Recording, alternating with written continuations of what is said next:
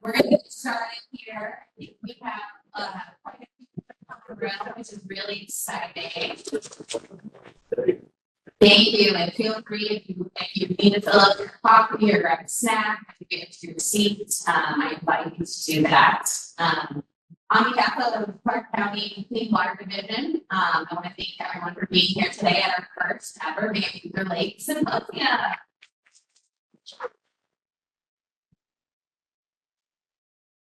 My name is Devin Rossifer. I'm the Clean Water Division Manager, and I've been in this role for just over a year. And at this time, I'm going to turn it over to Ted Afey, the chair of our Clean Water Commission, to begin our opening remarks.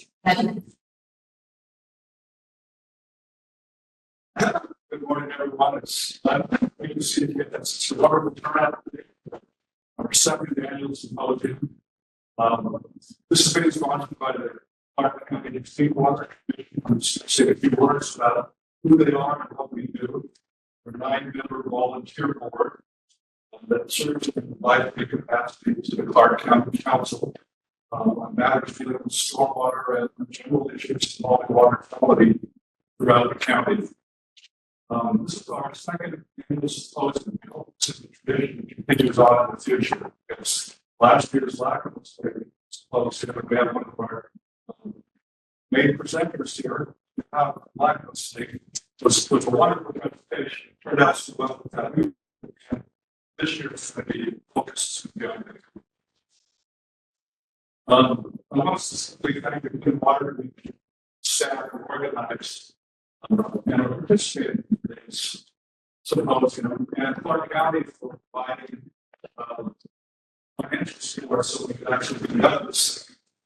If we have snacks that are provided and think by the report, your lunch, hopefully will be healthy and delicious provided by Clark County. And last but not least, I want to thank the city of Vancouver, our mayor, here this morning for letting us use this wonderful facility. Water Resources Education Center. If you haven't been here before, please check out the expense of the photography building. Our great areas during the lunch. Well, it's my pleasure to introduce Vancouver's mayor, and I'm not going to read all of them. She has a long distinguished career with the city of Vancouver, serving the planning commission. In 2013, elected to the city council. In 2018, became the first woman mayor of the city of Vancouver. In fact, the mayor for joining us this morning, allowing us to enjoy the beautiful social education stuff.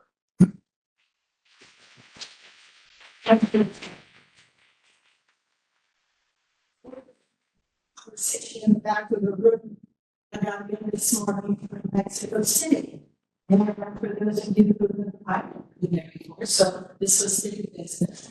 700 in elevation. And then it put us on the 40th floor.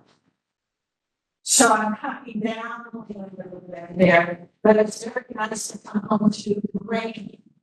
Because one of the issues that Mexico City is water. And when we moved to the pyramids, yes, they're lovely and the whole religious history of it is nice. But what surrounds the pyramids is water storage. So the Mayans and the Aztec knew how precious that was. And the city is surrounded by mountains, and they collected and saved the water in all of those storage units around the pyramids because they knew that is one of those liberal pieces that they needed for civilization. So welcome to the Resource Center. Thank you so very much for coming here and enjoying the opportunity. As Ted pointed out, yes, we've got all the artwork, but downstairs are all the interactive activities for the children and everyone else to understand and to learn about why water is so precious. I learned that you went to our eastern border last time. So the watershed on our east. Now we're studying the watershed on our west and Vancouver, of course. And the role that water plays in all civilization, you know all about that. But for us, our finished watersheds, it's the Burbridge Creek piece that we have been working on. So that's what Mohammed is working on for the license as we learn about that, cooler water and pollutants, and 80% of that water comes from the runoff of all of our residential properties, but only about 50% of Vancouver Lake comes from that watershed. So that's one of the things that we're working on. But as we look at this, we have been planning, working on our comprehensive plan of the stormwater management program. I don't expect it to be all 300 pages. But it is one of those documents that is essential as we talk about the comp plan. So we're not on top of everything, but we understand the importance of all of it and the implementation of all the policies and the comp plan and preparing for 2045. But one of the things that we learned about all the aspects of the Mayan civilization failed, it made it for the land water. And they didn't have enough water for the crops and their drought, the lack of food. And now we have jungles going up over the cities that can survive. So here in the city of Vancouver, we want to continue. So thank you so very much for helping us understand how we can help make all of that happen, and it brings us back to the Clean Water Commission here role. We're working with communities and leadership to improve and protect all of our county watersheds from stormwater runoff. So thank you so very much for your partnership. Next, I have is a spiritual leader of the past tribe, a good friend who's been here sharing the history of the hurtful. Thank you, Steve. How beautiful that is. You know, Sue Lady and I opened so many conferences that I think we should move over to her neighborhood so we could carpool.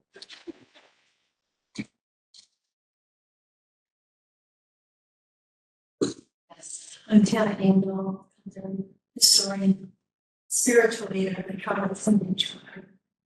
It is exciting here.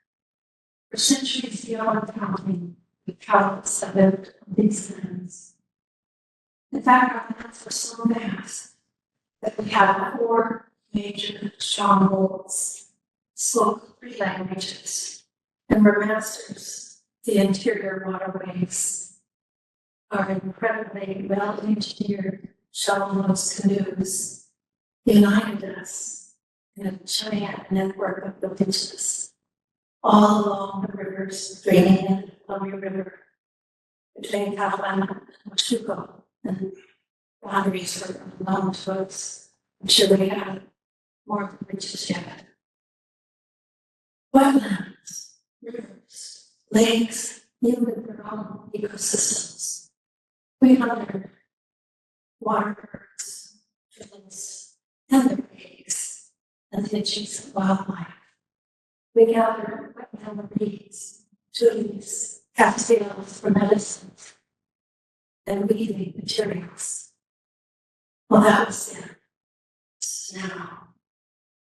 And as a surviving people, we hunt for those damaged pieces of earth and waters so we can fix them.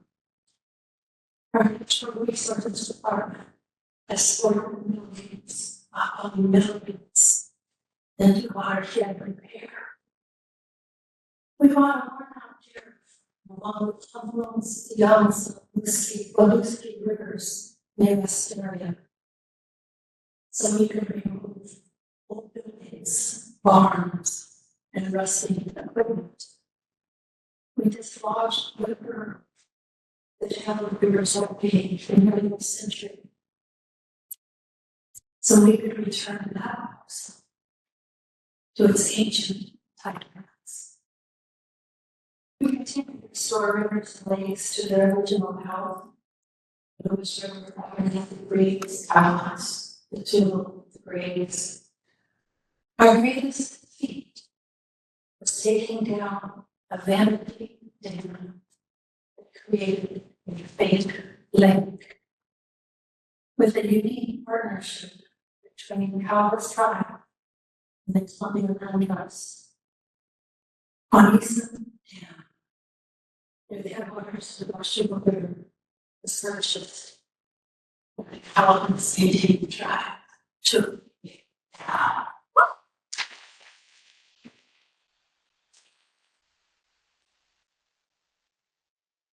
one of the ingredients of the church explanation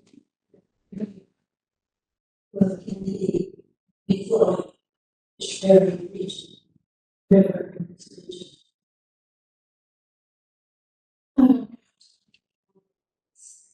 With care placed here since Genesis.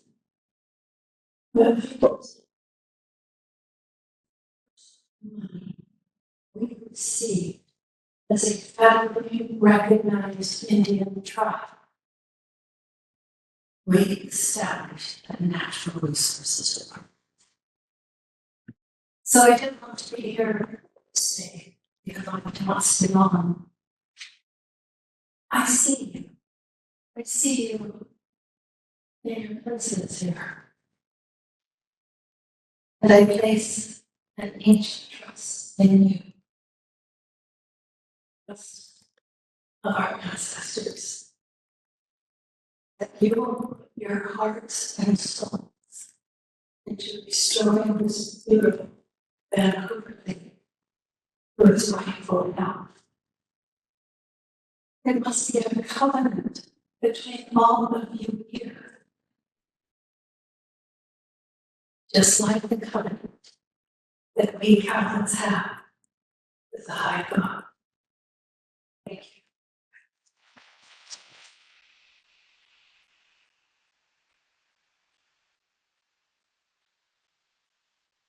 I want to waste the day. Thank you so much for being here, Tana.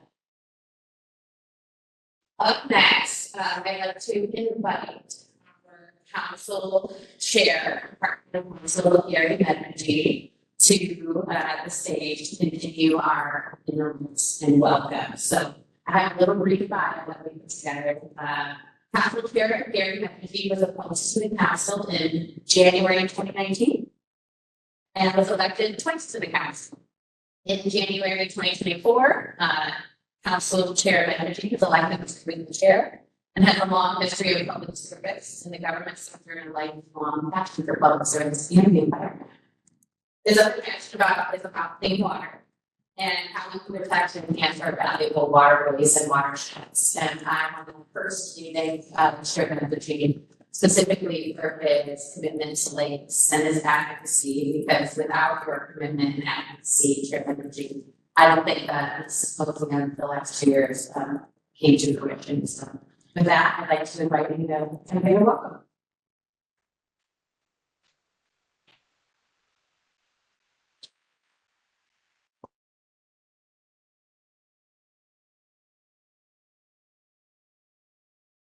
So, I did sign when I pulled up their apartment spaces, so that, thank you all for coming.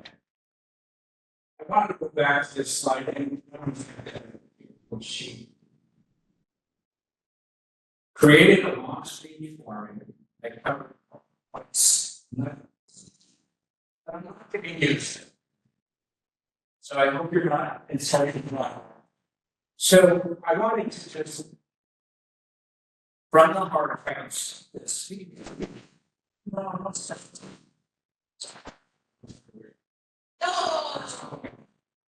Okay. Please look at that picture.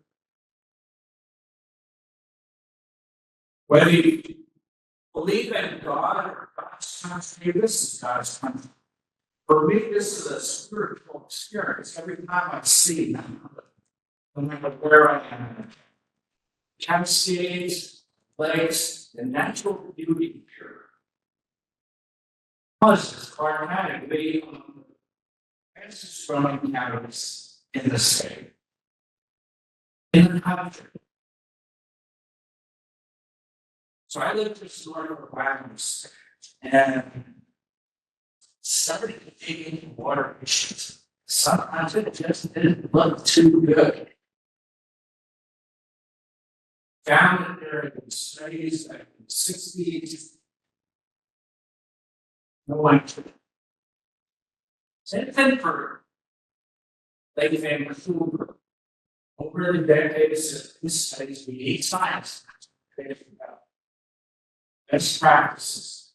Where can we send our public funds? And those now, ecology was just including their watershed work. This work of Lewis River, for partners, being a lowly forest counselor, I knew one. And to some extent, X wasn't a willing partner either.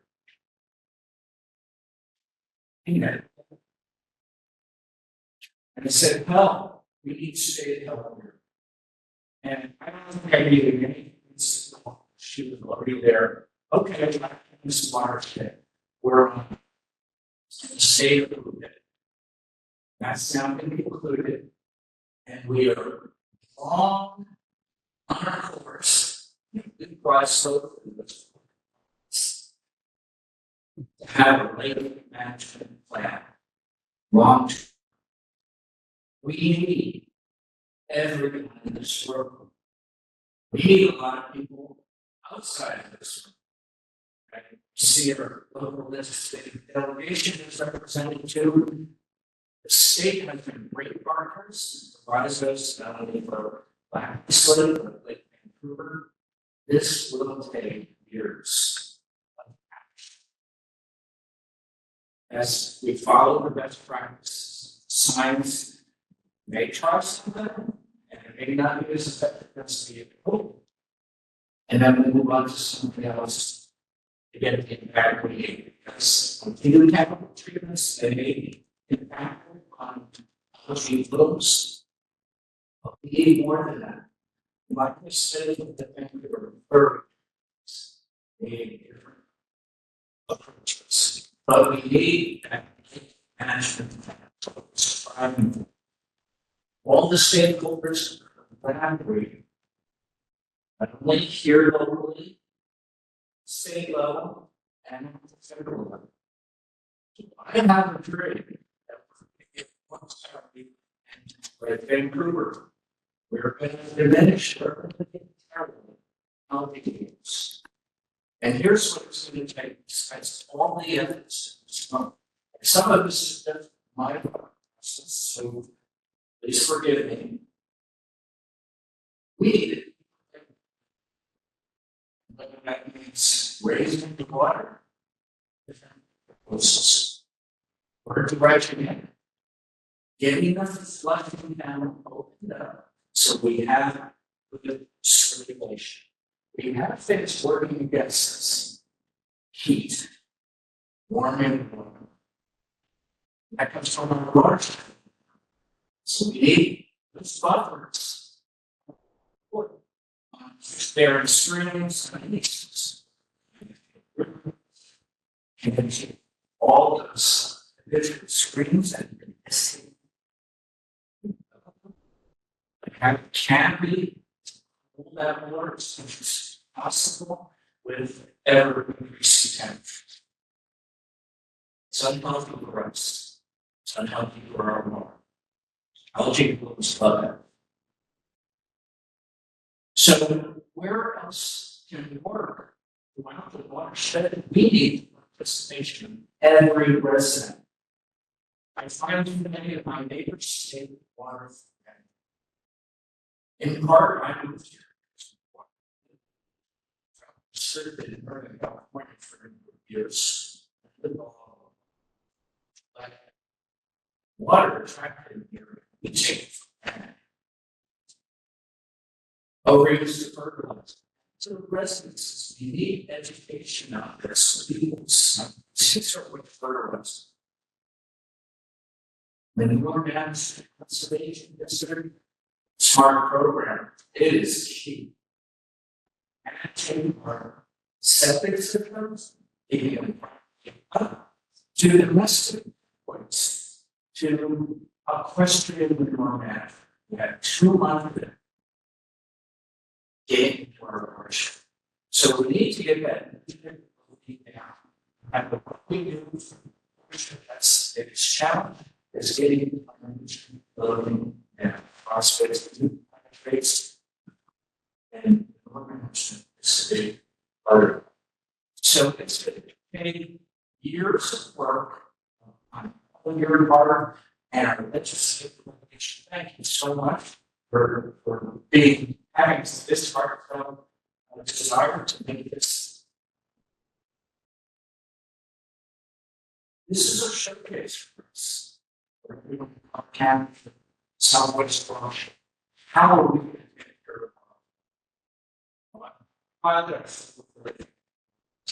here? It is so disparate.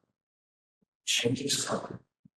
Becomes just one toxic energy. We need to stop. We need to fix it. So thank you all for all of your efforts, particularly Vancouver. They stalwarts that have been doing this for a year and a year and a year in the future. One last thing, national, this, and wherever I live, this is among the most beautiful places in the world. We have grown this and that kids and just soccer, swimming, you name it. My gosh, growing parents will be those and whatever that could be an international. If we had a seabed and a little bit deeper, it would be an international. And what would the Chamber of Commerce love that? People come from all over to that. So thanks for all those efforts, all those individual and group parts of clean water is really strong. Our county was reluctant at first when we first got our advisor from Vancouver, but now capacity and expertise in our clean water division to have everyone coalesce some of this as well. We are with each of your rights. Please carry it forward. Please get your neighbors involved and raise awareness on cleaning up our water like Vancouver's most visible aspect of the success. So thanks for all for coming. Enjoy the day.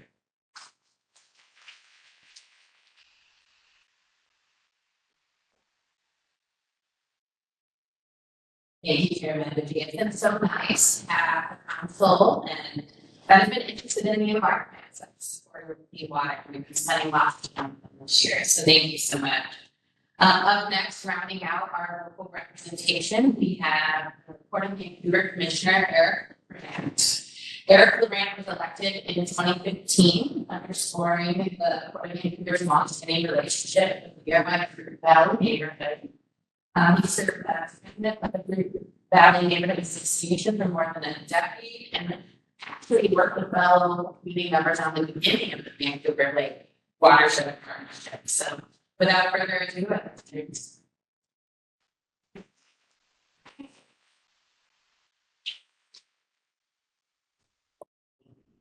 Vancouver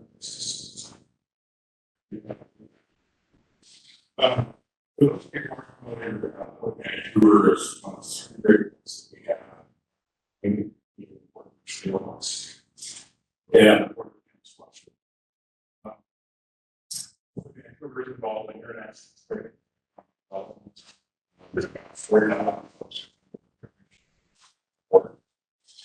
and total world fund tax roughly 13% of the Australian exports, and other things super proud of super very also being important. Raise your hand, give us some. Yeah. Over to it. So I was actually just talking It's fairly close to Vancouver. Or one direction.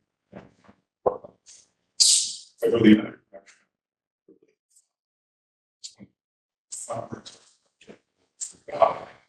Just that sweet spot. I did participate in the Vancouver Lake Watershed Partnership back in the day. I was kind of very stakeholders, other stakeholders, and all that. And it must be very involved with so many sort of one of the things that I found over the years is taking my kids out on the lake. And so it's Turtle Island. And so when the Vancouver Lake came to us, those really a natural transition to the ball. We had shared partnership. Get folks out on there to experience it first. In terms of economic development, one of the expectations around this marketplace is that we have these great natural areas that you can get in your car before you get out in the forest. So, interesting experiencing the firsthand. That's the expectation of people here. There's fun employees here.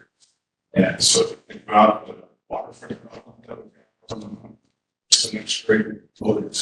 It's having that. I'll say that happening with areas surrounding the policy environment is also an economic development.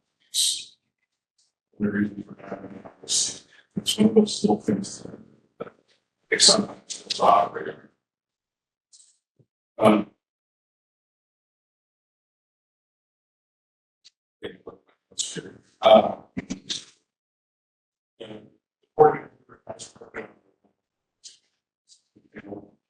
Well, it's also here.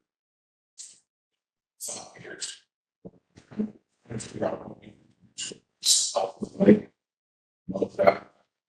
Yes, it's come from that you mentioned under a number of so run out the issue. Like this is so shallow access and operation. There's also been on your that certainly all over files. Yeah, so it's not like this getting that fresh water that sort of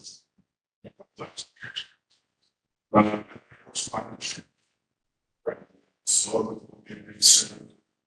it's control. And that's there's a lot of functionalities there. But there's also a lot of benefits. It's very related to swamps, like nature. It could potentially be a swamps and spawning. And first I mentioned economic development. So really after we get out there. And if you can't get out, get out to the world. As often as we can, watch the annual lights as the seasons change. A lot of different cool things happening there. There's the lake itself, a lot of really cool trails all around. Explore that whole area. Show the nice deep nature bars. It's just a great thing. It's decent that means grandkids. It's a shot thing to be said, or let's get it out there. So here, very nice. It's how we have everyone in this team. Everybody be somewhere from getting out in the field. Really understand. Yeah, it's to appreciate it. Both those benefits and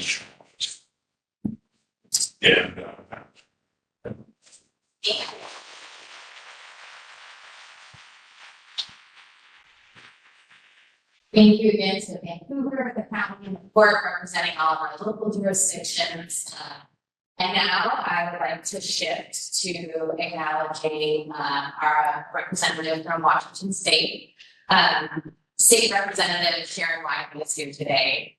Representative Wiley has served in the Washington legislature since 2011. She currently chairs the Regulated Substances and Gaming Committee and serves on the Transportation Committee and is an active member of the Bi-State Interstate Road Replacement Committee. Together with Senator Matt Cleveland, they secured nearly $500,000 in state funding for development of the Vancouver Lake Management Plan. Representative Wiley.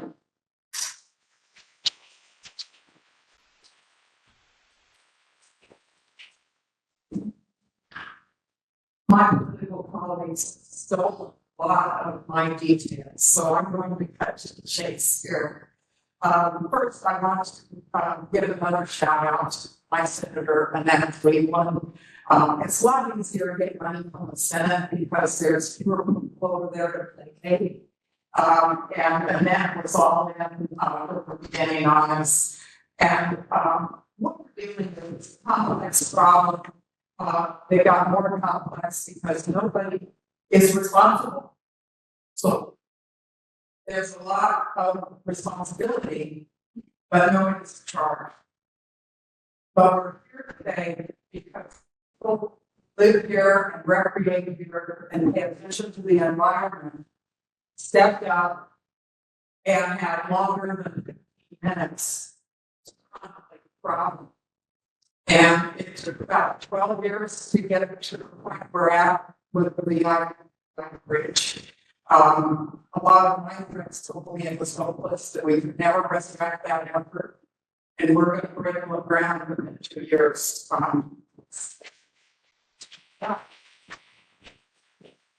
But along the way, we did things you're going to have to do. You're going to have to get involved. The people that have been there all along are going to have to answer the same questions over and over and over and over again. There will be ideas that might be better than the ideas you had going into it. And you're going to have to listen to those folks. You're going to have to welcome new partners and new alliances. And this is all going to be about alliances. It's going to be about people stepping up for the long term in a time of climate change. Things are not going to get any cooler around here. Water is precious, and the state and other entities in our crisis spend millions and millions of dollars trying to clear our watersheds enough so that we can have sand come down. But I'll tell you that in a conversation with health officials from every county in the state, there is no county rural water that doesn't have hidden coliform in their wells. And one of my next projects is going to be to deal with the state's need for updated septic and sewer systems that take us into the future. Much of our infrastructure is over 50 years old. We are going to be spending millions and millions of dollars. Transportation budget that I worked on for the last 12 years. Some of those dollars could be applied to fixing the culvert that is the inadequate flushing channel that's not doing the job. But it's going to take cooperation and collaboration, partnerships, and sustained interest. This is not one and done, but it's doable. And it's going to be a journey that's going to be fascinating and unexpected. I learned so much about the part of slave and working on this. You wouldn't believe it. I've also learned a lot about Johnny Sally, but that's a different story. This is going to intersect with our housing crisis. There's going to be a lot of demands on money. A lot of the things we have to do to make sure that our lots with a single house that are now going to have 8 tiny houses on a 50-year-old sewer and water system that connects our spending, our planning, and our resources. This is going to be either overwhelming or it's going to be an enormous opportunity. An opportunity to collaborate opportunity to grow your state and your environment like no other time in your life. You're going to meet partners you never expected to meet, and you're going to learn something new every day.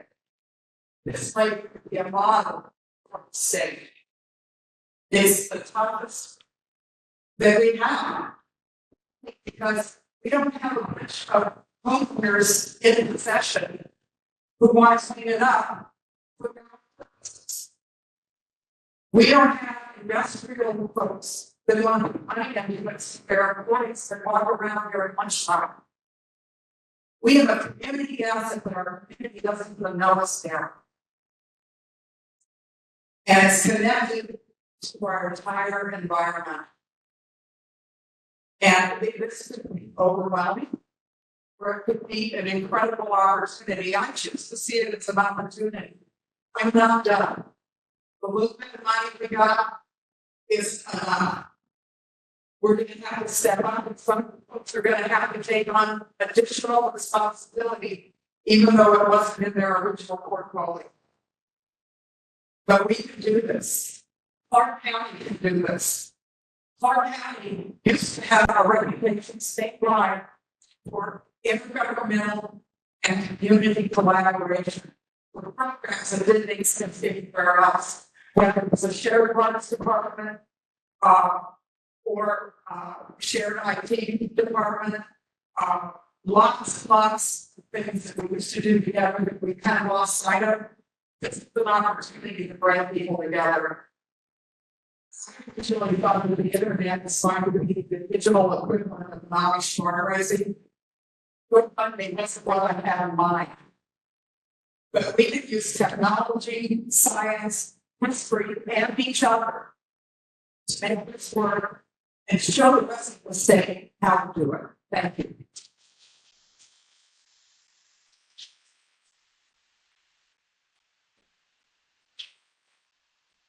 Thank you, Representative Black. If I wasn't feeling inspired yet, I'm feeling very inspired now. I appreciate you being very good in those remarks. Last but not least, we do have somebody here representing U.S. Senator Julia Campbell's office. At this time, I'm going to invite Tanisha Harris up to read a letter from the Senator in support of the Vancouver Lakes Coast Town. Tanisha.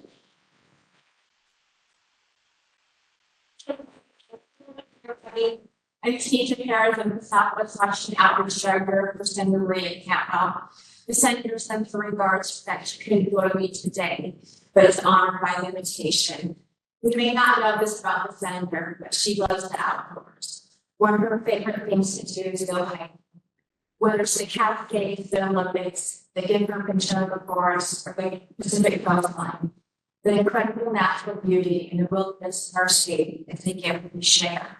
It's why the Senator believes it's a great responsibility to help protect this gift for our future generations. Serving on the Senate Energy and Natural Resources Committee has allowed Senator Campbell to sponsor support legislation that makes investments in access to clean and safe drinking water, water conservation and supply, flood control, habitat and wetland restoration, salmon recovery, and fish pastures, along with natural estuary programs. While everyone may share its goals and agree on what outcomes need to be achieved, the path along the way may not always be easy. Collaboration, trust, understanding, data and science, and partnerships is what is always needed. The reauthorization of the Federal Clean Water Act, Land and Water Conservation Fund, Water Resource Development Act, and the Water Infrastructure Act are just a few pieces of legislation that Senator Campbell and our office spent time on making sure we were working with and reaching out to our state and regional partners, having open channels of communication, following the data and best practices, truly doing what is best and being of service. Which brings us to Vancouver Lake.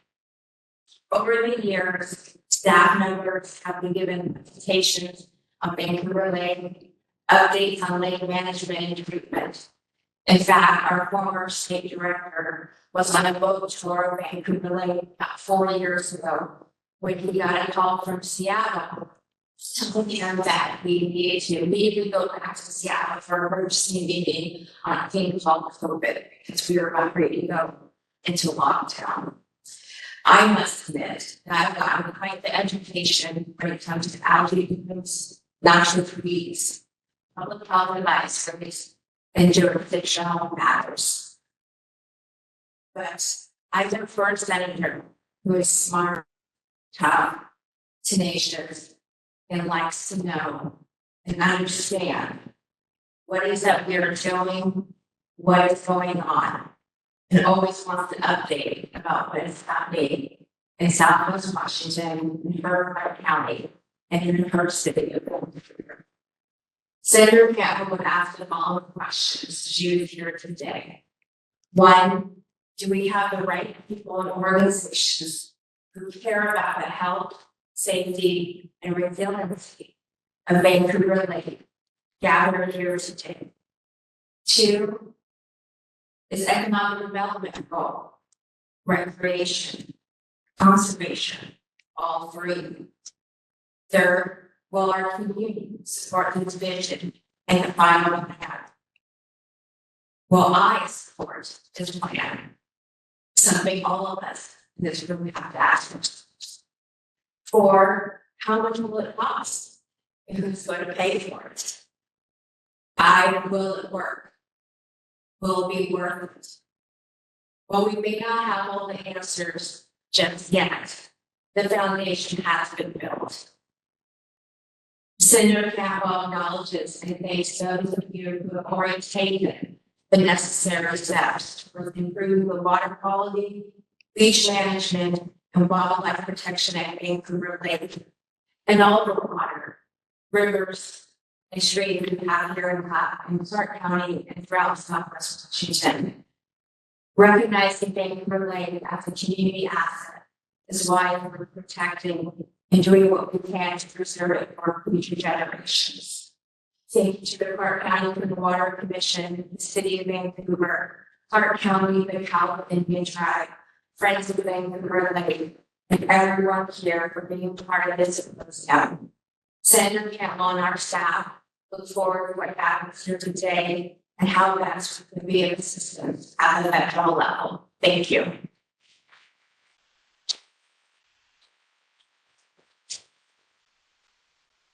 Thank you. We are so lucky to have so many local, state, and federal representatives here today. Again, on behalf of the Clean Water Commission, I just wanted to show photos or see a few commissioners around the room. Please raise your hand if you are a current commissioner. Stand up. And we're with you are Glenn, Tracy, Alejandra.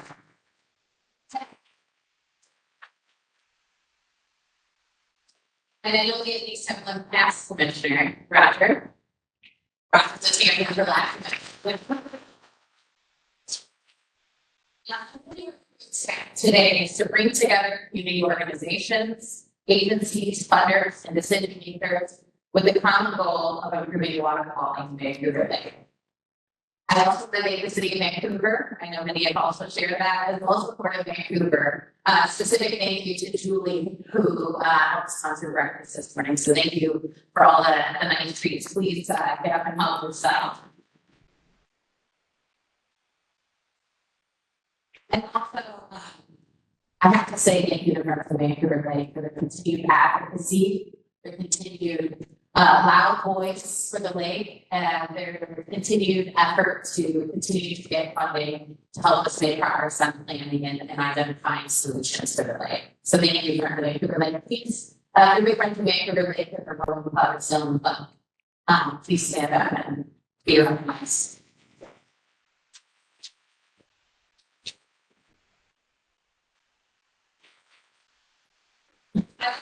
Thank you, our speaker. Can point the agenda. I know we're a little bit behind, but those speeches at the beginning are really important. We don't always get to hear from our electeds. So for our agenda today, we are starting out with a bit of information on lake history from the Clark County Historical Museum. Then we'll have Herrera Environmental Consultants give us an update on the Vancouver Lake Management Plan. Then we'll take a quick break. Before we transition to presentation from WSU, Washington State University and Florida State University, as well as Park County Noxious Vancouver Science. Then we'll be talking about watersheds. We have a presentation from the Department of Ecology and Forestry and from Park County Clean Water. Then we get to have lunch at noon. Before we go into a presentation on the different lake benefits, we heard people talk about the environment, the economy, the recreation. There's a lot of reasons why people love Vancouver Lake. And we'll hear from all the different stakeholders about their connections to Vancouver Lake this afternoon. Before we wrap up the day, talking about actions needed to improve water quality, we'll hear from Park Conservation District and SMART, Watershed Alliance of Southwest Washington, the Lower Columbia Estuary Partnership, the Lower Columbia Nature Network, and maybe you'll hear from Clean Water again. Before we wrap up with a panel discussion on where we go from here, and funding, partnerships, governance, and implementation needed. Before I hand it over, just a few housekeeping items. Probably should start with this. There are restrooms on this floor as well as downstairs. There's also any one who needs a private room. There is a lactation or nursing room on the first floor. Water and refreshments. Take breaks if you need. Please silence your cell phone if you haven't already. In the event of emergency, we ask that you take the stairs. You can go up the stairs right here where Alice is waiting. Give it up for Alice, by the way.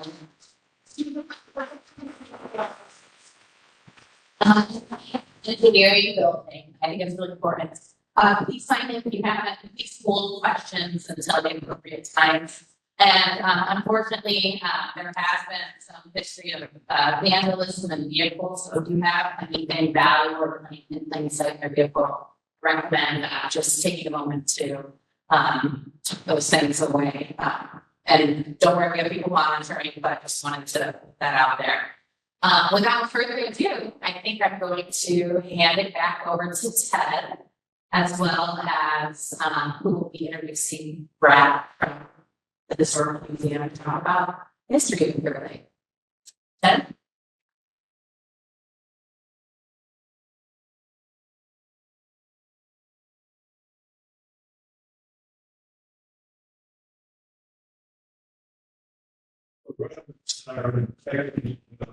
About geology, geography, about all those working on I did make two problems geology. Easy to decide. So we talk about some studies about the lake. Before we do that,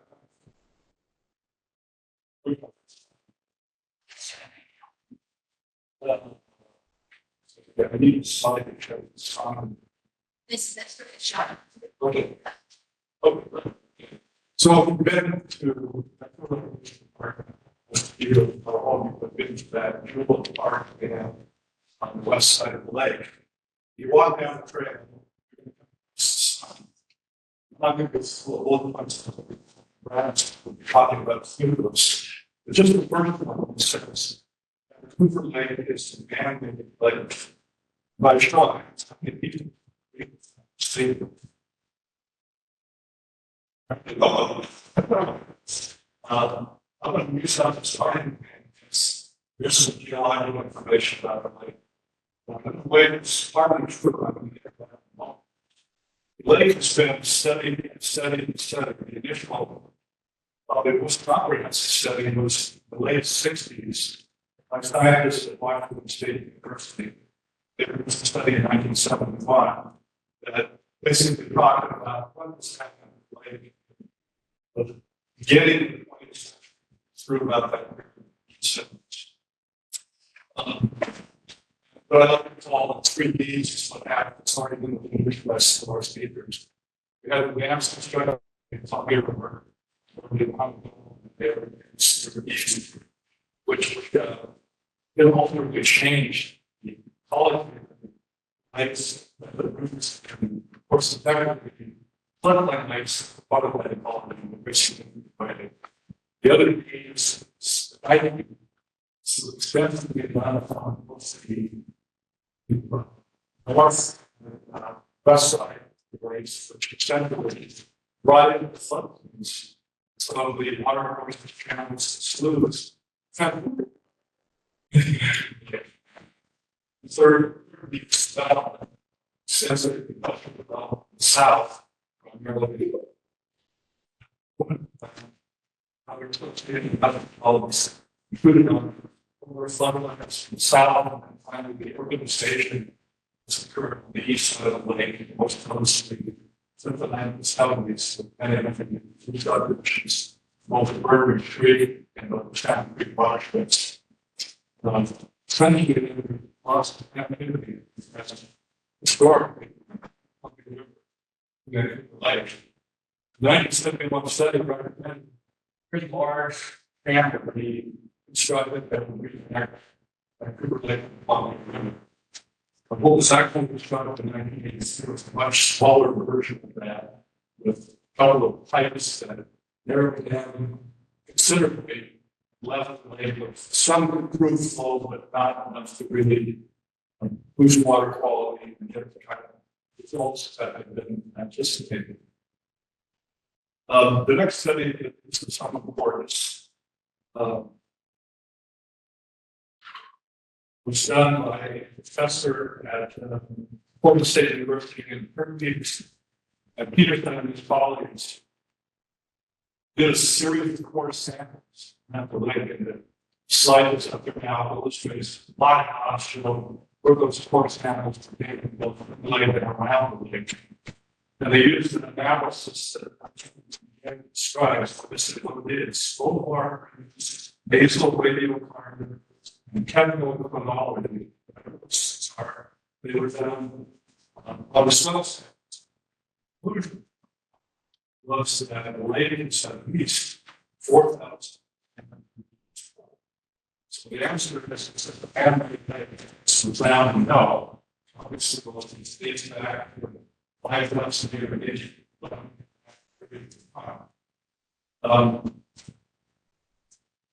what advanced in the last 200 years is certainly altered. So you might say that we haven't maybe altered some sliver of the fact that it's man-made, certainly in the last couple of years, affected by the human development. I want to read just a couple of quotes from the author of the treatise, Dr. Peterson, before I was over to Brad Richardson. He was asked about the longevity of the lake in this future. He said, Vancouver Lake isn't dying in the sense that it's actually going down. It's high sea level. The sea level rises, water in the ground also rises in the basin. Quote from Peterson, the lake does not die, at least not if people manage it properly.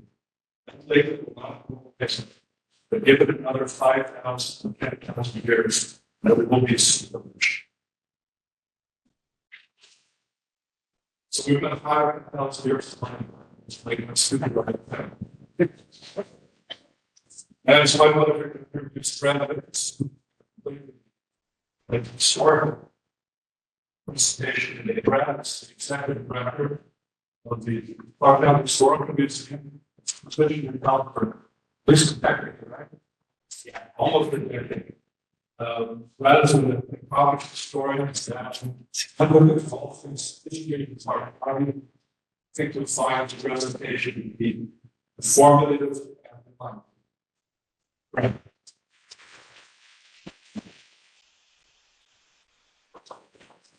Thanks, Jack. I'm just checking our time. I got 20 minutes planned. I realize that I failed to acknowledge our other elected officials in the room. If you are an elected official in the room, please stand and give a speech earlier. We have Councilor Bell, and take the thank you for that. And I'm just going to play the slide and go ahead. While I'm doing that, I know what I still do. Always interested in good jokes. I might need your help lately. What's the biggest problem facing young sailors today? This is please.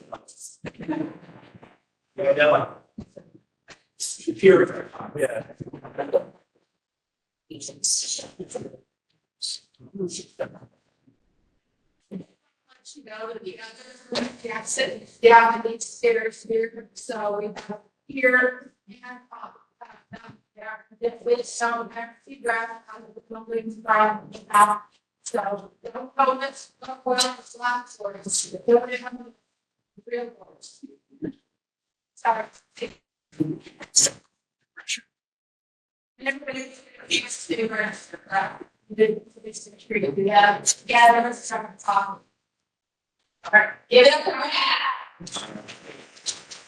To be a fun time to this week today, I really appreciate it. And like I said, I mentioned there, the sign was out related. I was advocate for a field whenever I get the chance to be in front of folks. So, as we work to uncover the story of our company, we're always excited to be engaged. So, for opportunities like this, where we can kind of help more contextualize information, we're always going to try and get together. But this also demonstrates kind of the issue right now with understanding Vancouver Lake from a historical perspective is that we really just scratched the surface. My journey for learning about Vancouver Lake was actually through my Rotary Club, where they asked me to do a history of it. So it was the middle of the thing, you guys might be aware called the pandemic.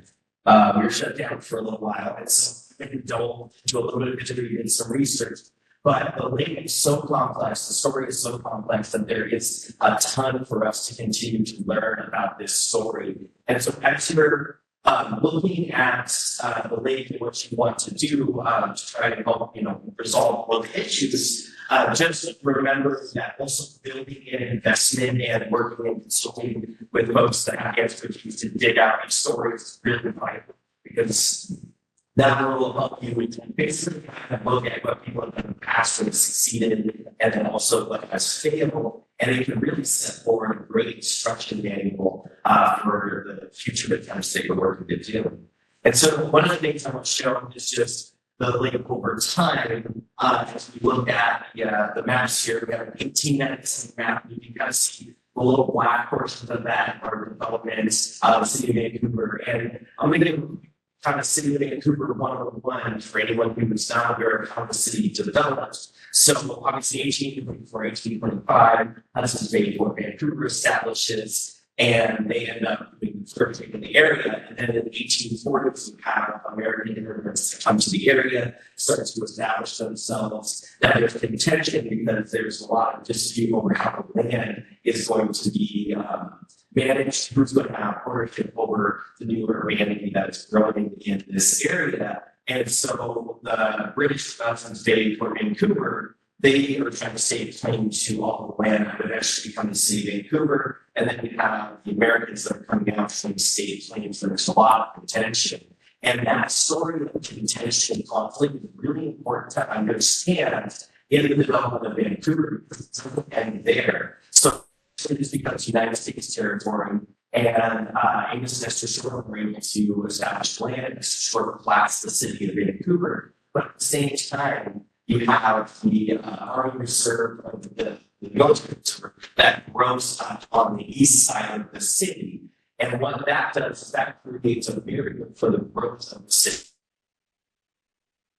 Football here that kind of blocks the city in a little bit. And the next thing is you have obviously to the south, Columbia River, to the west, you have Vancouver Lake. So the way that the city has the opportunity to grow is in this very narrow. And so there's a lot of pressure on the resources, and then at the same time, you have the 90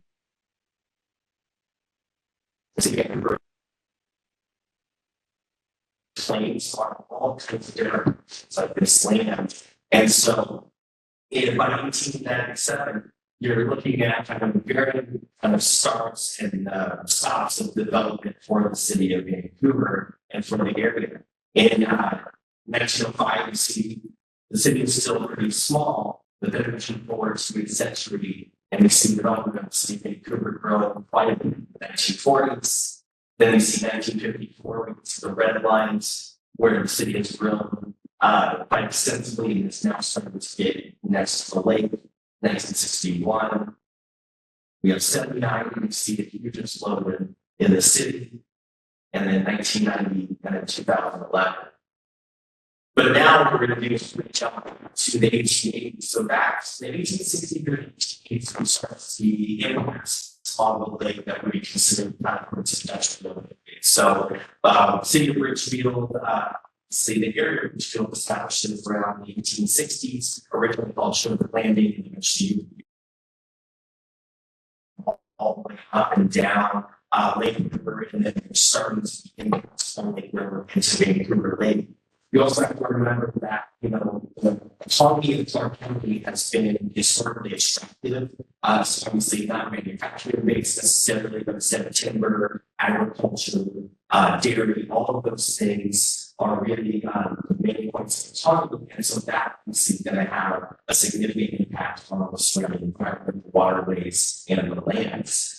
And so we have with Vancouver in the 1880s and 1890s, railroads, logging operations start to operate in the general area. And at this time, the lake is still considered unincluded in the 1880s, and it's estimated about the total and sturgeon are still. In the 1890s, this was true. And then eventually go into the turn of the century. One of the additional big impacts on the area was the establishment of the railroad, which around 1908, the railroad was established in the North Main Line is created. That also creates kind of an uneven development and an odd economy for the city of Vancouver and Clark County, because the railroads going back to the 1860s, 1870s in Oregon, but there were no connections that the Clark County that were efficient until 1908. So you're talking about a long time of economy surrounding this area growing, and then Vancouver kind of catching up.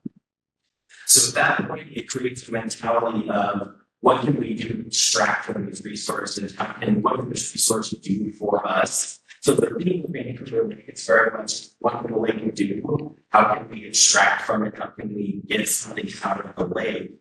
And one of the first efforts is kind of one of the hybrids about one of the key pieces of its history is the effort to drain the lake. So in the 1920s, there was an effort to drain the lake well into the Supreme Court. And advocates won actually their right to drain the lake, but they failed to raise the funds, and the lake remained undrained. And there was local opposition against the draining of the lake, but that was kind of the first focus of kind of the community on what to do about Vancouver Lake. Now, we go through, and in 1920, eventually the actually drain wanes. But what's funny is you're going to hear a couple of times in my talk something I feel like that will sound kind of familiar to these here to talk about today, because in 1928, it was recorded. It says it was recognized today that they need to prevent regulation, industrial and navigation needs. Convenience to all of you, but it's kind of a course that ends up being sung about the lake over the decades that people are trying to figure out what to do with the lake. So really, the next activities that we see regarding the lake go all the way to the 1930s, where people explode the idea of creating giant moorings for ocean-going ships at the lake. And this goes on by 1931, there is to dam the lake. And again, the cases are taken to Supreme Court. And so you see, Vancouver Lake is a contested space. Within the matter of a decade, it's getting a couple of cases taken all the way to the Supreme Court. And over the ideas of what the community wants to do with it. And so, obviously, coalition building and trying to figure out how to get the community on the same page is difficult in these days. Vancouver Lake in 1905 is for deactivation harbor for mothballed ships. And as you can see here, this is why the photo, no mistake, you're not totally at the lake at that time. This is during the wars and looking and trying to figure out if they were going to use more ships. And just imagine if that was accomplished, what it would look like today to have these massive moored ships out on the lake. At the same time, children wanted to train for agricultural purposes. So the sister lake was here around the 1940s and during the same period. Eventually, by 1948, interest in mooring the lake waned, and the state's agreement to actually comply one costs, that there was eventually abandoned. And so you go from this thing, where they talk about, maybe we should drain the lake, maybe we should more ships in the lake. And then this becomes the era of what's called kind of various plans. And a lot of these plans are very similar to some of the things we talked about today and what we should do. In 1952, the Vancouver Commission sent a resolution to the Commission of Plans relinquishing the southern arm of the lake. And this an estimated 250 acres to be purchased by the property owners, and that was purchased by Coca-Cola. And so then that the industry got called up random, all of the places that operated around the lake time. That period accelerates in the 1950s.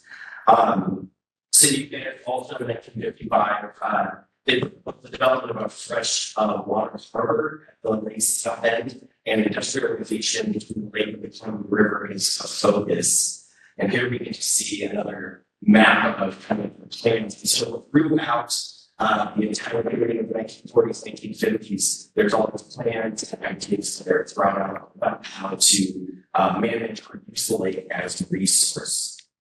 It's already also during the 1950s that the Wildlife League did start making efforts to clean up Corporate Creek and also trying to make it a site for hunting and recreation. So in the 20s, obviously you have the training, let's the lake land, let's use it for industry agriculture. In the 40s and 50s, you can find let's just dump all the stuff there. And then eventually you start to see more concerted ideas forming to say, maybe we should have an actual plan around this. And those plans always involve industry and recreation.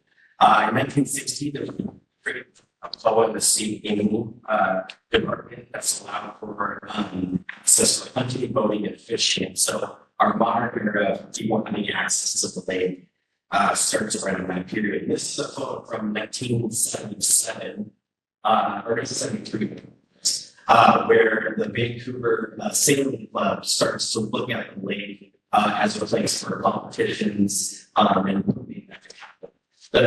I think 4 or 5 years ago, they tried to have a competition on the Columbia River, and they said it was a competition trying to make it.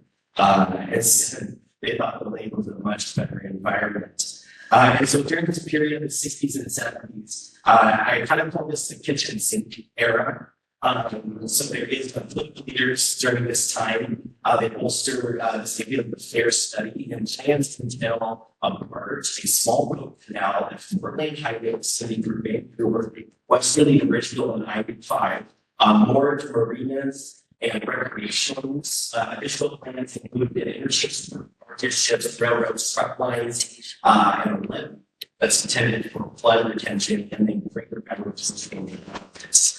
So basically, they're kind of saying we can try to just do all of these things. And so the lake continues to embody this kind of idea of, let's just try to throw everything at it and see what we can make work.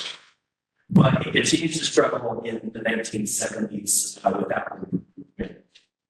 The Army Corps of Engineers during the same time, this article showed reluctance in indicting the sponsor.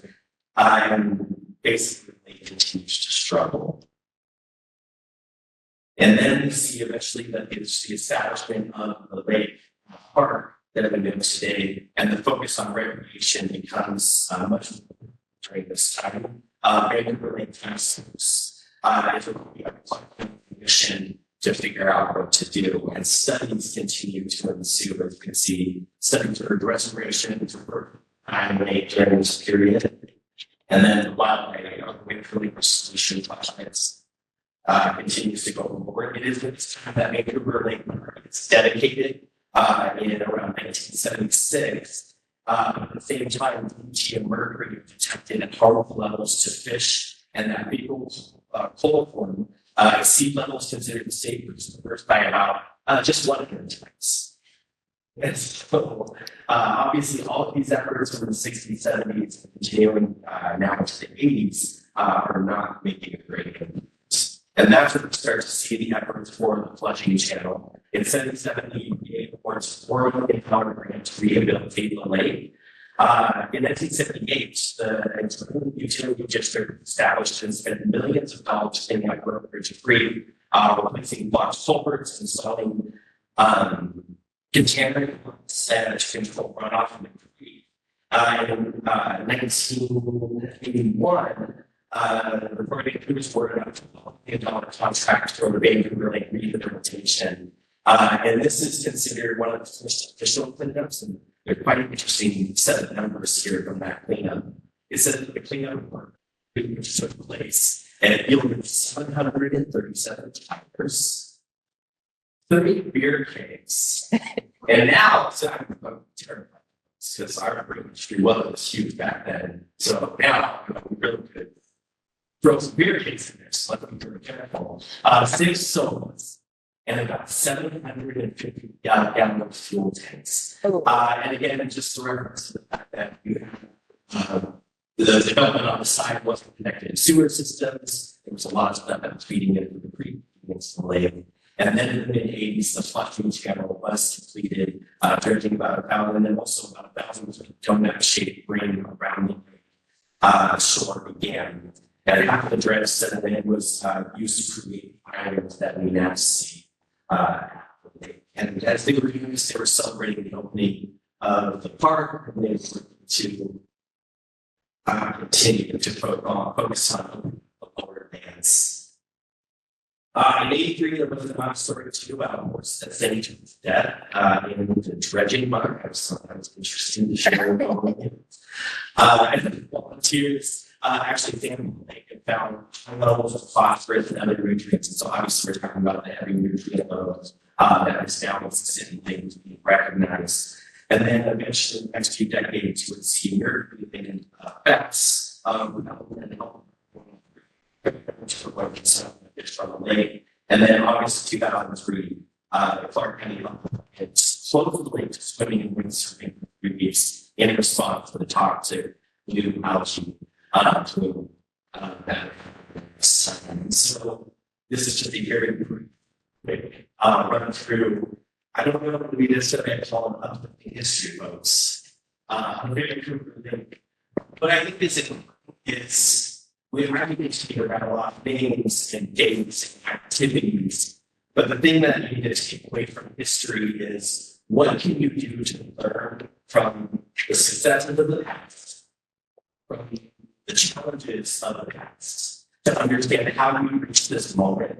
So as I, talk to people about the lake, as I read more and more about the lake, and again, we barely scratch the surface on the research that we can do about the lake. But as I talk to people, I hear the same good ideas, hear the same good intentions, but we have a history of people thought they had the best intentions, they had the best plans, and some of those plans even seem to rhyme with the things that we're looking at. And so the key discussion is to look at the story of history is how do we not just say conclusion for 20, 40, 60 years from now, how can we not have a better solution or facing the same problems by learning from actually instruction manual that's been laid out, which is the failures of people from the past. And so that's really the point of engaging with history. So after doing that, continue to work with us, work with others. State University is amazing with their history department. WC Vancouver is amazing with their history folks. I think a bigger and broader study of why these plans didn't succeed is really to understand how we can make a solid plan for the future. And so I really appreciate y'all letting me come out and throw some history at you real fast this morning. So thank you very much. At this time, I'm really delighted to introduce our fantastic technical consultant team, Clark and Katie, who will be giving you an overview of all of the Vancouver Lake Management Plan work that we've been doing for a while now. So thanks. Thank you, Devin. Hi, my name is Clark. I'm really pleased to be here on behalf of Barrera Environmental Consultants. We're a Pacific Northwest team of scientists, planners, and engineers, and we love the opportunity to put our plans and our science into action and to move beyond 100 years of planning on Vancouver Lake and actually move to action to restore the water quality of Vancouver Lake for all of our benefit. So I'm joined here with Katie Sweeney, one of my fellow limnologists. Limnologist is our fancy word of saying lake scientists. We develop a lot of lake management plans, and we come in and we say that every lake is unique, and that's true, but no lake is as unique as Vancouver Lake. And not here today, but I must acknowledge Rob Zizette, who has been one of the principals leading the limnology science within Herrera, and has been a part of development of the management plan for Vancouver Lake, which we will speak to a little bit. So before we get into what we're doing next and what we're doing now, I want to take a little bit step back of the development of the plan, the Vancouver Lake Management Plan, and the science behind it. And for that, I want to hand it over to Katie Sweeney, who has been studying Vancouver Lake for, I'll say, a half decade or more as part of her master's thesis, and is continuing that work today. So please, Katie.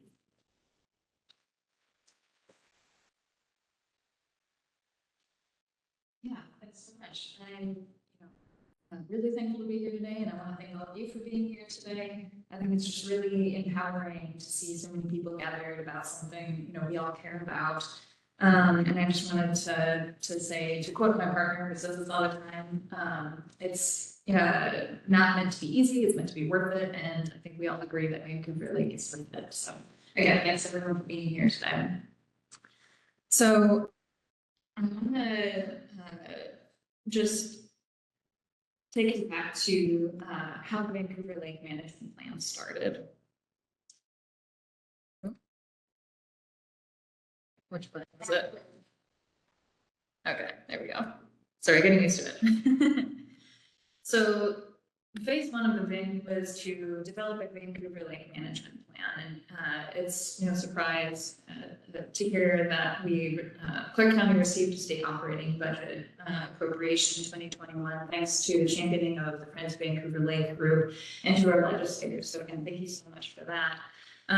The appropriation was developed for the purpose of developing a plan to restore and maintain the health of Vancouver Lake and to develop an institutional structure to continue that management, fund that management. Ultimately, this resulted in the Vancouver Lake Management Plan project, for which Clark County selected Herrera environmental consultants to put together an expert team to try to figure out what we can do for Vancouver Lake. And this phase one was really focused on developing this plan. And one of the first tasks that we went through was to review the best available science. We just heard a little bit about the history, and there's so much science that has gone into Vancouver Lake over the past 50, 60 years. So we wanted to delve into that a little bit more. And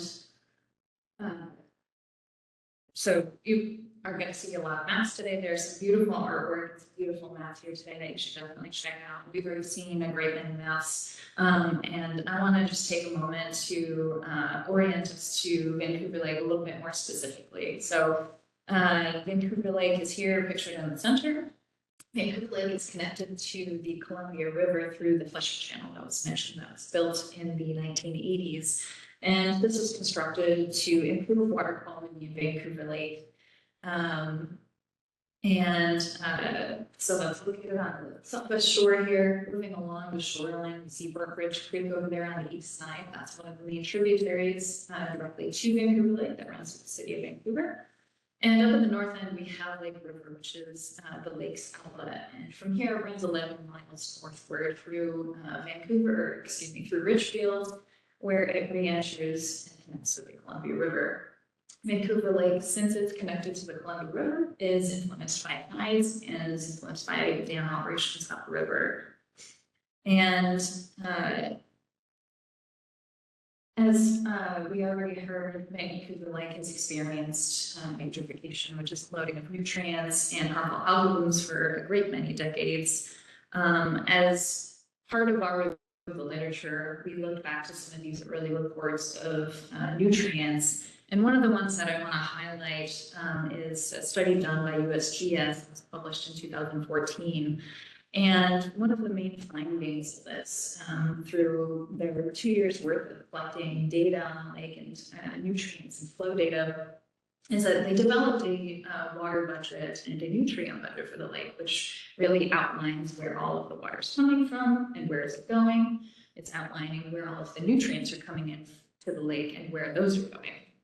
And so what they found is that 85% of the water in Vancouver Lake is actually coming from Lake River. And that might sound weird because I just said that Lake River is actually the lake's outlet.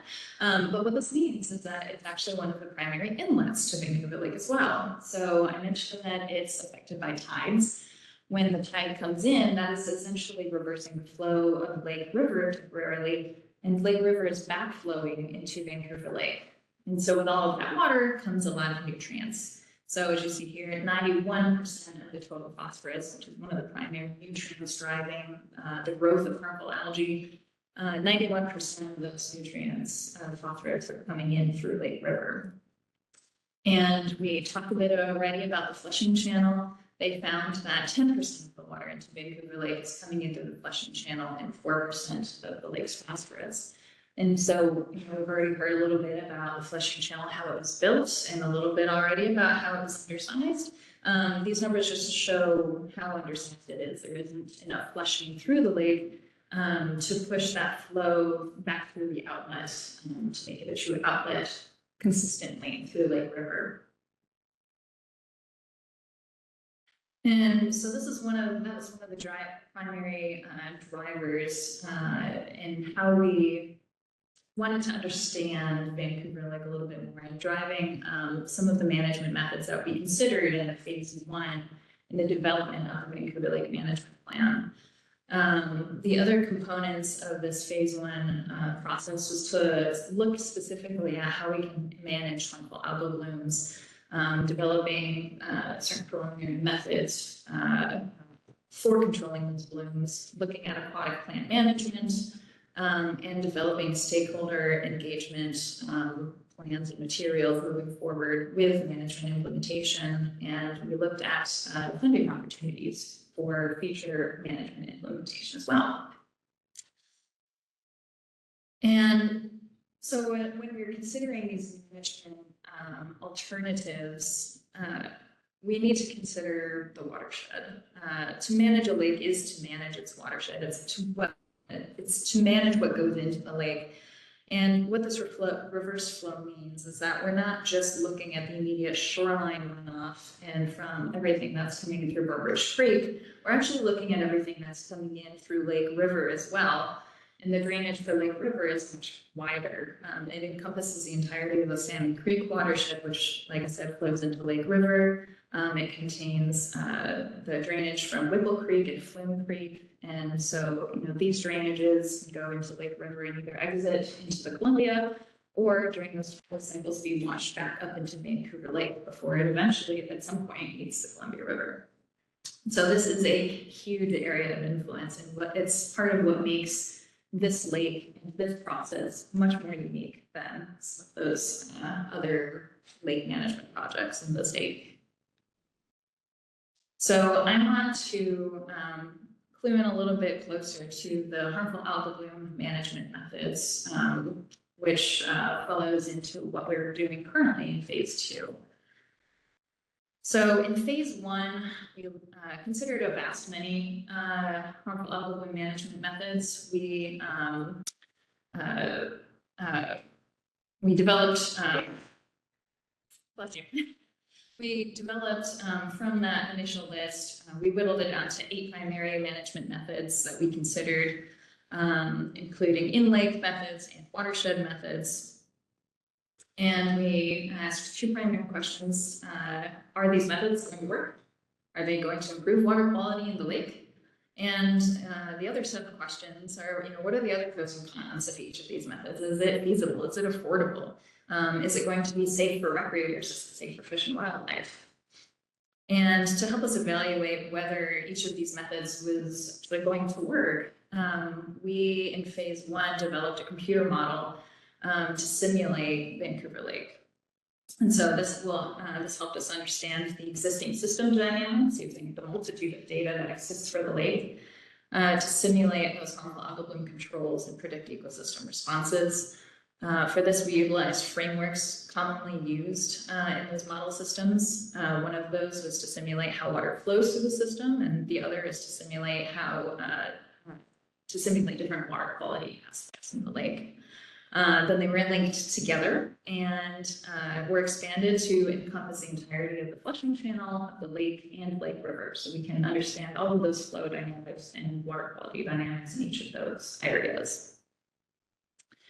To build this model, we used that really high quality data set collected by USGS and from other data sources.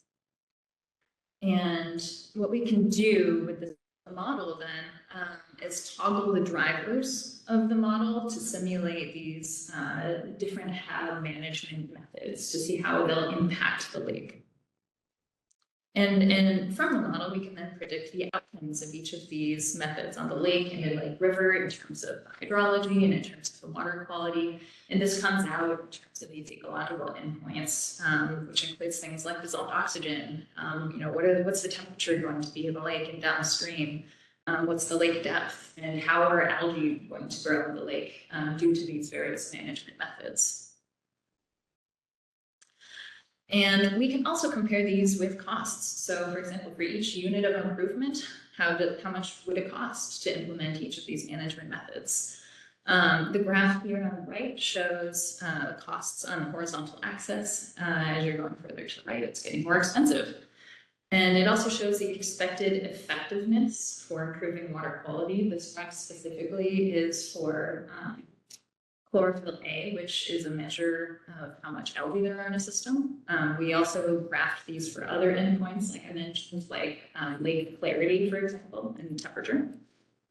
And so the expected effectiveness is on the vertical axis. As you go higher on the axis, the effectiveness increases. And so we evaluated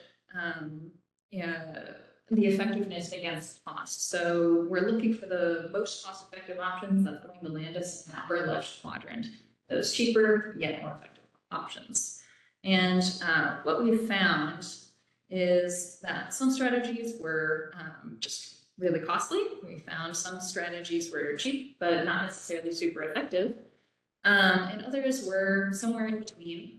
And so in the top left, we see the algicide and alum treatments. These were really great solutions, but one of the other aspects of these is that they would need to be applied to the lake every year, even multiple times a year, for it to be effective.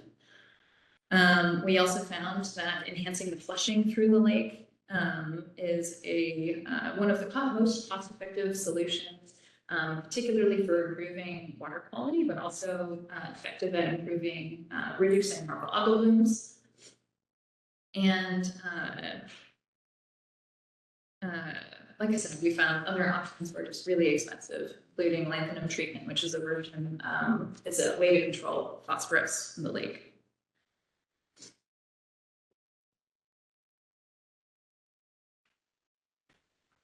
So with other considerations, the plan included much more than just harmful algal bloom management, but again, focusing here just on just on harmful algal bloom management just for the moment. Our primary recommendations for controlling algae in Vancouver Lake, from these analyses, we recommended enhancing flush channel, enhancing the flushing through the lake through potentially enlarging the flushing channel.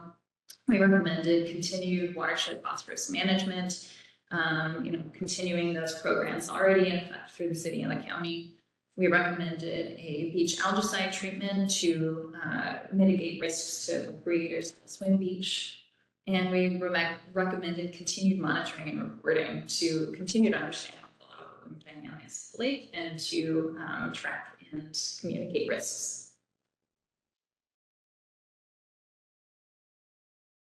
Skating. So we made recommendations. Now what? Right? We made another plan, but now we're actually going to start implementing it. Excuse me.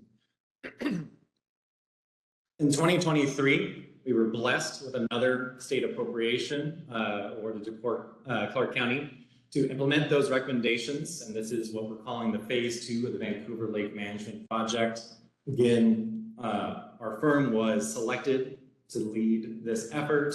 We have brought in a great team of sub-consultants, Aquatechnics, Limnotech, Org Support, and Jacobs to help implement this. So there's a few components of this which we're now going to walk through in this phase 2. The first is to further evaluate flushing enhancement. Thank you. Like, there's lemon. To further evaluate flushing enhancement alternatives, really focusing on that recommendation and looking at different options and designs, and to look at the effectiveness. So we're focusing in at this end of the flushing channel, where we have this structure. And this is a side diagram, which on the left-hand side is the flushing channel, that nice column of water going up to the lake. And on the right side on this diagram is the lake itself. And we have a 77-inch to 84-inch inner diameter pipe culvert connecting these water bodies. So the flushing of Vancouver Lake, the amount of water that's moving through this is going to be dependent on the amount of water, the level of water on the flushing channel side, which is going to be dependent on the flow regimes within the Columbia River, as well as tides. And then the level of water on Vancouver Lake, which is going to be influenced by tides, as well as depletion of that lake water over the course of the summer due to evaporation and decreased inputs from other sources. To evaluate these alternatives for enhancing flushing, we have a 3-step process. First, we're looking at some preliminary alternatives and evaluating them, which I'll walk through what is the metrics of our evaluation shortly. Then we are presenting that to a technical and advisory group to receive feedback, which we did about 1 month ago, and we're receiving feedback through the end of this week, which we'll then incorporate to improve and tweak those alternatives and work with Clark County and the project team to narrow our alternatives to 1 or 3 for detailed design and evaluation. This includes drawings, cost estimates, putting those alternatives through our model, which we are enhancing in several ways, and then also bringing forward permitting guidance. How are you going to build this thing? And then also evaluating what are the ecological impacts, which can be benefits or consequences. So we want to think about how this can affect fish and wildlife. These are some of the alternatives that we're looking at. On the top is an increase in the size of the culverts, going from those smaller, undersized 77-inch, 84-inch culverts to larger bulk box culverts, which will allow a lot more flow to go through the flushing channel into Vancouver Lake. But that still is going to be dependent on the level of the flushing channel, the level of the Columbia River. An alternative would be to look at pumps, which are more, give us more control about the amount of water moving into the lake. And so we're evaluating pumps, but there is some operating costs associated with that. They need electricity to run. And so we are picking up, evaluating how much those costs are going to be and ways to offset them. And there's some really interesting opportunities for that, such as using solar to help offset.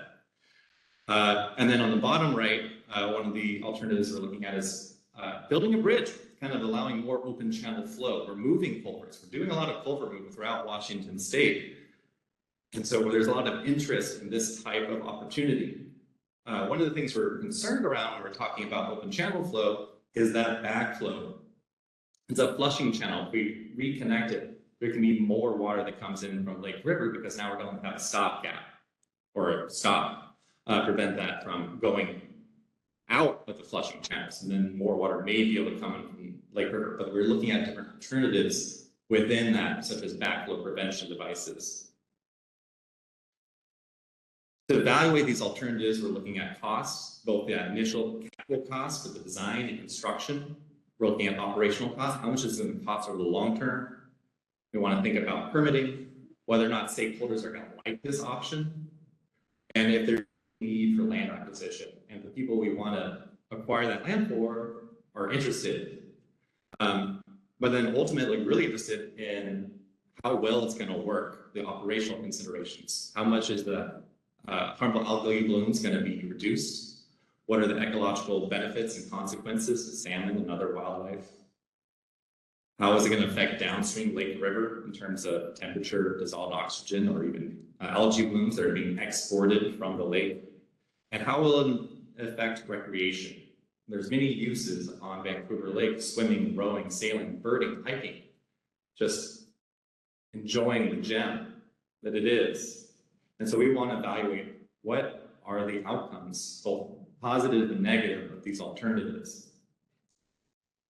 Additionally, we'll be putting those into our model, which will evaluate outcomes for Vancouver Lake and Lake River, looking at temperature, oxygen, algae, and water level.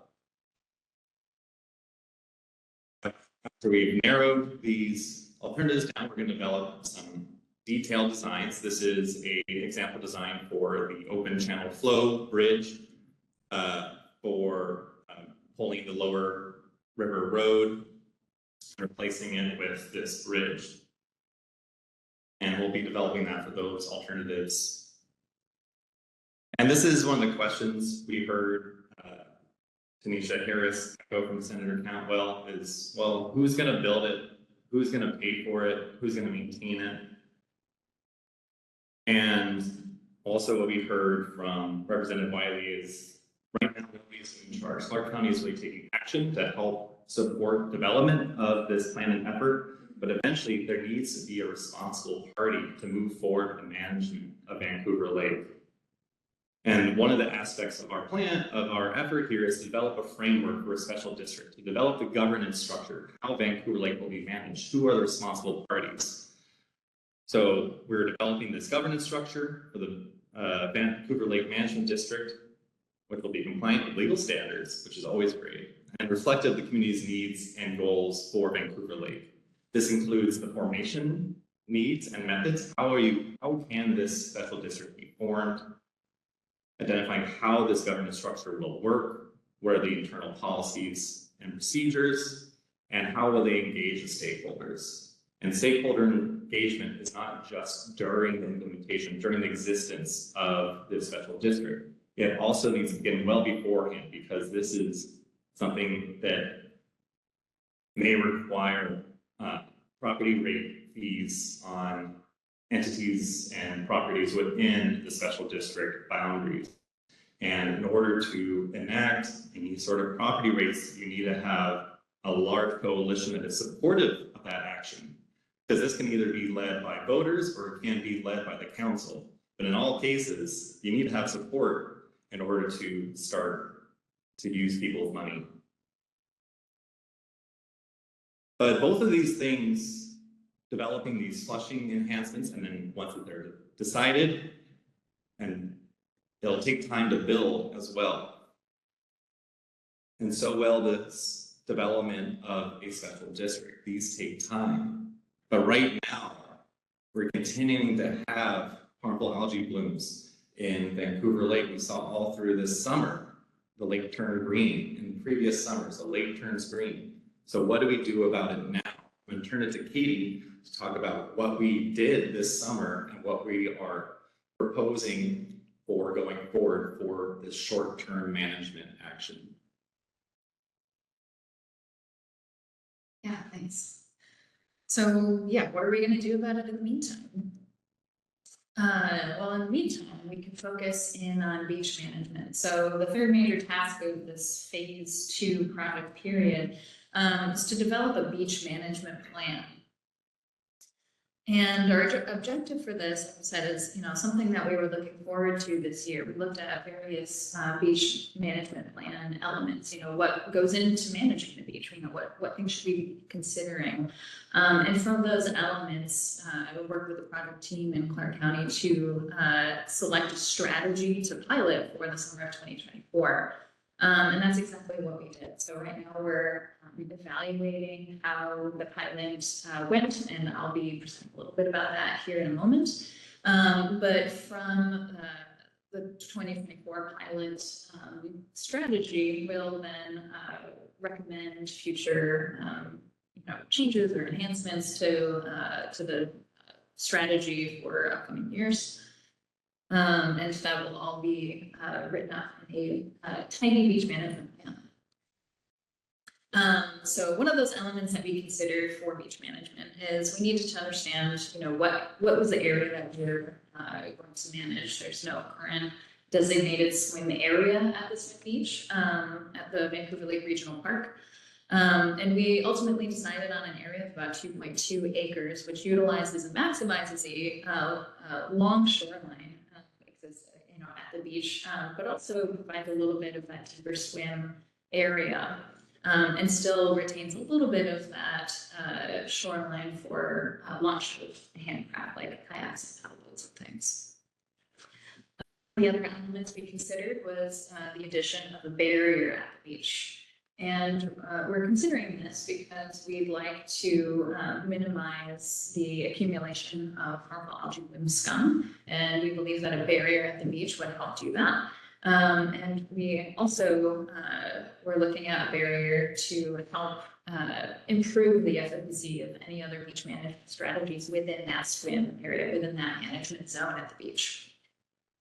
And for this, we selected a boom. We considered other things like turbidity curtain and a bubble curtain, but ultimately we selected the boom because we thought it was the most appropriate for this particular beach area. Due to some unforeseen circumstances, we weren't able to acquire the physical barrier this boom, but we're currently working through what those barriers were, and we're hoping to implement that and recommend future barriers in future years. Another element we considered for managing harmful algal blooms to the swim beach is the strategy.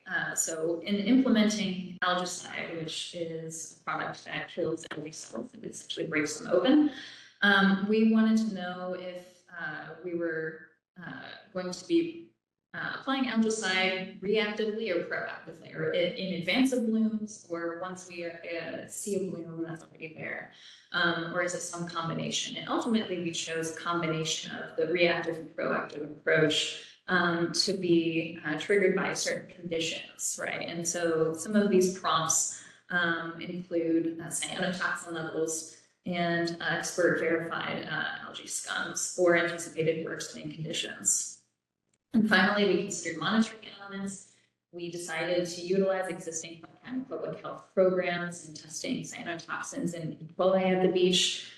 We decided to enhance this with before and after samples, before and after each algicide treatment, and employing an algae tracker device, which allows for continuous monitoring of certain key variables to allow us to understand and keep an eye on the development of harmful algae. And here's a short explanation of what we did this summer. And so we started really tracking in June, and ultimately due to an observance of harmful algae at the swim beach, public health monitored and verified the presence of a harmful algae bloom at the beach. We treated with our first algicide treatment on July 25th and collected some before and after samples during this event. Ultimately, shortly after that, again, with routine monitoring, continuing HABs were observed at the beach, and with incoming weather, we decided we felt that the HABs might worsen, so we decided to conduct another algicide treatment on August 2nd with more before and after samples. And with cyanotoxin concentrations from the samples coming back below those thresholds and no further algicide treatments planned, the harmful algal bloom advisory was lifted on August 8th. Shortly after that, we were able to install that algae tracker continuous monitoring device. It was a little bit delayed than we had hoped due to some shipping issues. But ultimately, despite that, we were able to collect some really valuable information in the latter half of August through the end of the season. And this includes things like tracking those algal bloom pigments, and really this just is showing us that there's a lot of algae. We were also able to look at some meteorological conditions like light and wind, for example. And what we found is that winds from the southeast were potentially pushing algae bloom scums into the Vancouver Lake Beach area. We found that there was more phycocyanin at Swim Beach. Those are the algae pigments when the winds were coming from the southeast. So this is just a really interesting thing that we found in this 2024 pilot season of monitoring. And so our summer harmful algal bloom surveillance has just concluded, and we're getting ready to pull the algae tracker out of the water. We'll report our findings, and we're excited to share them with you. So in looking beyond, we're recommending that barrier. We're working through some of those permitting issues we ran into this year. We're looking forward to continuing treating the lake and performing more monitoring. We're looking forward to continuing all of this great public and stakeholder engagement. And again, we're currently working on some of those longer-term solutions. Thank you, Katie, and I'll just wrap it up quickly by talking about our schedule here. We started this project in May of this year, doing the beach management plan this summer, and then developing the actual plan through this winter. The governance structure will be, the recommendations for that will be finished in winter of 2025, which is, just a few months away, not the deeper winter. And then for all of this engineering, the flushing enhancement, alternatives and selection will be done through this year and wrapping up in June of 2025, which is also when the project ends. And so we can look forward to delivering that, and we'll continue to have engagement with our technical advisory group throughout this project. All right, thank you. And I know we probably don't have time for questions, but you can find me at lunch or during. Thank you so much. We do have time for questions.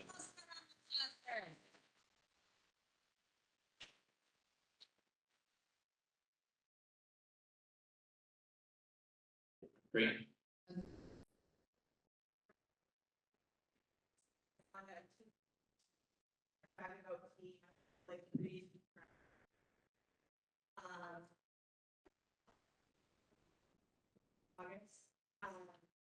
And I didn't see it on your graph, although I understand it's just in PowerPoint. Mm-hmm. I assume you're the algae side in the lake in the rock. We have any evidence that was effective? If so, is it how comfortable, how good do you feel like it's so is that? Yeah, I think that's a great question. Just so to make sure everyone heard it here, the questions about the efficacy of the algicide, as well as the algae blooms that occurred not just in July, but through August. And so one of the things we really are interested in here in really studying the effectiveness, that's why we're going to do this as a pilot, so we can learn more about how effective it was and make recommendations going forward. When it comes to Vancouver Lake, especially this beach area, it is a very dynamic system, and there's a lot of circulation that occurs because of tides, and we have that flushing channel, and there's a lot of wind-induced mixing.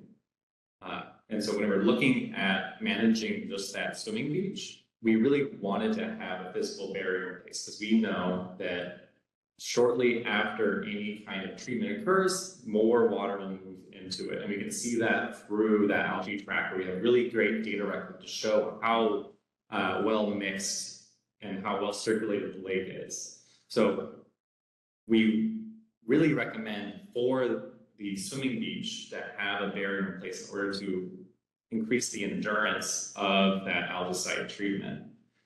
And based off of our observations before and after the two algicide treatments that we saw and the unfortunately short longevity of that, we thought that it was not a useful management effort to continue to do algicide treatments while a boom was not in place. That was something we made in a decision we made with public health, with clean water. We had a team that met weekly to discuss these options.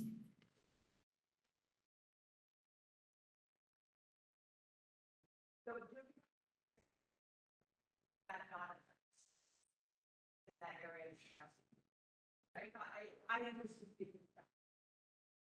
Yeah, so the question is the circulation within the beach management area and whether or not that boom would decrease that circulation, and it would by design. We would like it to not circulate with the dirty water, the algae filled water on the outside of it. And so that when it does have algae present, we can come in and do that algicide treatment and clean up that beach management area and have that line of blue and green and never between the two mix. And I think just to add, I know we have another question, I think one of the things we really learned this summer is that we were displaying something that we knew, we didn't know a lot about. We're still learning, and that it would only happen to a very small area.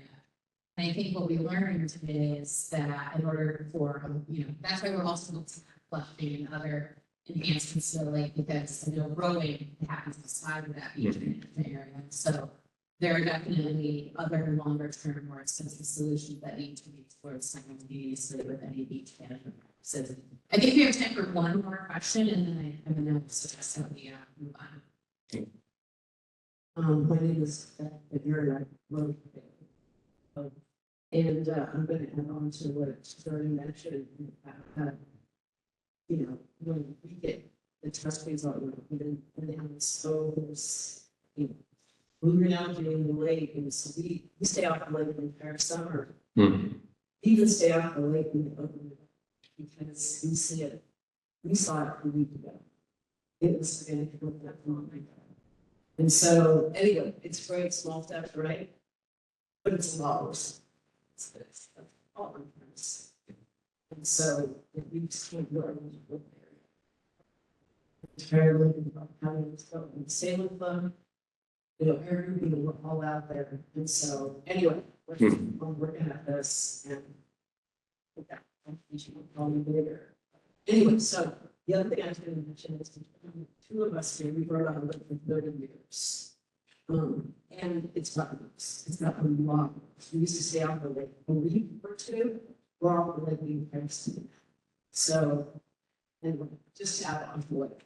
That's already probably know. And citizen scientists, we can do that because we're out there every single day. Fantastic. We can take measures, we can help you guys out. Anyway. Thank you, Becky. Just another round of applause.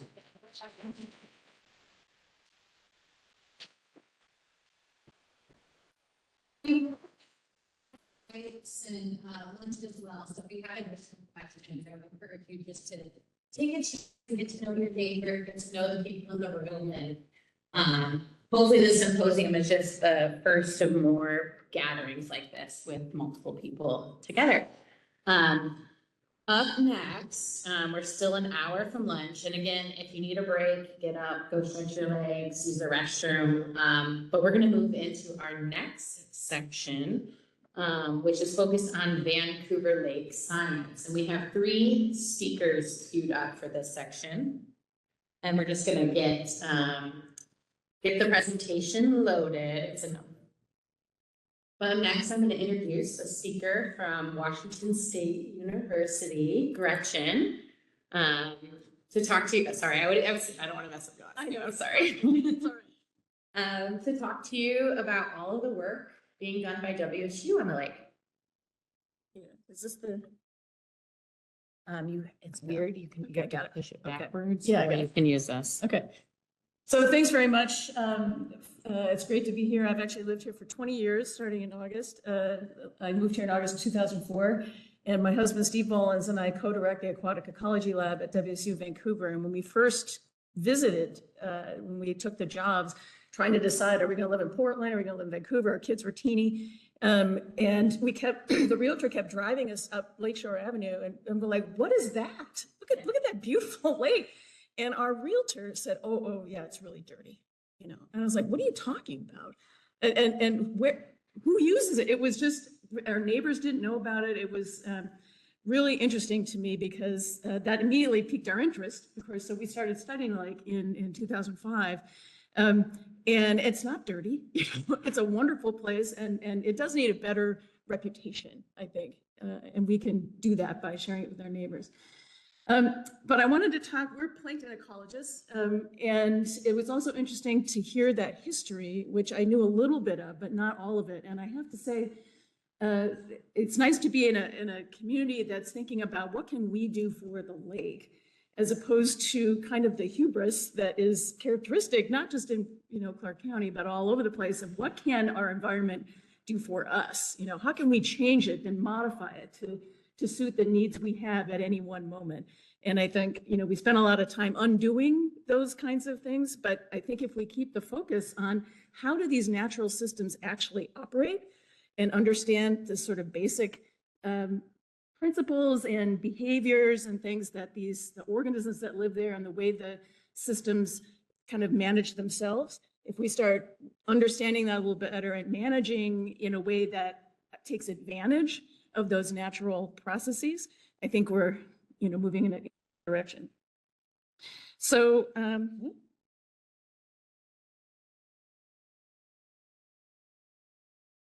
right. Okay, this will work. All right, so when we started working in the lake, we had two major questions that we were trying to understand. First, what are the environmental factors, both biological and abiotic, that influence the formation and the persistence and the decline of the cyanobacteria blooms that take place in Vancouver Lake? And in particular, what is the impact of small planktonic grazers, things that eat not just cyanobacteria, but all the other phytoplankton or algal species that live there and that compete for the same resources? So this is really a story about plankton. And I could go on, as Katie knows very well, but I will just say that cyanobacteria are plankton, and the organisms that float freely in this system are the ones that are interacting and using the physical resources, and that, you know, there are blooms. Blooms are a perfectly natural process. We don't need to get rid of all blooms, but we do, of course, want to prevent ones that result in the production of toxins and really get in the way of our enjoying that system. So I'm going to talk a little bit about these organisms. I'm not even going to show you any data, which Katie also knows is a big step for me. So in any aquatic system, in any lake, in this case, I want to talk about three categories of organisms that are really relevant to this conversation.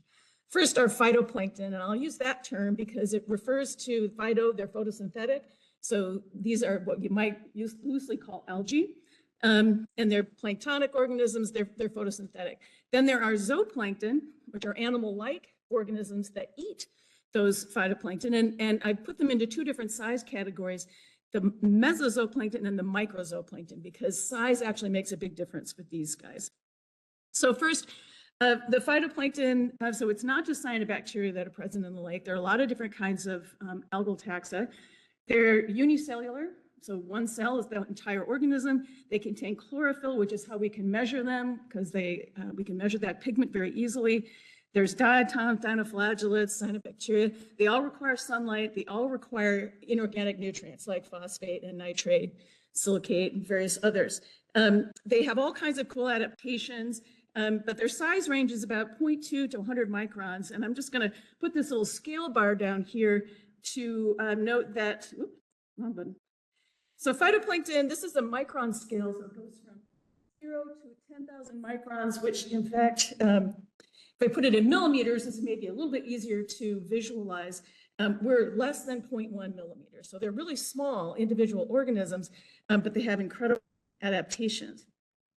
The microzooplankton, then, these are organisms that actually are fairly comparable in size, but they're heterotrophic. They eat other things. They can't photosynthesize.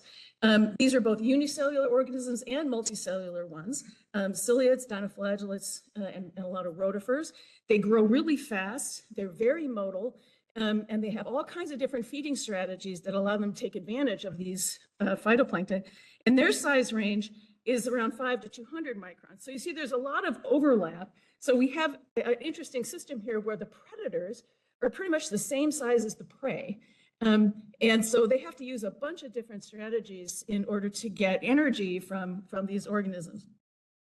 I also want to mention the mesozooplankton. So these are ones you can start seeing with the naked eye. These are multicellular. These are crustaceans like copepods and cladocerans. They're related to shrimp. They're related to other kinds of crustaceans and such. They grow much more slowly. They have a lot of larval and life history stages. They feed on organisms from the environment.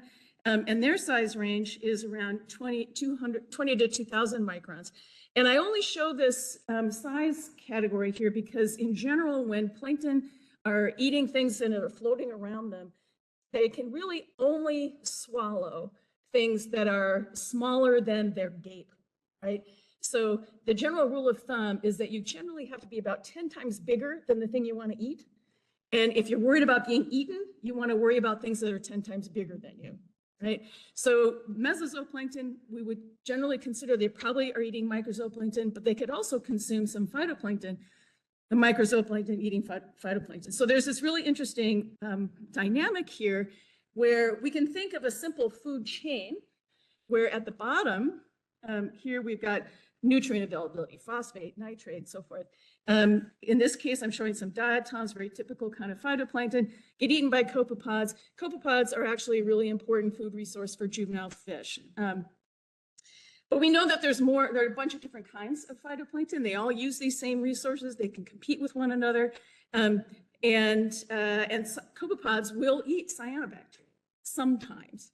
But we also know then these microzooplankton, the ciliates and the rotifers and such, they can eat cyanobacteria too, but they also can eat some of these other algae, and copepods can eat them. So there's this really interesting dynamic where the copepods generally are exerting quite a bit of control over who's eating what and how these dynamics will move forward. And that's important to remember, because what we're of course focused on is the cyanobacteria. What's controlling its growth, their growth, what's limiting that growth, and what's preventing them from growing too fast. So in Vancouver Lake, we've been, as I said, studying the lake for quite some time. You'll see a couple pictures of Katie there. I will say one of my favorite parts about being a professor is being a mentor for students. And the only credit I will take for Katie's success is that I successfully attracted her to come and join our lab at WSU Vancouver. She received her master's degree in environmental science in 2021.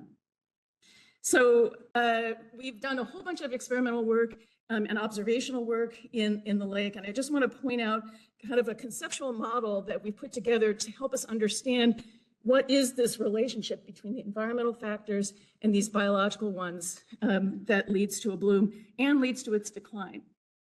So this is a very simple, I am not an artist. So this is a very simple thing. So on the x-axis here along the side, it's time, right? So on the left, this is springtime, like April, May. And then I just noted into sort of pre-cyanobacteria bloom, during the bloom period, and then the post-bloom. The green mountain there is chlorophyll. That's a representation of the biomass, or how much phytoplankton, and usually that's mostly cyanobacteria, how much is there. The blue line represents the availability of nitrogen, inorganic nitrogen that's dissolved in the water, and the red line indicates the availability of inorganic phosphorus that's available in the water. So you can see that there's a very strong relationship between when you get the mountain of green and when you see the peak in phosphorus, as well as a peak in nitrogen. So then I have these little pictures here. I've got copepods represented, got the heterotrophic ciliates and rotifers, these are the microzooplankton. I've got some what we might call good algae, the diatoms and the green algae, and then we have the cyanobacteria. So I'm going to show you some food webs here. And I just want to point out the thick arrows indicate the strongest interaction or relationship that's going on. So you see P and N are referring to phosphorus and nitrogen. And then we've got very big black lines going from nitrogen to the diatoms and the green algae, or good algae, right? That during the spring bloom, this is very common in temperate systems like ours. Nitrogen is built up from the winter time. Now the sun basically turns on, and okay, now they got everything they need to grow. So diatoms and these are growing really well. You see there's some fainter lines between the microzooplankton and those phytoplankton. They're eating them a little bit, but copepods also, they're mostly eating microzooplankton. They're not really consuming that algae, and that's what's allowing it to bloom. Plus it's got nitrogen. Okay, so this is a very typical healthy system. There is this really interesting period in Vancouver Lake in the 2 or so weeks before a typical strong bloom. And that is, it used to be, and it actually isn't the case anymore for me.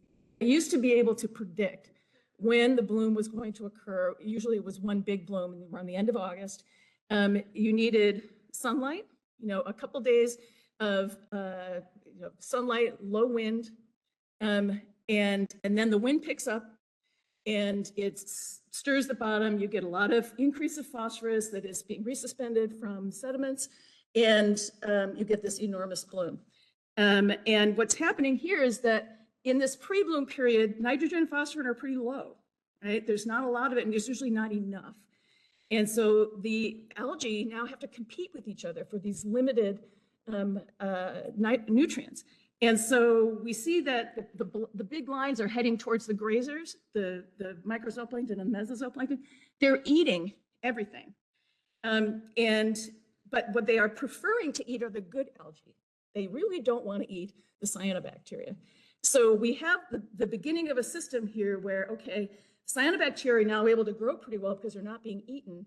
There's also not a lot of nitrogen and phosphorus around, and they're kind of out competing the good algae because they're getting eaten by these plankton.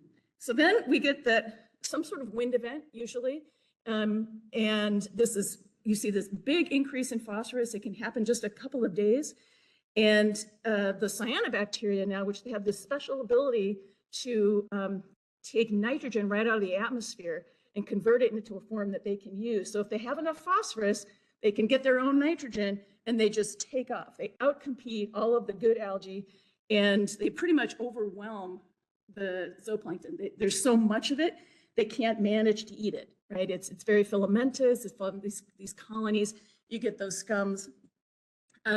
And so copepods are still eating, but they are avoiding cyanobacteria pretty much altogether. Now, of course, the phosphorus goes down again, nitrogen goes down again for a variety of reasons. And this is where the food web starts picking up. And we start seeing that all those little grazers, the cilias, the rotifers, they just go to town. They consume cyanobacteria faster than, and I'm getting the big fish. Okay. So that bloom goes down, not for any physical purpose or reason generally, because phosphorus is going down a little bit. It's because these zooplankton are eating them up. And I put I added a little rotifer to my diagram here because Katie's work helped us to see the role of this particular set of organisms that hadn't been studied too well up to that point, and they kind of make the picture more complete. So it's the availability of phosphorus is what generally allows a system that has been poised biologically to take off. Phosphorus comes in, they all grow, they do their thing, and then they pretty much get eaten and they go back to sort of fall conditions. So my summary is that high levels of phosphorus are a real problem. That's the biological things you can't really do much about. Those interactions are going to happen, but the big pulses of phosphorus are what kind of push the system towards a bloom. There are a lot of complex interactions that are going on that we have to really consider in any management option because there's going to be sort of this cascading effect. It's going to take a multi-pronged approach. We all know this. And I will just say that the dynamics of the blooms in Vancouver Lake are comparable with a lot of other systems. We are not the only ones that are facing this problem in our valued freshwater resources. But we were learning quite a bit. And Vancouver Lake, as odd as it is, in the two-way flow, it's presenting a really interesting opportunity to learn about how these work. And I'm not saying that just from a purely fundamental scientific standpoint, it is interesting, but it's valuable because we can use that to help. And a lot of our data, I'm happy to say, was included in Herrera's models. So I will happy to answer questions later. And that's my email address, and we're just up the street. So we're always interested in communicating and working with folks. Thank you so much. And well, first of all, round of applause.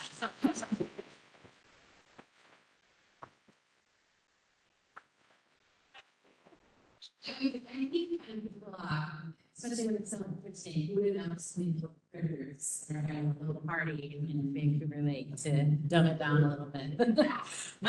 So this section, we're taking questions on all 3 presentations. So I just ask you to jot your presentation down and we're gonna roll right into the next one. And then we'll have a time where we'll invite all the speakers up to take questions at once. So hold your questions. Thank you so much for the presentation. Up next, I'd like to invite the Portland State University team to keep us talking about work.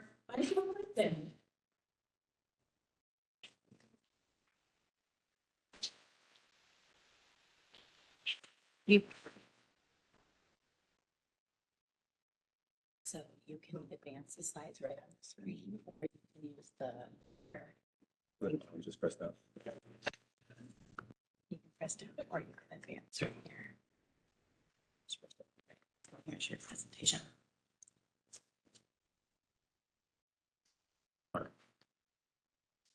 Hello, everyone. My name is Alex Alexander.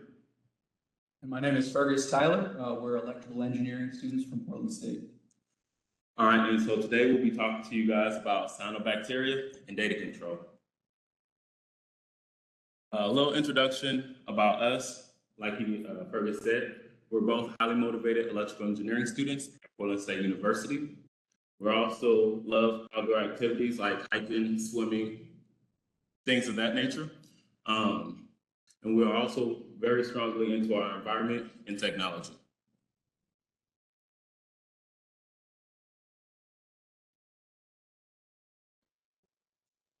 Okay. And we'll also like to give a few thank yous to everybody that made this project possible for us, as well as Dr. Gretchen for going deep into cyanobacteria, making our jobs a little bit easier. All right, so cyanobacteria, as we know,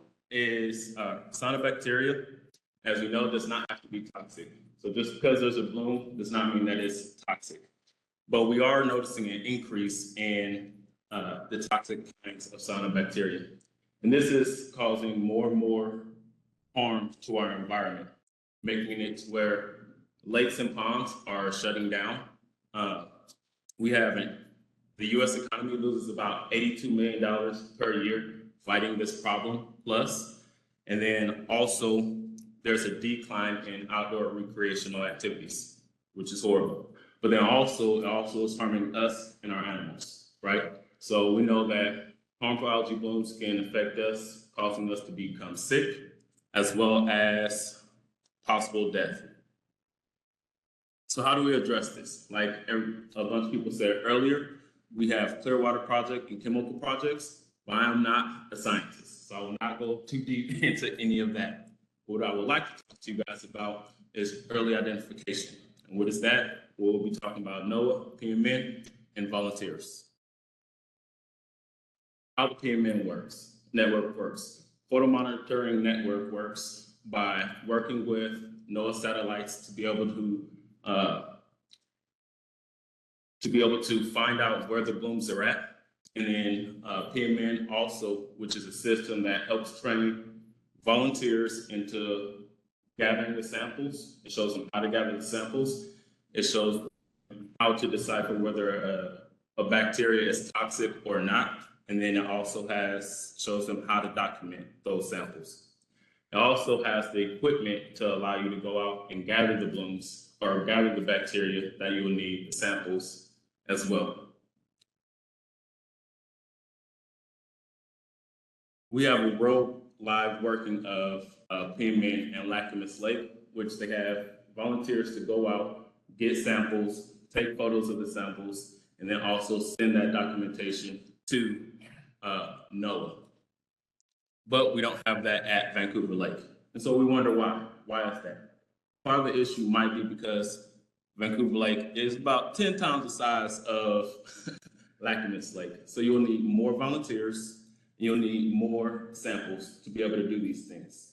And those samples and volunteers going and gathering that information, once you have the training, which takes about 2 to 3 hours, it also takes about 2 hours just to scan through the different kind of bacteria, depending on how much bacteria is in that single sample. So one sample could take up to 2 to 3 hours just to look through.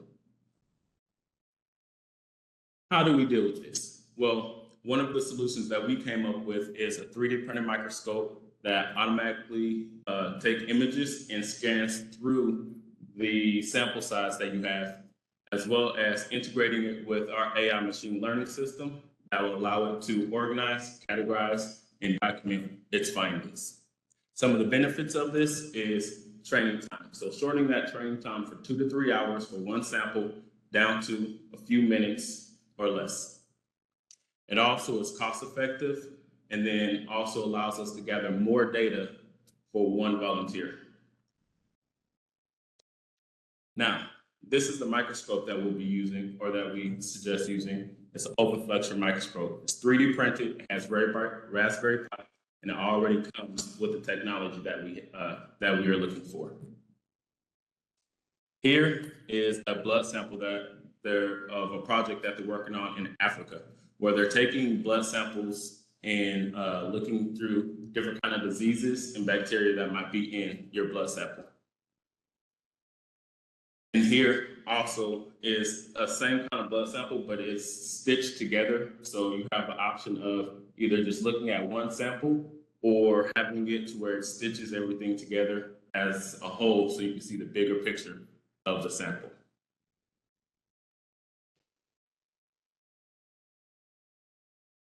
Hello.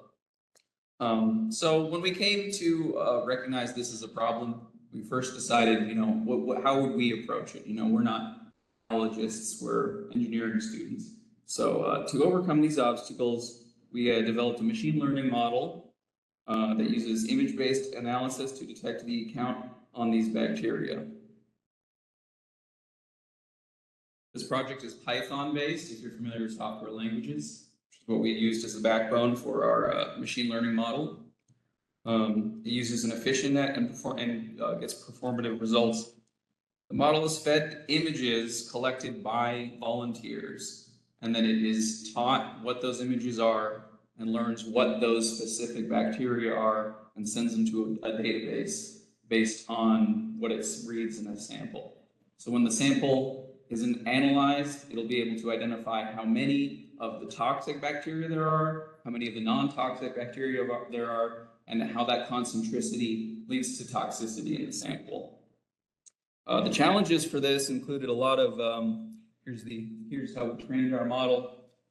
As you can see, we had to go through images individually. We annotated the images from known databases, from PMN and from NOAA, and we taught the machine learning model what each of these bacteria are in these images. Getting high quality images was probably one of the highest challenges we came across. The data gathering was, we go through the same process as traditional data sampling through you guys, the volunteers, but this it shortens the process. It allows a much more in-depth, long-term capacity to gather data and store data in an open database, which will allow a much more hasty and much more time-effective recognition of these harmful algae blooms. Estimated cost comparisons between what we've done and what has been done. As you can see, there's a lot of sampling, and just here alone, all these X's you see, these black X's, these are lakes that have not been tested in the last few weeks here in Oregon. So HABs can occur within hours to days. So without accurate representation, you wouldn't know. Has a pretty good scaling potential, depending on what you're looking for and how many people would be interested in taking part of this kind of volunteer network effort. It would save a lot of money over time. It's kind of our goal.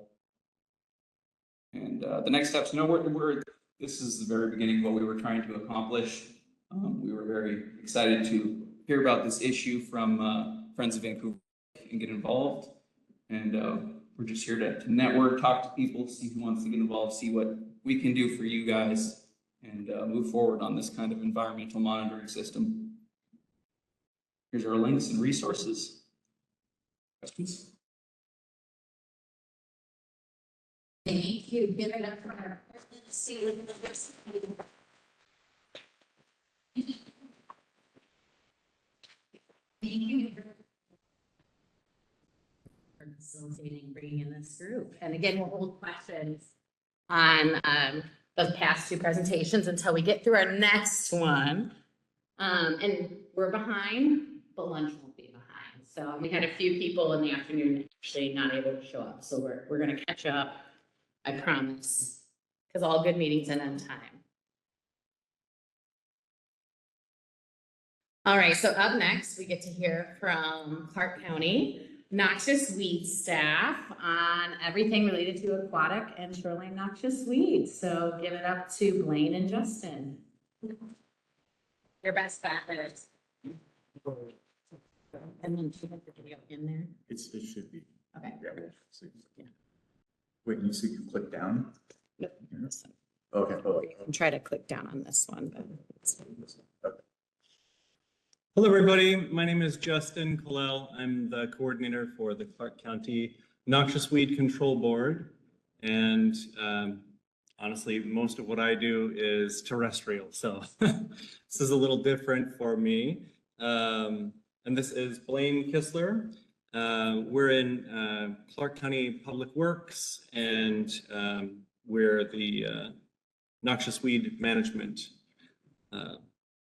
Department. I'm going to talk to you today about Vancouver Lake's problem with noxious weeds. It's one of the problems that the lake has. So the focus is kind of narrowed away from nutrients specifically and the algae and more just the macrophytes. So the actual noxious weeds that I typically look at.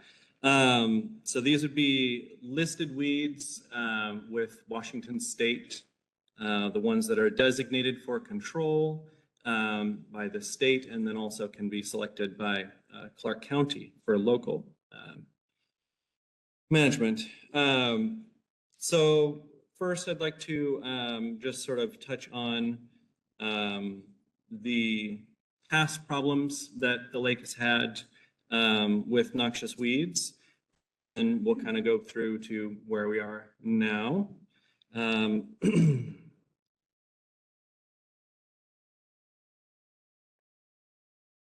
So a couple of years before 2019. Okay, thank you. Okay. About 2017 or so, Friends of Vancouver Lake actually found Eurasian water milfoil and noticed that it was spreading in Vancouver Lake. That is one of the weeds that has been present in Vancouver Lake for many years. And in fact, Eurasian water milfoil is spread throughout the Columbia River, all the way up into Canada. So it's ubiquitous. But it had started to spread quite a lot in Vancouver Lake. So 2018, they had noticed an increase. And so 2019, we got out and partnered with Department of Fish and Wildlife of Washington and did a sort of more scientific survey of this area in blue. This is the 4-foot and shallower contours of Vancouver Lake. There's an excellent map of the depth of the lake. That's the farthest to the left, if you want to go and look at that.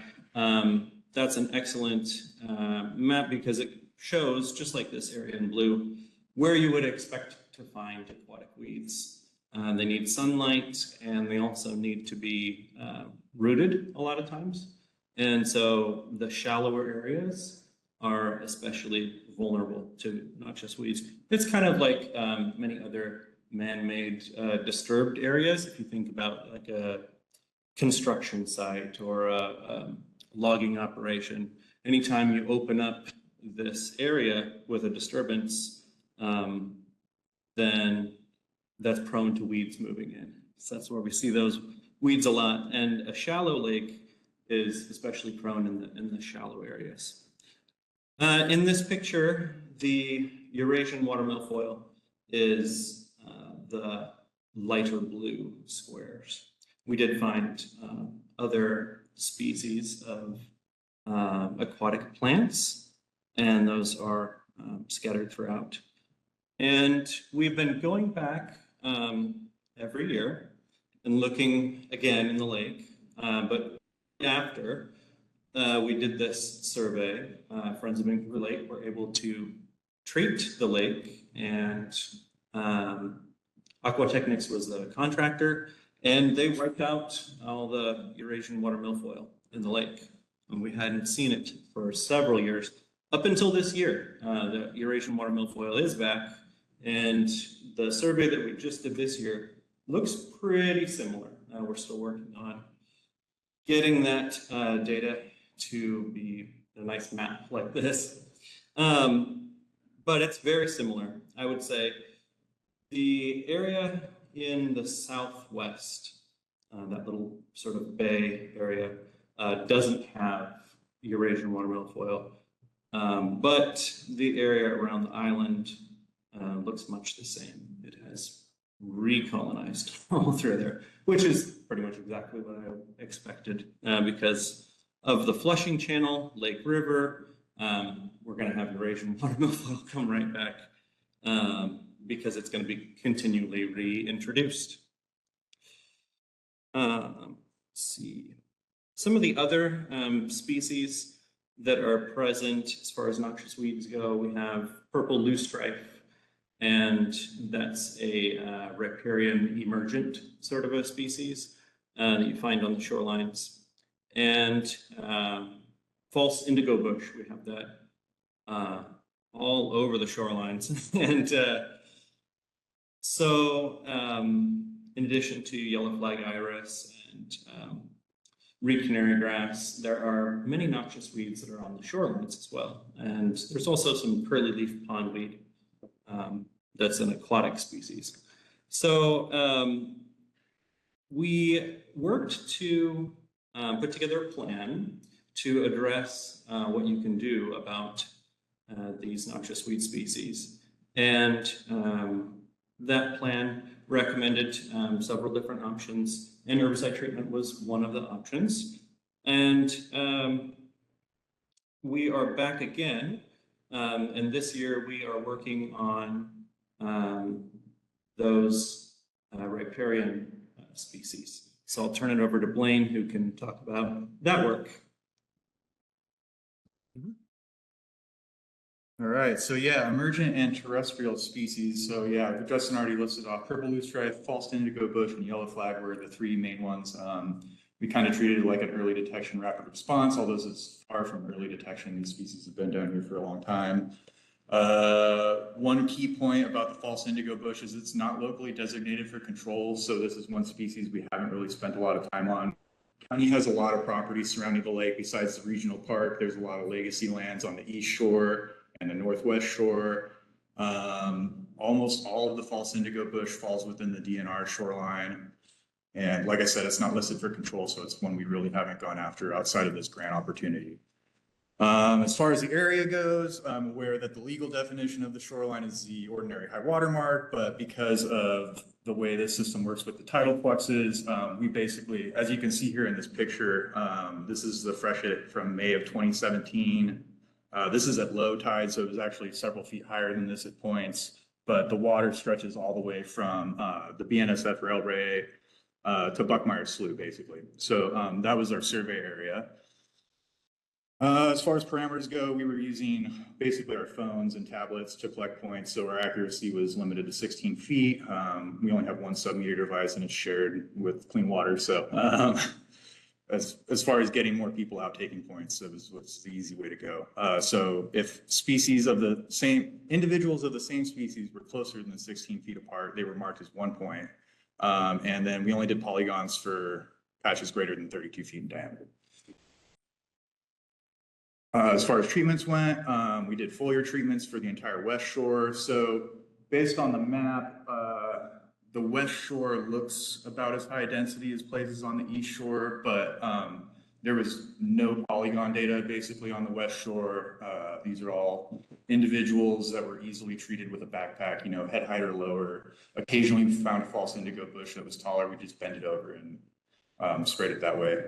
As far as rates go, you guys probably aren't interested in this. If anybody wants to use these rates, please note that for the yellow flag iris treatment,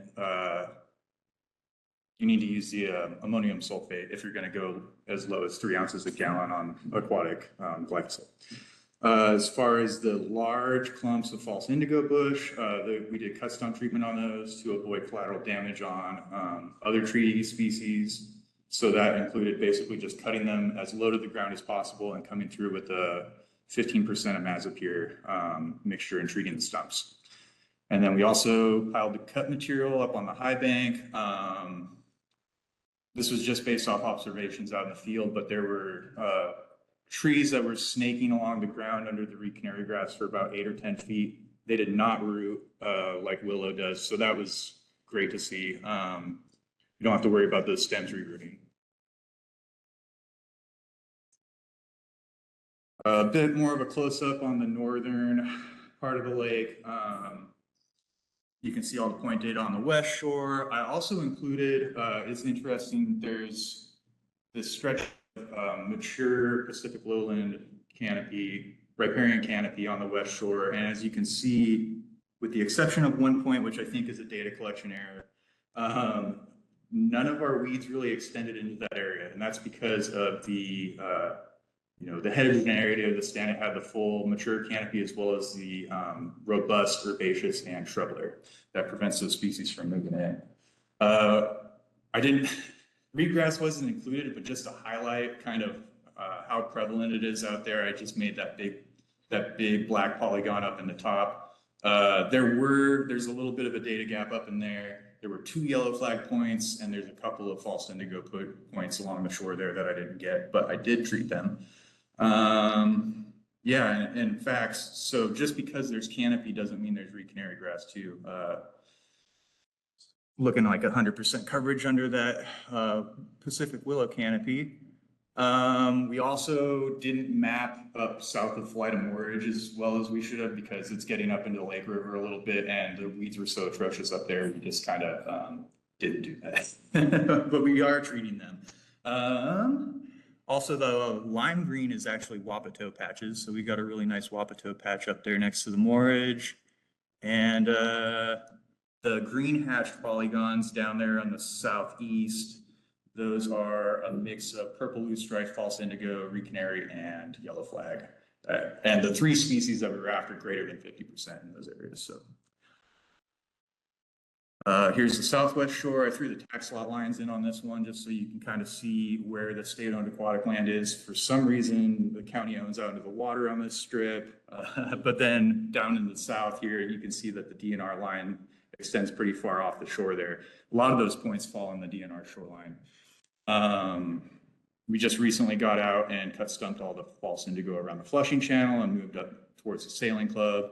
That was another one of my gaps in data was around the sailing club, but we did go up there and treat it just a couple days ago. Here's some pictures of the shoreline, just kind of highlighting that on these lower gradient west and south shores, there's a pretty wide margin of native emergent plant communities that are doing really well. So these pictures were taken in the southern portion here on the right and right south of the flushing channel on the left there. And then this is kind of at the point of that peninsula that juts out on the south. So that's just kind of to show there were, probably a dozen purple loosestrife points in this photo, and you can only see a couple of them. Just kind of show my theory on what's going on and why the East Shore is so bad in terms of weeds. It's hard to get to. We have a hard time getting out there to treat. I was always told not to go to Flight of Moorage, and I never tried accessing from there, but it's actually a really good access point. and Mike was a cool guy. So that's where we hiked in for most of our false indigo bush. So once we kind of knew where the weeds were at and what was the biggest kind of threat for our native plant communities, we kind of went after the false indigo bush on the shoreline here on the east. And just to show, again, the blue line is the tax lot line. So you can see that entire 3.5 acre polygon of false indigo bush was on DNR shoreline. She's got the big fish, little fish, little fish. All right, we got the fish. Let's see if I can get this video to play here. You do? Okay. So we got some drone footage, maybe. It's not a symposium labs, we drone footage, right? Mhm. Yep. That's my password. Oh, there we go. Like, try to guess it. Okay. Let's see. Oh, hi, guys. All right, here we go. So yeah, you can see. Not quite. Wait, no? They're not seeing it yet. Ah. Haley? Yeah. Give it up for Haley Shannon, the one who keeps it all going. I don't know what I would do without her. Makes the sound work, makes the videos work, makes everything look nice.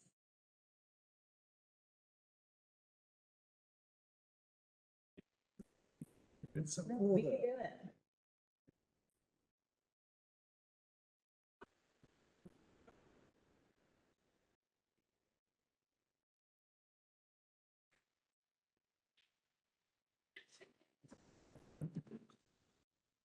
Making the fish dance in front of you.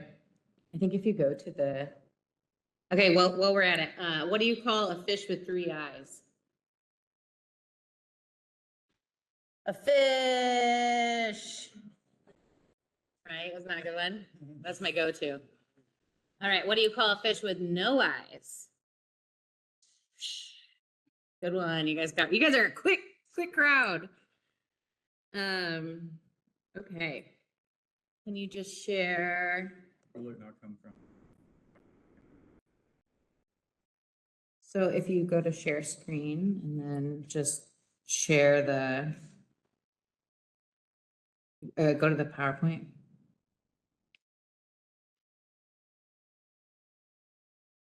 Or, I mean, go to the WebEx, I mean. It's okay. If you need somebody who knows our county's land with the back of their hand, I'd say it's Blaine. At least the natural areas, yeah. Just real quick to continue, I guess, we spent most of our grant funds on the DNR shoreline. We have our own budget for legacy lands, so we didn't get a lot of the stuff that was tucked back off the shoreline this go around. We got a lot of irons in the fire, but we'll be coming back. All right, we're almost there. Okay, WebEx, down there. Oops. It's worth it. Video's gonna be worth it. Oh, it's so worth it. What's the WebEx meeting? Who else wants to tell a joke? Anybody? All right, maybe we'll come back to it and show it at lunch. Is that okay? That's fine. Okay, we'll show it at lunch. That one might work better. I think we're just having a WebEx issue at this It's point. okay. That's all right. Give it up for Blaine and Justin.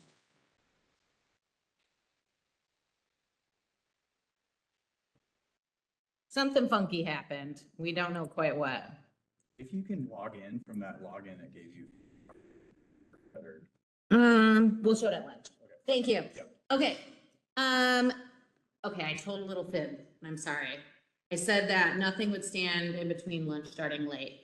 But we do have an excellent speaker here from Department of Ecology who drove a long ways to be here with us, who needs to leave after lunch. So I'm going to propose that we hear from Nathan Woods before we take our lunch break. So we will get that presentation put up, ecology. And my apologies for deviating off schedule, but we are about 15, 20 minutes away from lunch. So I think we got it.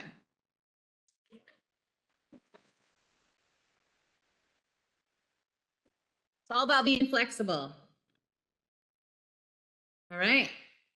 Nathan, you're up. See you, Deb. Yeah, great to see you. She said an excellent speaker. I don't know about an excellent speaker, but I appreciate that. Good morning, folks. My name is Nathan Woods. I'm with the Department of Ecology. Not a scientist, but I lean in the science directions.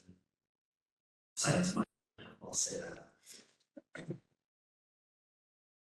All right, so can you hear me okay? I'm gonna talk directly in like that.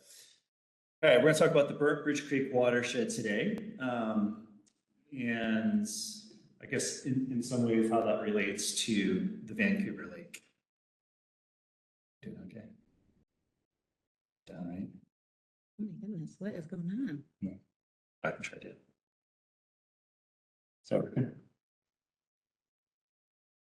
Okay, you're gonna have to do that. I'm sorry. that's Sorry, guys. That's fair. All right. So watersheds contributing to Vancouver Lake. I think hopefully this is already common knowledge to everybody in the room. But Lake River contributes about 85% of the total water budget. It's also 303D listed, specifically for temperature and for bacteria. The flushing channel is about 10%, also 303D listed, and then Burnt Bridge Creek, which is about 2%. And also 303D listed for temperature, bacteria, dissolved oxygen, and pH. And so this presentation will mostly focus on Burnt Bridge Creek. There's also a little bit from groundwater and precipitation.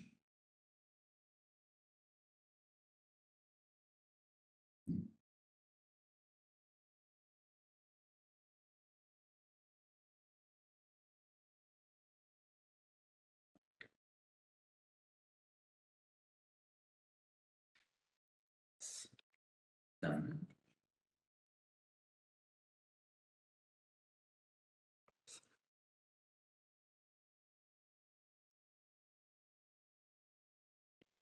Good idea.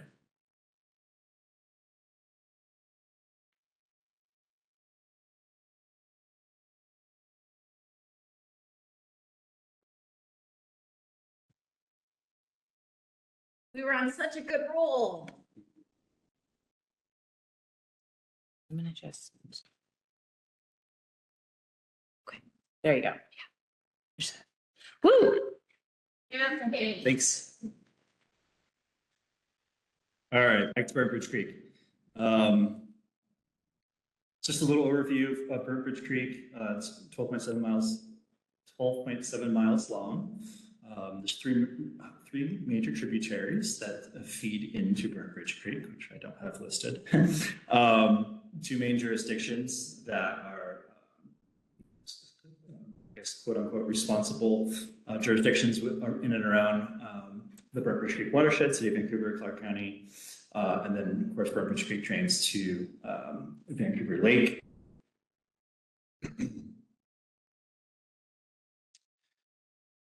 Beneficial uses, aquatic ecosystems. Burnt Bridge Creek is an aquatic ecosystem and has little aquatic ecosystems attached to it, and it goes into the aquatic ecosystem of Vancouver Lake.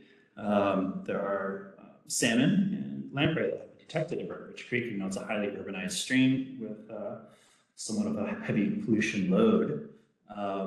There's not a lot of salmon in there. I think coho was detected by Washington Department of Fish and Wildlife not too distant past. There's been some just really small detections in the kind of lower realm of Burnt Bridge Creek. Also mentioned the 303D listed impairments. So there's non-point pollution sources going into Burnt Bridge Creek, which of course ends up in Vancouver Lake. There's lots of different types of non-point pollution sources out there. Talking stormwater from the residential realm. There's herbicide, the pesticide, the fungicide, the fertilizers coming off of folks' lawns. Non-permeable surfaces. Think about your parking lots. Think about your roads. You got 6 ppd, which they impact coho, which is the some audit that was detected in Burbridge Creek. Various oils coming off automobiles, microplastics, something we don't really talk about as much, but it's certainly a high concentration coming out of an urban environment, and then ends up in that lake as well. And of course, bacteria from things like pets. Septic systems, non-compliant septic systems have significant bacteria loads, PFAs, nitrates, and various pharmaceuticals that feed into Burbridge Creek, and those go into the lake as well. I mentioned pets. There's also a real lack of riparian vegetation on the Burbridge Creek watershed as a result of the urban environments. And unfortunately, because of the urban environment, it's also makes it very challenging to be able to put riparian vegetation on the stream to help cool that water. All right, so ecology is responsible for writing these TMDLs or alternative plans to a TMDL. So I've been tasked with writing this advanced restoration plan. It's currently in internal review at ecology. It's been in process for a long time, and I apologize. It should hopefully see some daylight in 2025 in the sense of being published, finally published. So for those of you who aren't familiar, the Advanced Restoration Plan focuses on rapidly implementing corrective watershed actions for non-compliant pollution, identify problems and outline solutions, focuses on local partnerships. Without local partnerships, this plan really wouldn't have any teeth, or wouldn't take root. That's maybe a better way of saying it. ARP highlights non-point financial resource needs. These plans do not meet the definition of a TMDL. So if the ARP plan is not being met, then a TMDL would be written further down the road. When waters meet water quality standards, then they are delisted. ARPs are really important tools for cleaning up the watersheds.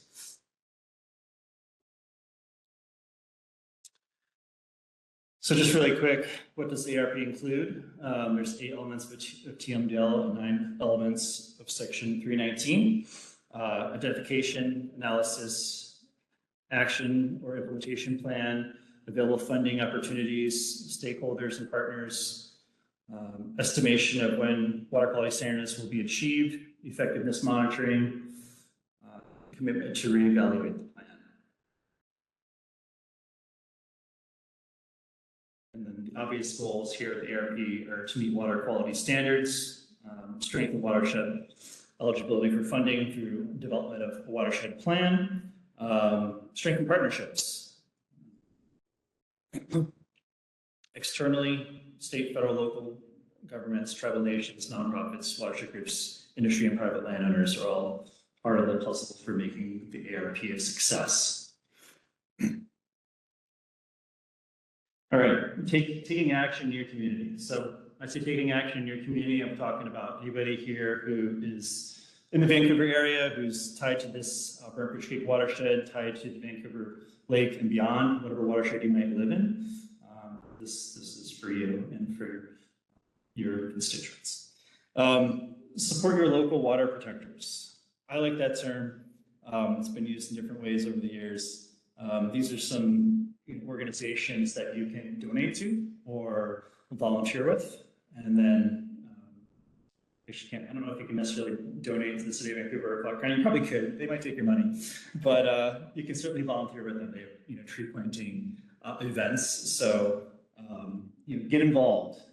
It's great to have these plans. It's great to have these organizations doing things, but we need community. We need individuals to take action in order to improve water quality. So I was kind of Googling around, and it was interesting. So a couple of things I wasn't familiar with, but addressing I'm going to skip that. Addressing HABs, we'll say, and eutrophication. Carbon dioxide. I don't know if folks are familiar with that. According to the EPA, the carbon dioxide absorption into freshwater bodies and saltwater due to the climate crisis is significant, and that actually contributes to some of these harmful algae blooms. Bacteria, it's kind of a no-brainer there. We know about bacteria, fertilizers, but herbicides, pesticides, and fungicides also contribute to HAPs, according to some sources. And the pharmaceuticals and nitrates as well. So there's a whole slew of things that contribute to bad water quality in these lakes and in these various water bodies.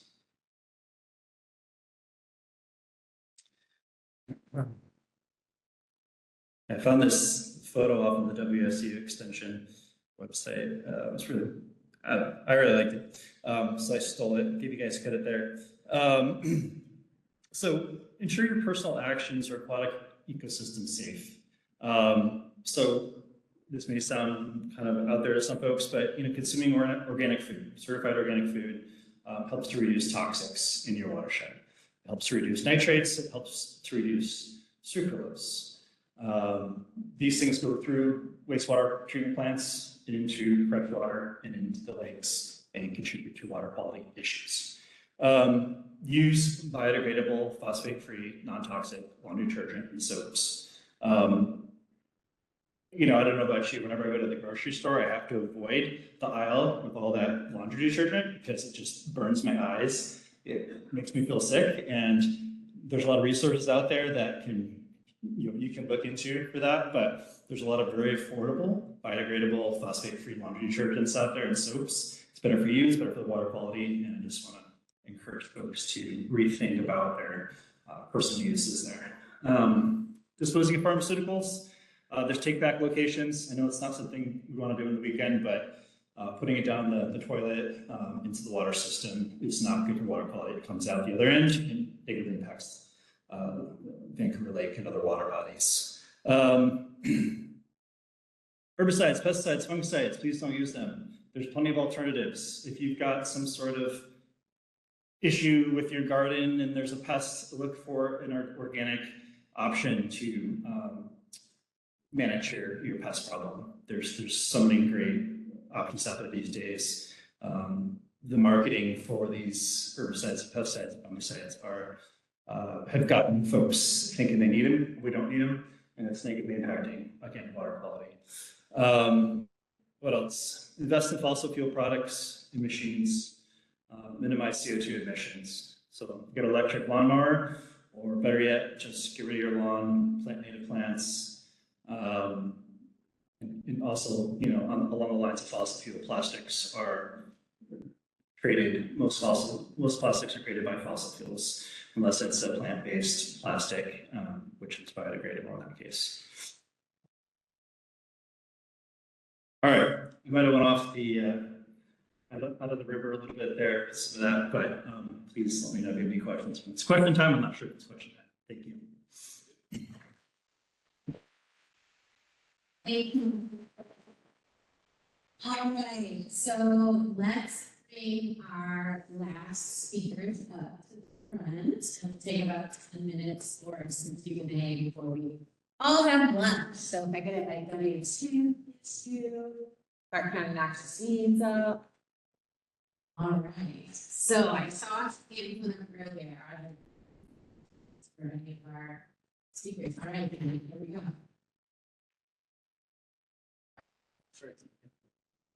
Sorry.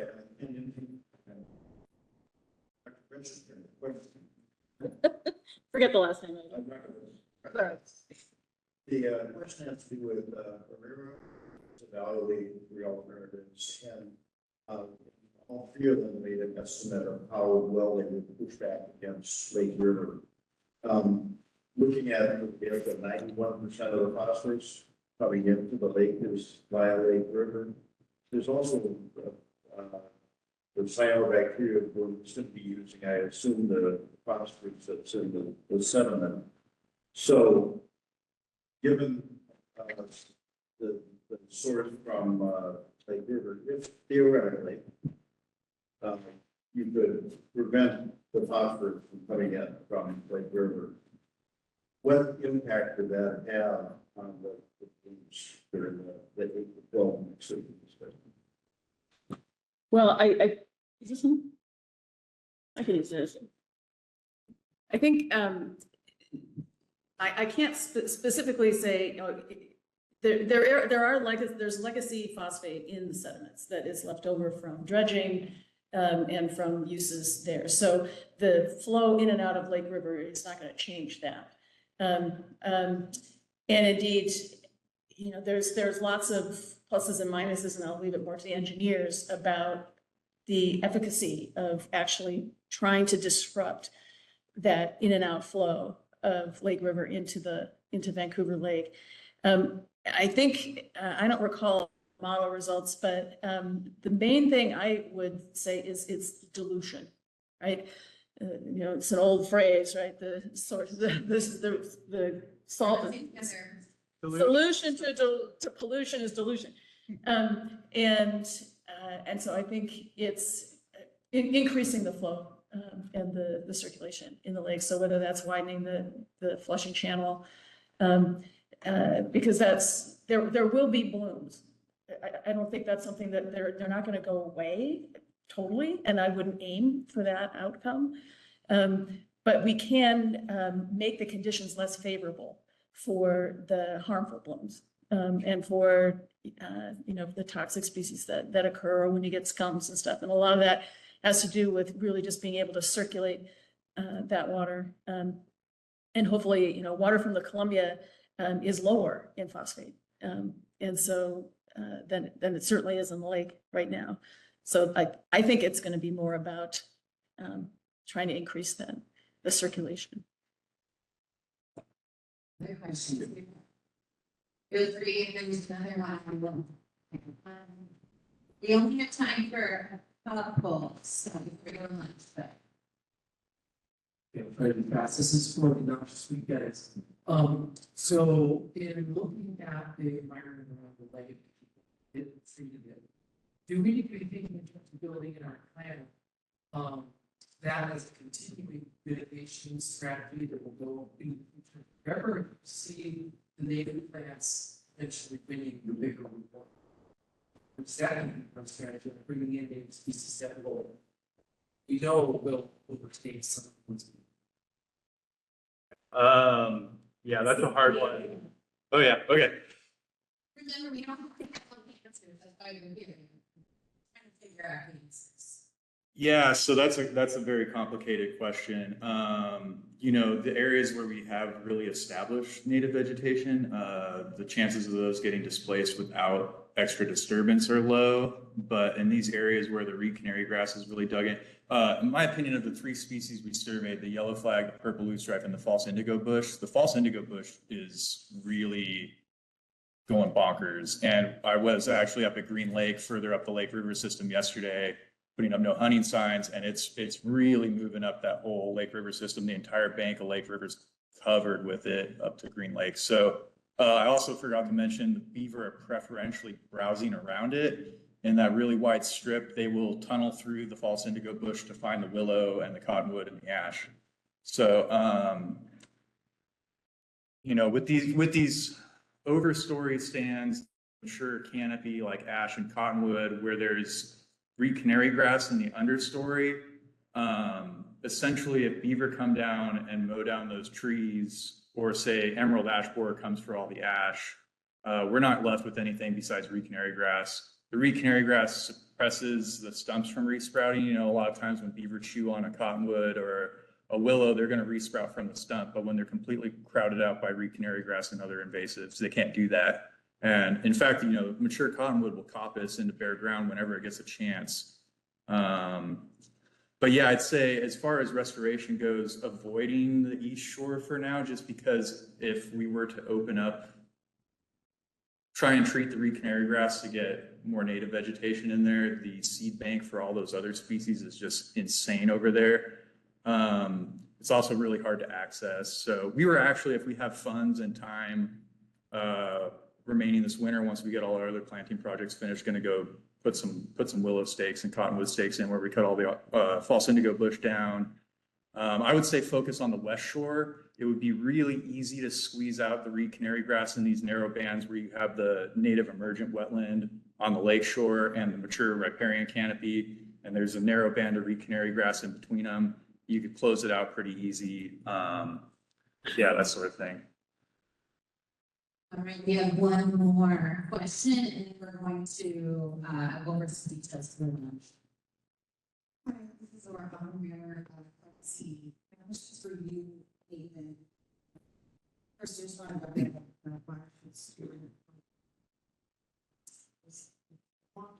days, we're gonna see adopted it and be there this spring. So my question is, when the restoration plan, restoration plan is stakeholder and partners, what stakeholder and partners were consulted in the development? Yeah, thanks for the question. So far, it's been primarily the city of Vancouver who we've been, I guess you could say, consulting with to create the advanced restoration plan.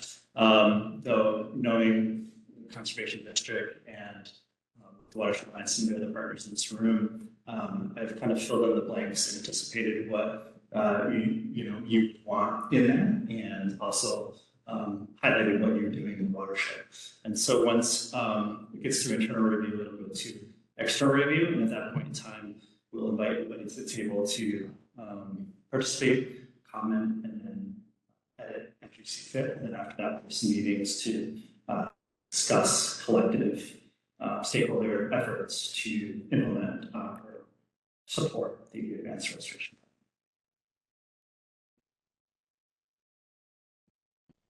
It'll be external to partners. And then from there, we'll go probably have a table around the table, and have a discussion with partners after we do an external review, say like remotely. And then from there, we'll do a public comment period, we'll do a public release, maybe something like this for a symposium. I don't know. I actually like to do events as well, so take some pointers from Devin and everything. So to be continued there, but yeah, it'll be opened up to definitely partner input and the public. And I apologize for it not happening prior to now. I would have liked to have, but I've been instructed to not do that. So following the guidance of senior staff at college meetings. Well, give it up for our morning presenters. All right, everybody.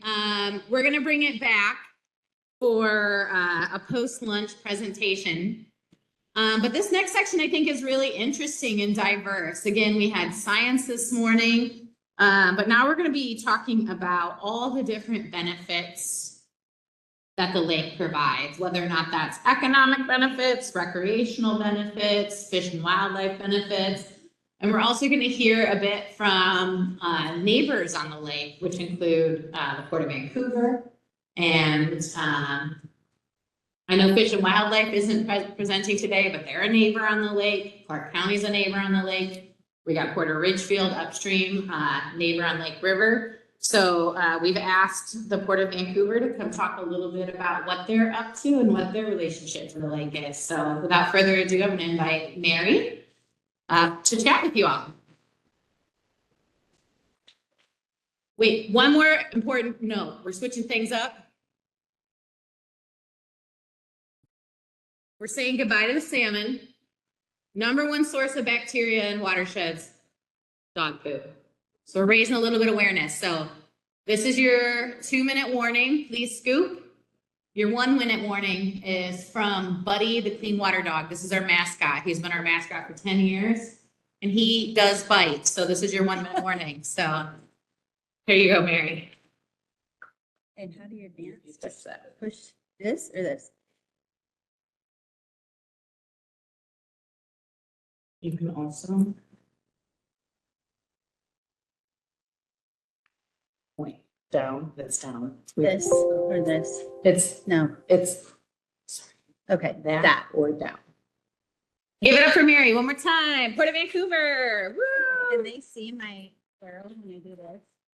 No, you have to use a laser pointer. Oh, do you need a laser pointer? Here, hold on, hang on. Oh, you got your own laser pointer back. Okay. Okay. Hi, everyone. Mary Maddox with with the Port of Vancouver, the Director of Environmental Services.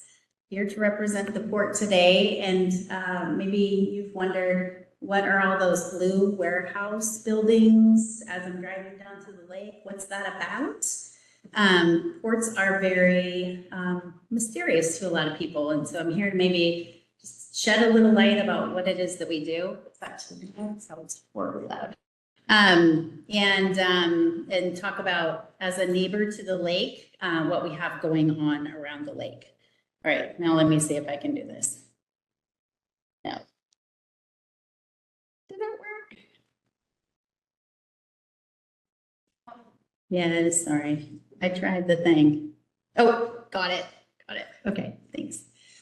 Okay, so the port is 112 years old. In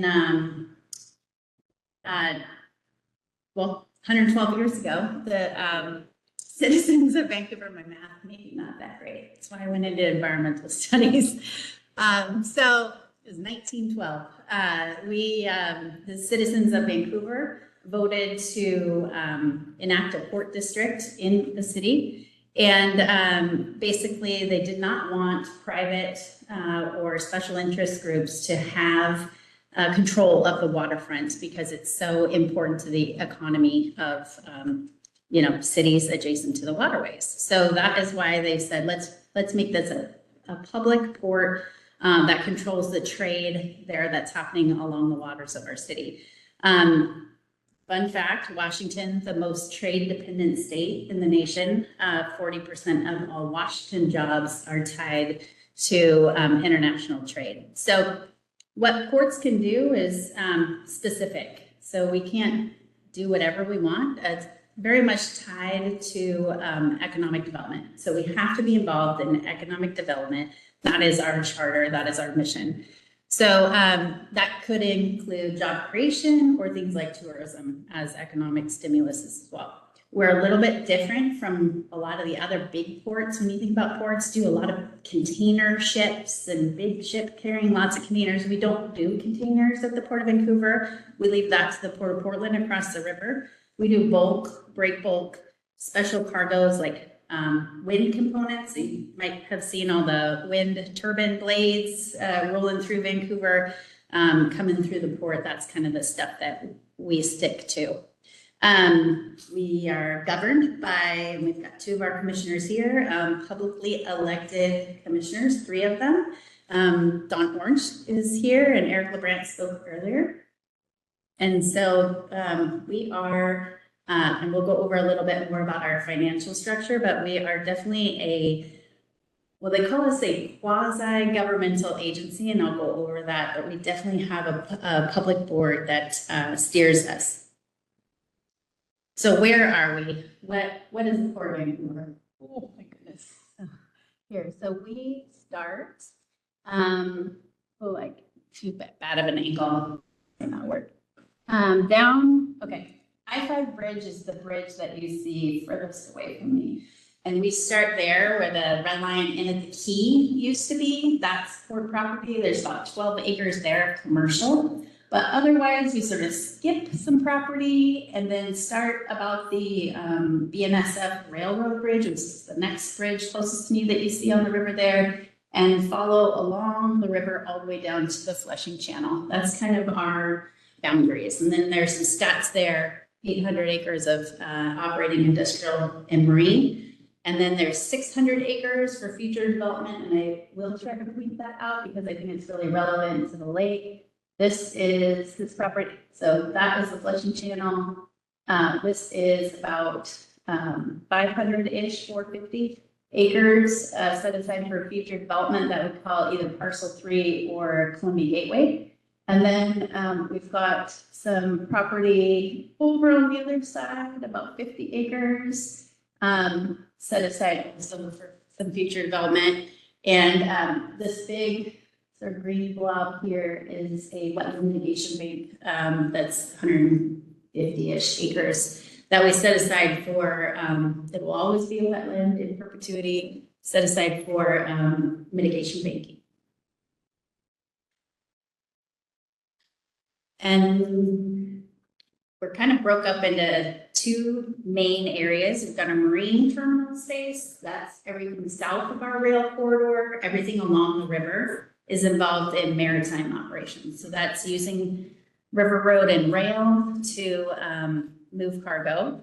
And here's some of our top cargoes here, and really very diverse. That's how we've weathered the economic downfalls that would have hit our economy lately. We've stayed pretty steady because we're diversified in those cargoes. So that the top left is actually grain. And then Subarus, and there on the bottom left, you can see our wind turbines, wind blades being unloaded off a ship. And then those are aluminum billets that are there on the bottom right. And then north of the railroad tracks, as it lays on a map, it's not true north, but we've got about 50 private businesses that reside on port property that do their business there. Some of the industries you can see there. Again, very diverse group of businesses. And if you've ever eaten a can of pears, they probably come out of Northwest Pack, right on port property. And then I alluded before, ports are a little different. They're not truly funded by taxes like a lot of public agencies. We do have to hustle for our revenue. We've got most of our revenue coming off that maritime business, as you can see. About 19% does come in off of property taxes. And so just a little bit there under the tax levy section, we collect, 21 cents per $1,000 property value on folks that reside in the port district. And we can use that money for very specific things, as you can see, sort of new assets, so like reinvesting in that public asset. Also, environmental remediation, which is how we acquired the Alcoa property that was sat abandoned there for a long time, and put that back into economic development use. And then, as you can see on the bottom, it's those taxes that we collect end up a 1 to 11 investment, which I wish my investments return that well. So for every dollar that we collect in those public property taxes, are the port and its tenants, all the private businesses there, and all the companies that do business at the port return about $111 back in state and local taxes that are used for things like schools and police and fire and parks. Fun graphic. Won't go through it all, but essentially 4,000, that number in the upper right, roughly 4,000 people come to work on port property every day. So it's a big employer. Lots of business happens down here by the river and the lake. So we're going to be here forever. So we're not a land developer in the typical sense that flips properties and moves on. We will be here for the next 112 years and more. So when we operate, when we develop, we do so sustainably. So we've had a formal sustainability plan in place since 2009. It's really a continuous improvement process that we go through each year, setting goals. We have reports every year that are on our website that I invite you to check out. We have hit our over 1,000 targets that we've set and worked through since 2009. So it's not an on-the-shelf activity. It's happening every day. It's into our goals, and it's part of our environmental values. We do definitely believe in economic development. We've got to have environmental stewardship. And so some other proactive programs we've got going on, the Climate Action Plan, finalized in 2021, sets a goal of carbon neutral by 2050, 50% of our baseline reduced by 2030. We just completed our 2023 greenhouse gas inventory, and we sit at 60% reduced. So we're ahead of schedule on that target. So good news, some of the things that are involved in that. Fleet electrification, top right picture, those are Ford Lightnings that our crews are using. All of our port operated heavy equipment that's not yet easy to electrify, things like cranes, forklifts, backhoes, that kind of thing. Those are all running now on 100% renewable diesel. And shore power, which a lot of people don't know about or get to see, is that middle right picture. That's a gentleman plugging in a ship into the electric grid, so it doesn't have to burn its fossil fuel powered engines, diesel engines, to generate the energy that it needs to sit at berth. We've got now a couple berths that have shore power, and we have applied for a grant for Terminal 1 at the old Red Line for a cruise ship dock to become also shore power ready. Things like trails. So the map on the bottom is our trails map. We have the trail obviously runs all the way from here, the Water Resource Center. You can hop on that and cruise through town all the way in front of the port, the heavy industrial portion of the port. All the segments up to the purple, from the red to the green, are all completed. The purple and the lime green are under permitting right now, and we anticipate beginning construction in 2025. So next year on that segment. The blue and the orange are, that's going to be part of the future development that happens at that parcel 3 Columbia Gateway site that I talked about, that's set aside for future marine development. That is zoned heavy industrial. And so the vision at some point in the future, as trade continues to grow and become more, I'm already getting poop signed. So, set aside for future trails way up to the lake. I'll skip some of the other stuff, but as you can see, there's habitat improvements happening near the lake, purple martins. We've got some bee pollinator habitat that we're starting and looking to plant this year. Again, mentioned the brownfield redevelopment, putting those contaminated properties, cleaning them up and getting them back into productive use. Stormwater, water quality, big business, you can imagine, lots of paved surfaces when you're rolling cargo around. And so really getting innovative with how we're treating stormwater. And just as it relates to Vancouver Lake, we took this Gradix design, which is basically a rain garden in a box that sits under all of our downspouts. We made a giant scale at a couple of our regional stormwater treatment facilities. It works great. And we actually put one in at Centennial Industrial Park that does actually drain to the lake instead of the river. And we applied to be the world's largest biofiltration facility to the Guinness Book of World Record.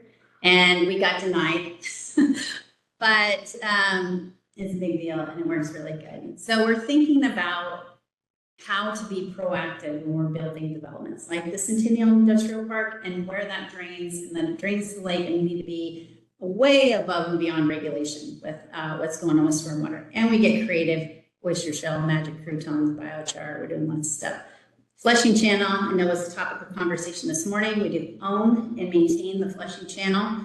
Here's just some fun pictures of our guys. They go out routinely and have to do garbage removal.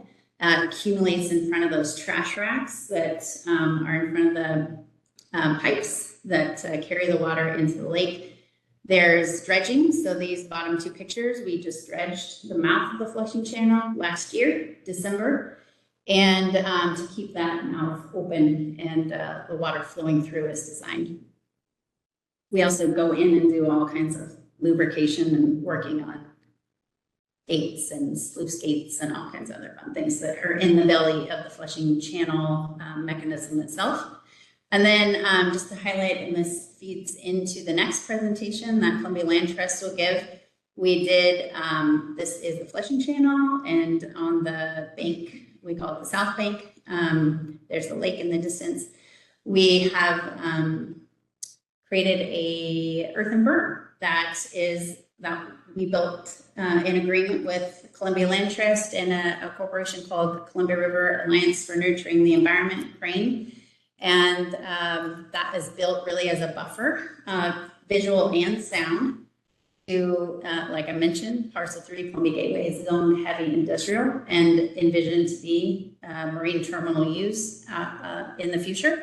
And so we really wanted to work together with CRANE and Columbia Land Trust to make sure that the heavy industrial operations occurring on the south side of the berm, or south side of the Flushing Channel, were not impacting this really vital foraging and refuge for sandhill cranes and tons of other wildlife, as you guys have seen if you're down there. It's a mecca of birds, lots going on down there. So that is really what this berm was created to do. It was constructed, it's 3,500 feet long, 12 feet high, has 26,000 plants on it, all native, got the pollinators and the feeders and all the fun things.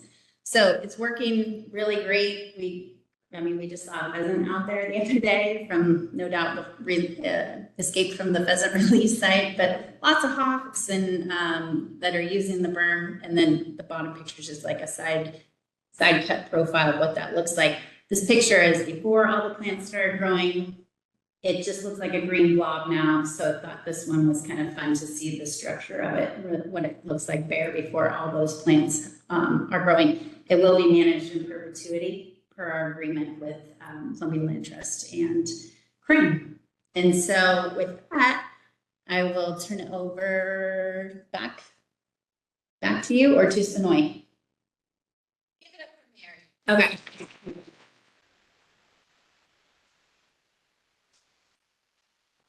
Good job. Sorry for poop signing you. I was gonna make Buddy the dog bark, but then he started talking about the Flushing Channel and the berm, and I was like, oh, I gotta listen to this. Because as we're looking at solutions, we also have to think about what are the surrounding current land uses, where there might be constraints. What other uses do we need to consider as we're looking at future design opportunities? So, good dog, Buddy, for not barking at Mary. Okay, I am going to now open up Sonoy's presentation.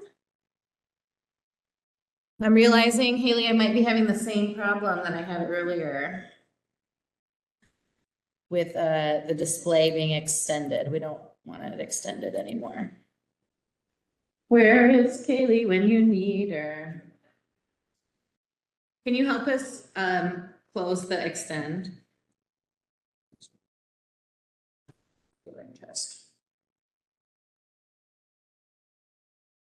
Just so it's duplicating. We figured it out. Well, I mean. There we go. Duplicate.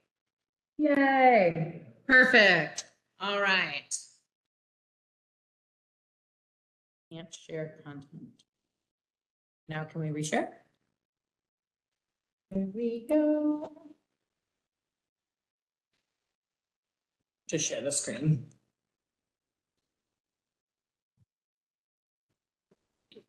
Tell me how was that lunch, everybody? Okay, believe it or not, if you stick around, there's more. Right. Yesterday we were here getting ready and I was joking. I was like, we have to have pie. So there may or may not be pie at the break. Okay, this is fine. It'll work. So advance by clicking there. All right, everybody, please give it up for our representative from the Columbia Land Trust.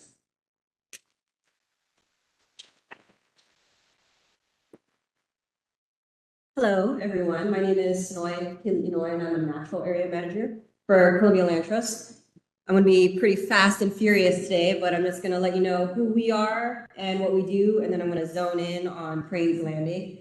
I fully recognize that this photo is not the Vancouver lowlands, but it's built into our PowerPoint presentation. So we are a conservation nonprofit, and our mission is to conserve and care for vital lands, waters, wildlife in the Columbia River region through sound science and strong relationships. And so this is a broad overview of our region. We work roughly 50 miles north and south of the Columbia River and its tributaries, and so that extends into Washington and Oregon, and from the west in Astoria at the mouth of the Columbia, moving east towards the Dalles and the Columbia Plateau. And we have broken down our region into 5 ecoregions, which obviously with such a great area, there are very different ecosystems and functions throughout. We're located in Vancouver, Washington, and we also have an office in Astoria and White Salmon. And so we try to focus on specific areas within those ecoregions and looking at the overall ecological function of those lands. And we've moved more into landscape scale conservation, thinking about climate resiliency and connectivity. So as we move into the future, wildlife and things can move through those corridors. And here we are to talk about sandhill cranes. And so have a property about 527 acres adjacent to Vancouver Lake and nestled right there between Frenchman's Bar and Vancouver Lake, we call Cranes Landing. And so it is a very unique property, and the focus is primarily on feeding and loafing habitat for sandhill cranes. And there are many crane species worldwide, and in Washington, sandhill cranes are listed as endangered, which is why we focus on them. And then additionally, there are 3 subspecies that nest or overwinter migrate: lesser, greater, and Canadian. They like to roost in large concentrations over the winter, and then they only travel up to 6 miles to forage and feed during the day. And like mentioned before, we are in the Pacific Flyway, so we have a really great migration pattern of these cranes and other wildlife moving from British Columbia and Alaska, like down to California. So just a couple more pictures, WFW, we got some game camera footage. And then here's just a quick slide of all the other sorts of wildlife we got there. We got black-tailed deer, white-tailed deer, lots and lots of waterfowl, in addition to the cranes, turkey vultures, there's pheasants, as we are adjacent to the WFW property, and all sorts of things that utilize the property at all times of the year. So historically, we all probably know in the Vancouver lowlands, it was all sort of wishy-washy and connected, right? There were no levees, there were nothing kind of disconnecting the waters from the Columbia River. And so historically, sandhill cranes used to live in wet prairie systems and wetlands. Sometimes they adventure in these scattered uplands that are more grassy or partially forested. But a big deal for cranes in particular are they require long vistas so that they can see out and they can detect predators. And then when they roost, their nesting areas, require emergent vegetation. So those lake systems with vegetation that kind of creeps up on the edges of them. And historically, they've ate all sorts of things. They were opportunistic omnivores, eating native tubers, mammals, buggies, frogs, all sorts of things. But if you look to the left here, since we have all shown up and sort of changed the way that these natural systems look, we have converted a lot of their historic habitat to agriculture and urban development. But not so crazy is that the sandhill cranes, with their resiliency, adapted practices and started to utilize the waste grains that we have been leaving after we harvest all of that for our own consumption. And so you can see this pretty clearly, like along the Platte River in the Midwest, as they're coming through. As we harvest all the corn, the sandhill cranes, a very large population of them, just go in and eat all of the corn that's left over, similar to rice in the Central Valleys and barley and oats and all sorts of things. So those grains kind of help meet those high energy demands that they require for migration and the survival through the winter. So like I mentioned before, we have cranes landing, and the primary management goal of this property is to provide enhanced feeding and loafing habitat for sandhill cranes. But like also I mentioned, it does benefit a lot of different waterfowl and other species as well. And so you can see Vancouver Lake there to the east. We have the Columbia River to the west, and we're basically all that agricultural land kind of smack dab in the middle. And one of what's important about this site is that it's, you know, a high sandhill crane use area that's adjacent to our major metropolitan area of Vancouver. And on their migration path from California going up to California, there's not a ton of stopover sites along the way. So this is just providing a space for them to inhabit and to be not stressed and to just hang out and get fat and happy.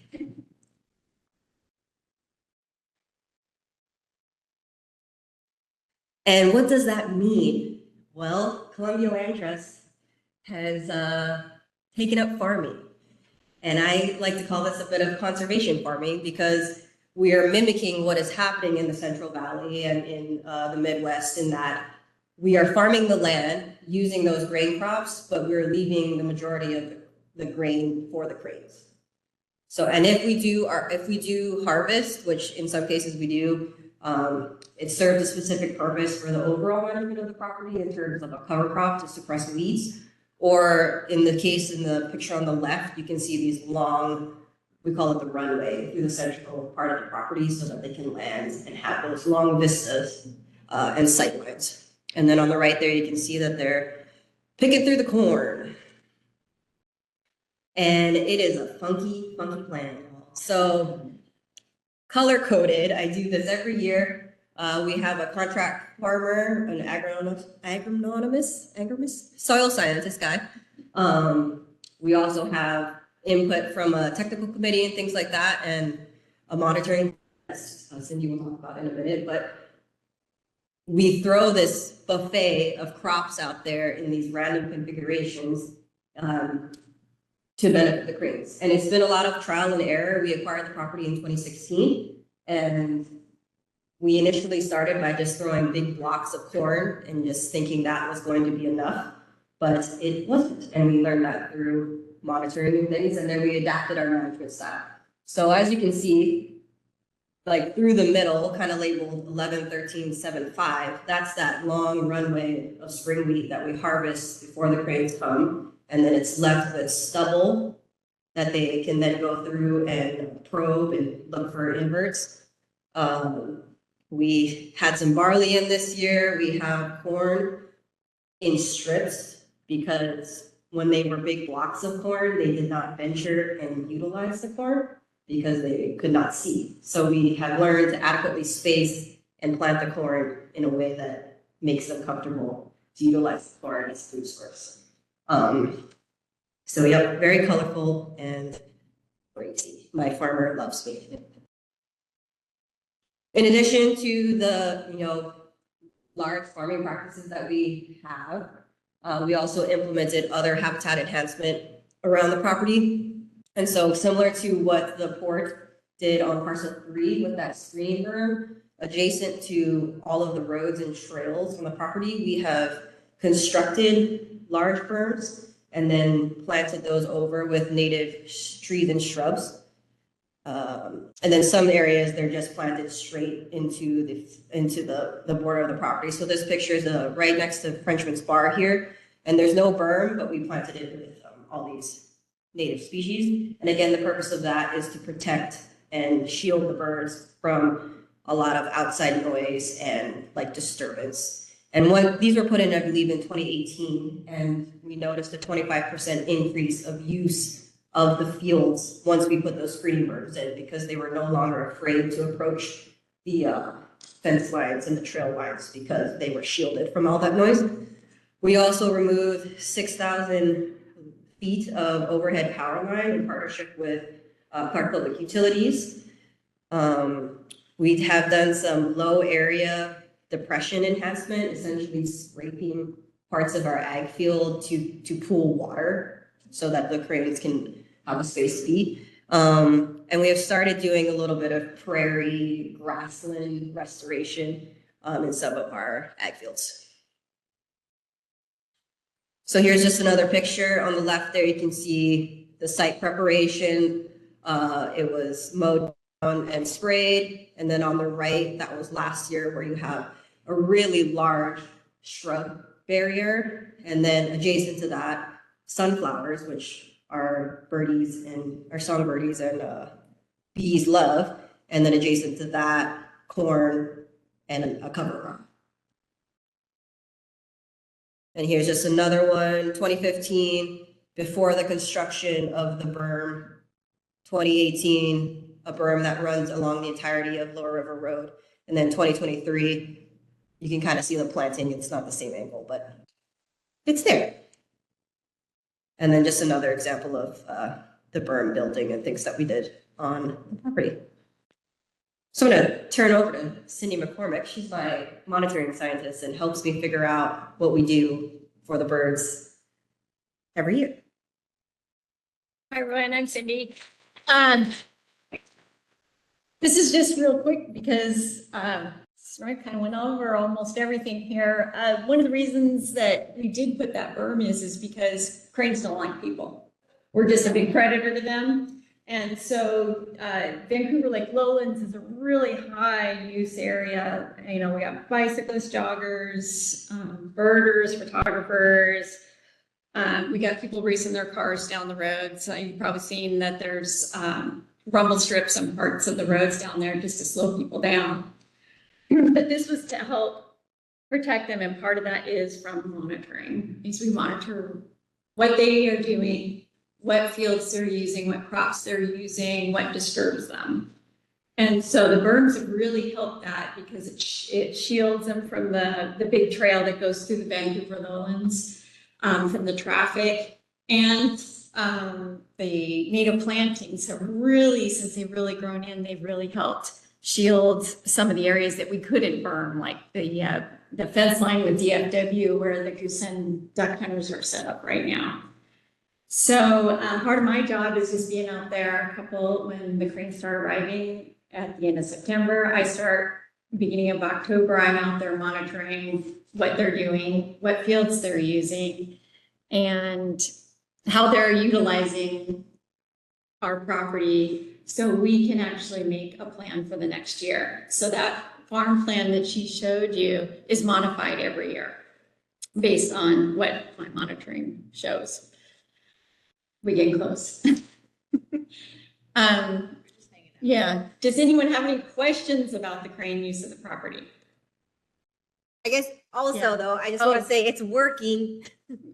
Since we started monitoring in 2016, there were about 39,000 cranes seen utilizing the property. And then last year it was up to about 70,000 cranes utilizing the property. And this is just a really good example of, you know, we are providing that connectivity between Ridgefield, Sawby's Island, WDFW, the Clark County parks, and providing that open space for the cranes to utilize. And so, yeah, I just wanted to share that happened. Yeah, and I did want to tie in to Vancouver Lake as well, because we are a neighbor of Vancouver Lake, and the cranes do use Vancouver Lake. They use it as a roost and as a daytime loafing drinking area, especially when it's hot out. And as you can imagine, like late last spring, before they were ready to leave, and this fall, they were actually at Vancouver Lake more than we were on the property because it was hot out. There's a couple other places they use for roosts. Sawby Island, Shillapoo is another one. Ridgefield, but they tend not to go that far. The Ridgefield ones tend to stay up at Ridgefield. The parcel at the P3 parcel 3 for Port of Vancouver, but we will probably lose that spot, that lake, that South Lake that was mentioned. So I think it is even more important that we do have some roost area for them on Vancouver Lake. You do need to have shallows. So, and I know we were talking about solutions for that, including deepening the lake, but I do feel that we do need to keep in mind that some of the shallows are used quite extensively by some species.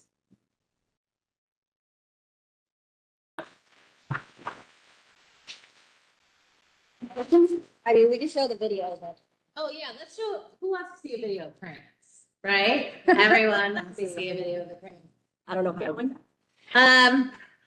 We'll give it up for Columbia Land Trust.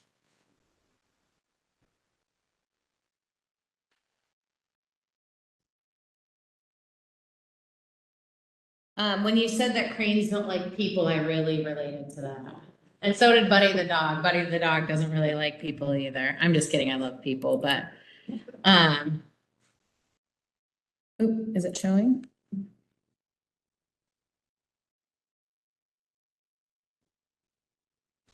What? Oop, share. From screen one. Share. Oop. I think we want to change this one. Oop. Duplicate. Did we figure it out? There we go. Let's see the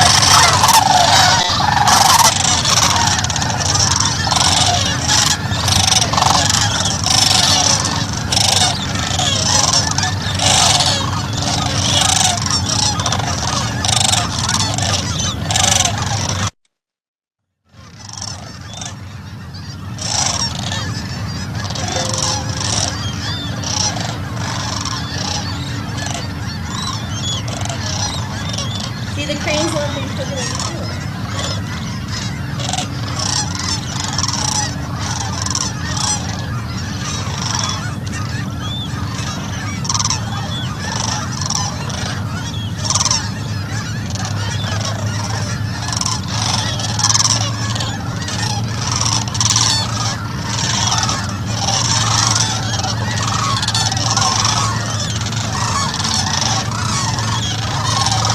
How amazing. We'll give it up for the cranes. I love seeing we got the port on one side, the cranes on one side, the cranes like a shallow lake. Some of us like a deep lake, you know, there's just a lot of interests, which is why we're on here to discuss this thing. So thank you so much. Up next, we have our, is it upstream or downstream neighbor? It depends on which way the tide's going, right?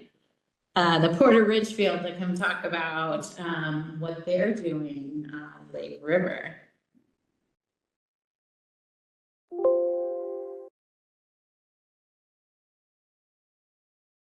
There we go.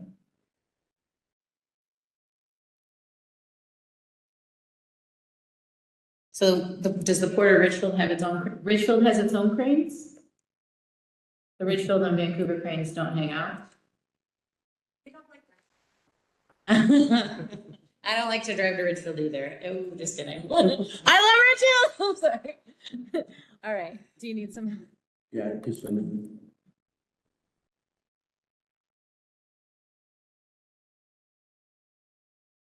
Okay, this is a little, here.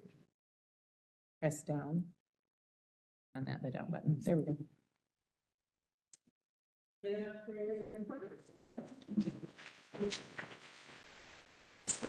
Hey everyone, good afternoon. My name is Ethan Perry. I am the Deputy Port Director for the Port of Ridgefield. I've had the pleasure of working with the port for 7 years now.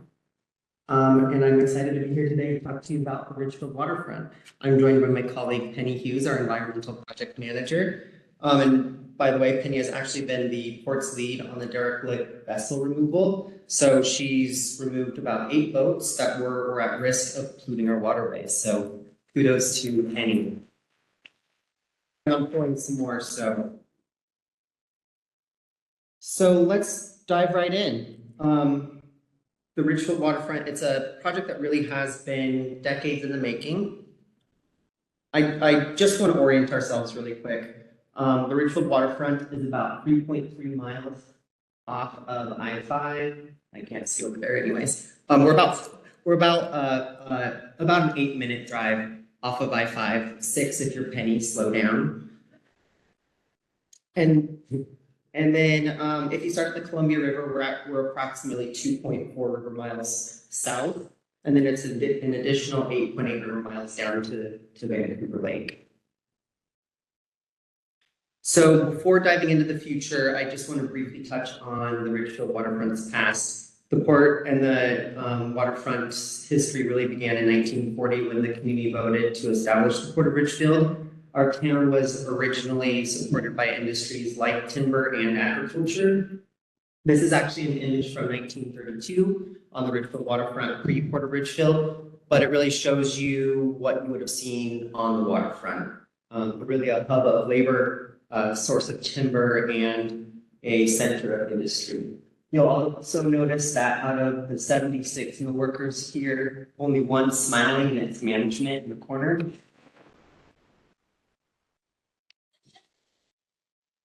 And then we'll fast forward to 1963, the Pacific Wood Treatment Company leased the waterfront property from the port.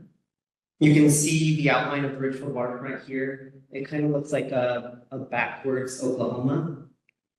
Unfortunately, 30 years later, in 1993, the Pacific Wood Treatment Company came up to the port office, handed over their keys, said we're going bankrupt, and oh, by the way, casually mentioned that the creosote tanks on the waterfront may be leaking, and of course they were.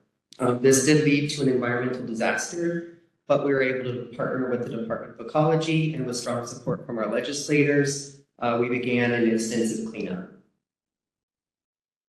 After 20 years, $90 million invested, we transformed this heavily contaminated site into the beautiful, safe space that you see today. Visitors can now enjoy walking paths, event space, we can kayak and paddleboard. We have a motorized boat launch, and then we have direct access to the Ridgefield Wildlife Refuge, Party Lake Unit. In 2021, in partnership with Washington State Department of Transportation and strong support from our legislators, the port finished the construction of a $17 million overpass. This was really to ensure safe and convenient access to our waterfront. These investments on the waterfront totaled over $100 million and really have transformed the waterfront into the key community asset that you see today.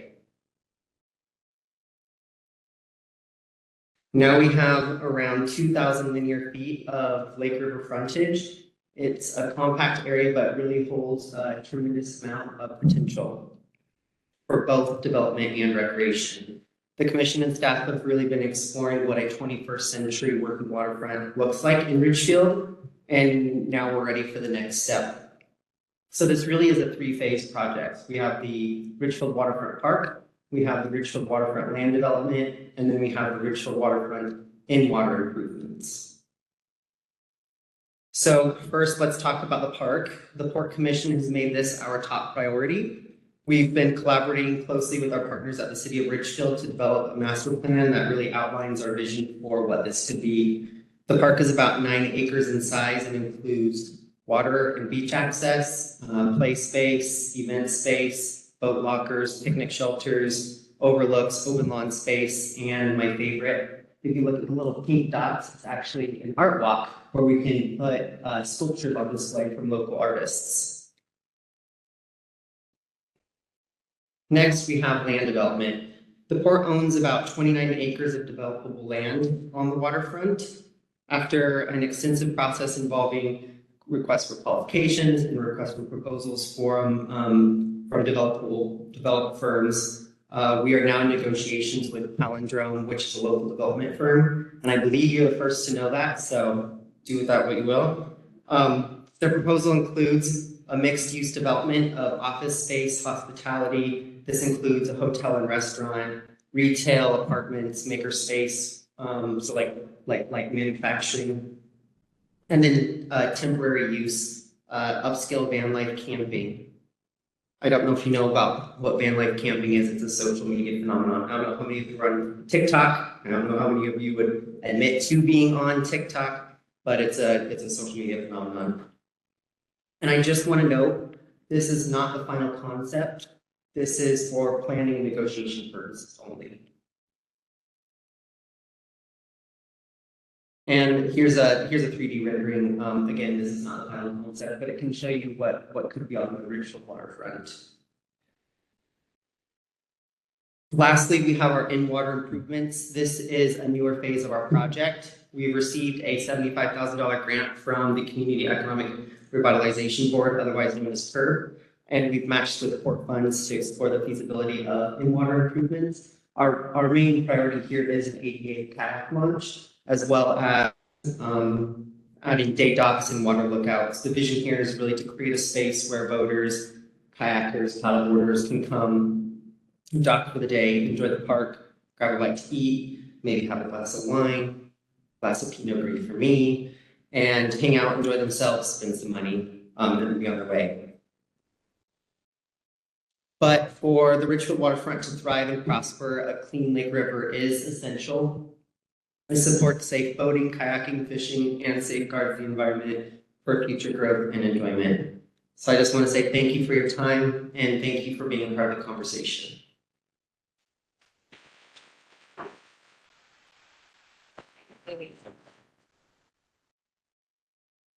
Glass of Pinot Gris for me too. Sounds great. Wow. So exciting to hear what's up. Do we have a timeline? What are we thinking? 2 years?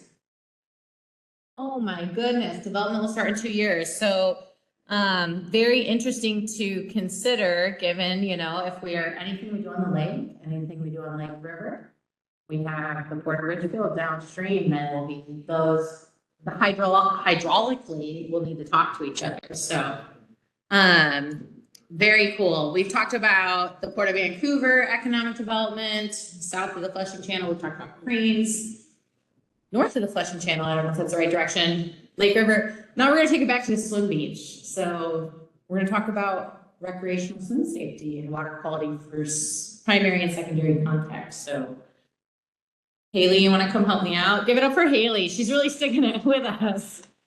I should know how to do this, but what would I do without you? So this is Clark County Public Health, the people behind the monitoring. So water for cranes, water for people, water for wine, water for swimmers and boaters. All right, take it away. Hello, good afternoon, everybody. My name is Maggie Polamaki. This is James Morrill. We are environmental health specialists with Clark County Public Health, specifically the recreational water safety program. So that encompasses a few things, including pools. But a big part of that in the summer is that we do routine monitoring at the local lakes. So that could be, obviously Vancouver Lake is included in that. We also do some monitoring at Battleground Lake, Pineland Pond, and then the lakes out in Canada, so it's Lacamas, Round, and Fallen Leaf Lake. So we're just going to do a very high-level presentation about what we do, why we do it, and I'm going to go over, we're going to go over some of the numbers that we had this year for monitoring. So our monitoring season is in the warmer summer months when there's more recreation at the lakes. That's when we're looking for E. coli and harmful algae blooms. So yeah, usually May through about October-ish. I was at Vancouver Lake Monday. So just this week, we are still out there checking. I think somebody from the rowing club mentioned there was some issues just a couple weeks ago. I was out at the rowing club docks last week taking a look at the water. So still kind of a busy time of year for us. I just got to do this. Okay. So a few of the things we do, we've got a lot of different pieces. One of those is the routine water quality monitoring. We're checking for E. coli and we're taking water samples to measure cyanotoxins. And that's so that we can provide safe recreation information to the public. So we are issuing advisories as needed. We want to make sure that that information is disseminated quickly and conveniently. We're also doing a lot of collaboration with our parks partners to post signage at the lakes and working with other organizations and groups just to kind of keep up to date on what's going on. So we work a lot with our partners. We also will investigate waterborne illness or outbreaks. They're not very common, but that includes cyanotoxin poisoning events. So that could be human or animal related, either illnesses or deaths related to specifically harmful algae blooms. We also have a lot of different ways that we're trying to get the information out there. We have a weekly newsletter that we do.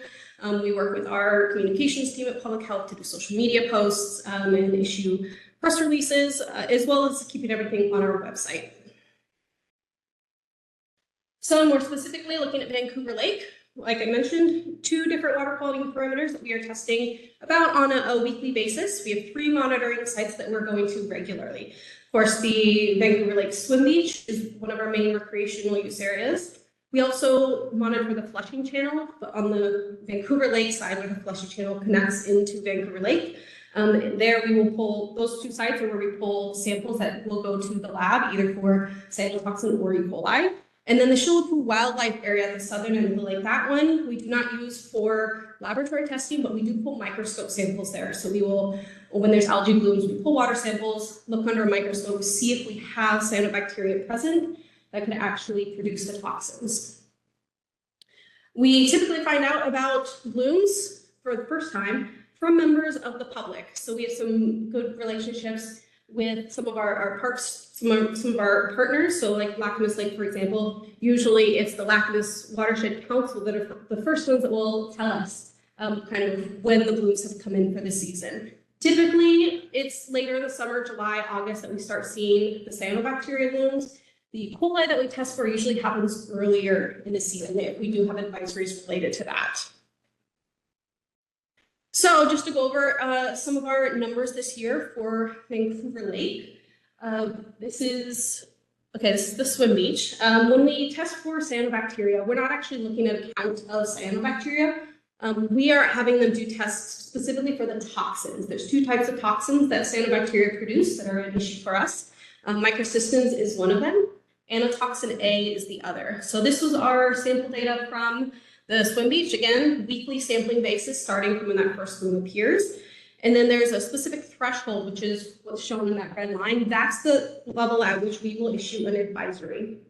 So this year we actually only had 1 sample truly exceed that level, and that was later in August. And there was a warning advisory related to that. There are some other reasons we might issue advisories. It could be related to treatments going on in the lake, or if sometimes the lab isn't able to process a sample, we might issue like a preemptive advisory just to kind of cover our bases. So microcystins, we only had 1 exceedance this year at Vancouver Lake. The threshold is 8 micrograms, so we are up at 54, which actually is not that bad. Obviously it's above threshold, but we've seen numbers significantly higher. This is the same sample from the same day at the flushing channel. You can see again, high exceedance level. So we did issue an advisory at that time. Microcystins is typically the toxin we see that is going to trigger an advisory. That being said, Anatoxin A, the other one, this Anatoxin A is one that's more closely associated with illness. So both of them can absolutely make people and animals sick. Anatoxin A is more known to do that. We don't typically see as much Anatoxin A, fortunately, but this year we did have an exceedance that same day. So anatoxins and microcystins were both high.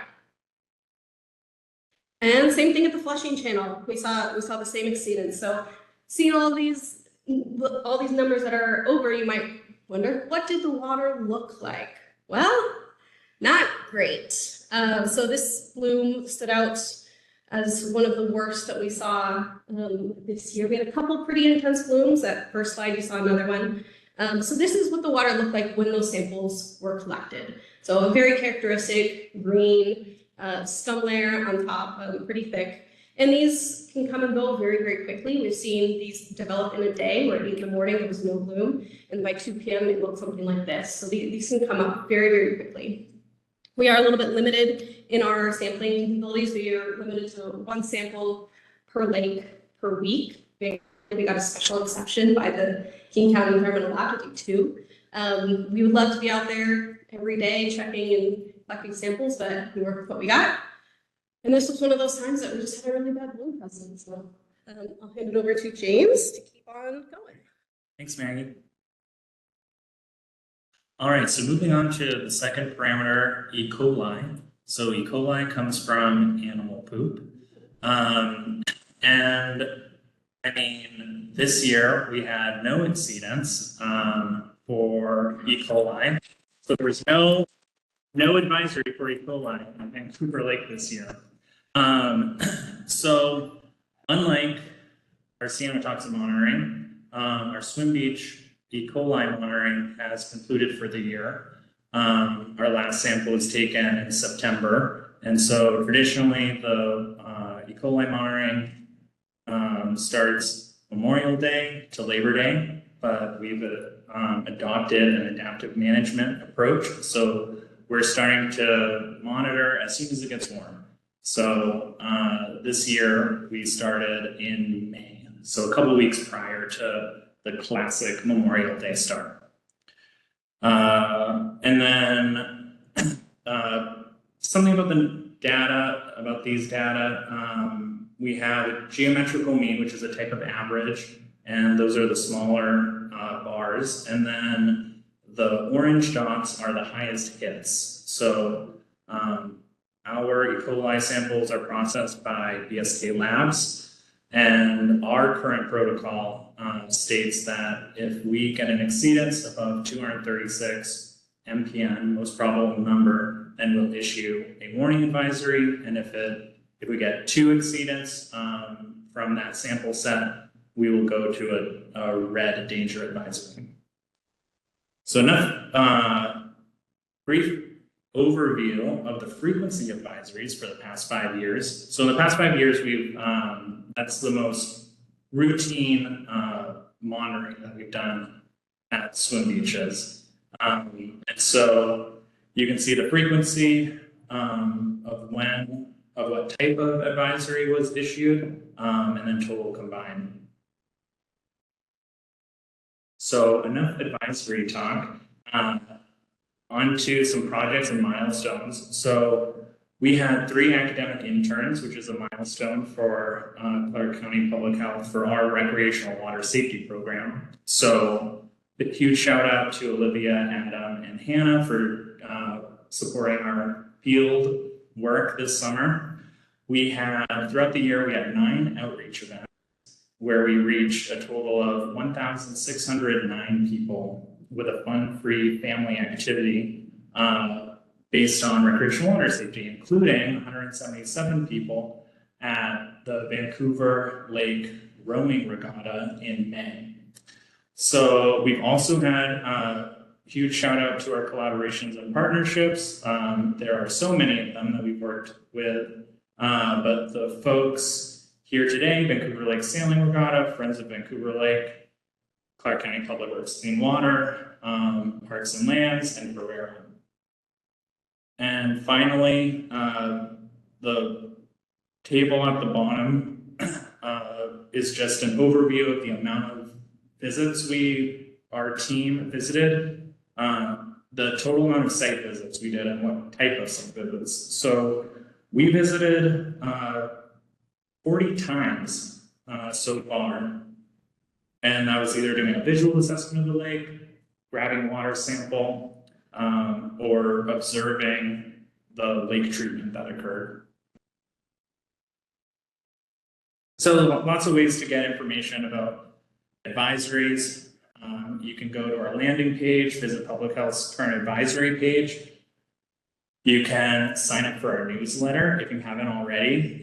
There's a table in the back with a teal tablecloth, and you can see an example of our, you'll have our sign-up sheet, and that gets sent out every Fridays during our sampling period, and we try to make it real easy. So green check mark means there's no advisory, orange means warning, and then if there's a red mark, that means danger.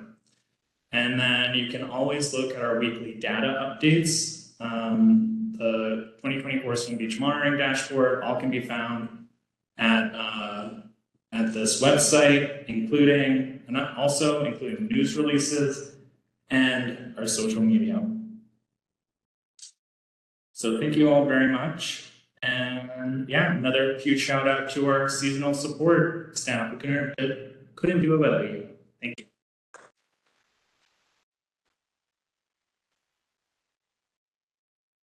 All right, we're right on time. We just have to give it up for James and Maggie. They're the people at the beach. Wow, what a day. How about everyone, let's just do a quick like stand up, stretch. Oh, we're 20 minutes away from pie. Ooh, take a deep breath. All right. Up next, we're gonna have Friends of Vancouver Lake, followed by the Vancouver Lake Rowing Club and Vancouver Lake Sailing Club for the next 20 minutes. I do just want to give a big shout out to everyone that's working to keep poop out of Vancouver Lake because holy crap, there was no E. coli this year. Must be that giant manure facility you built. All right, without further ado, I'd like to hand it over to Ken to talk. Ken? Thank you.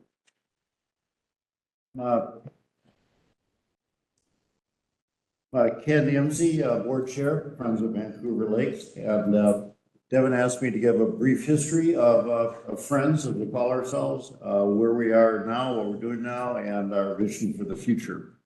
We were formed in 2017, working with the county and Department of Ecology in response to the milfoil infestation that was growing in the lake.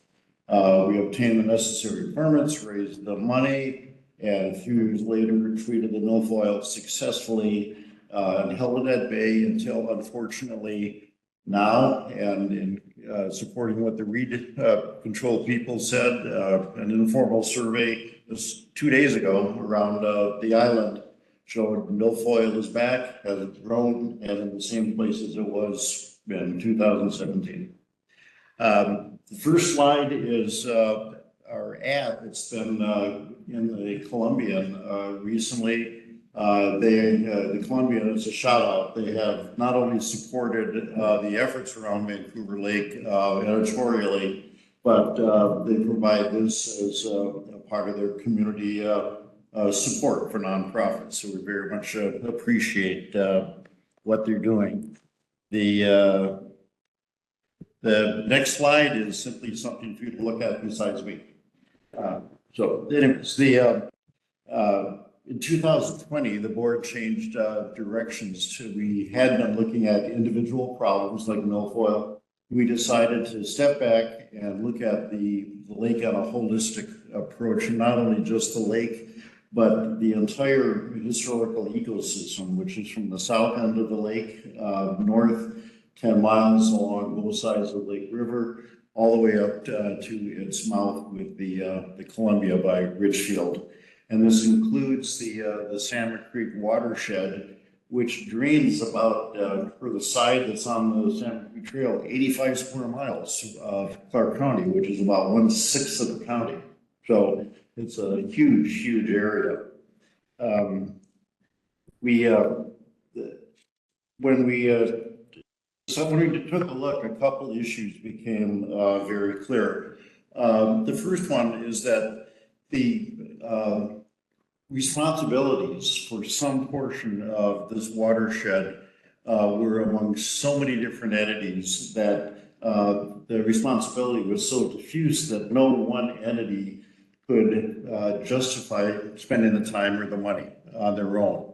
And so a big part of what we have done is just work to lower the barriers to interaction. Our whole focus here is cooperation, bringing people together, entities together, and saying what can be done scientifically based, what are the solutions, what's possible.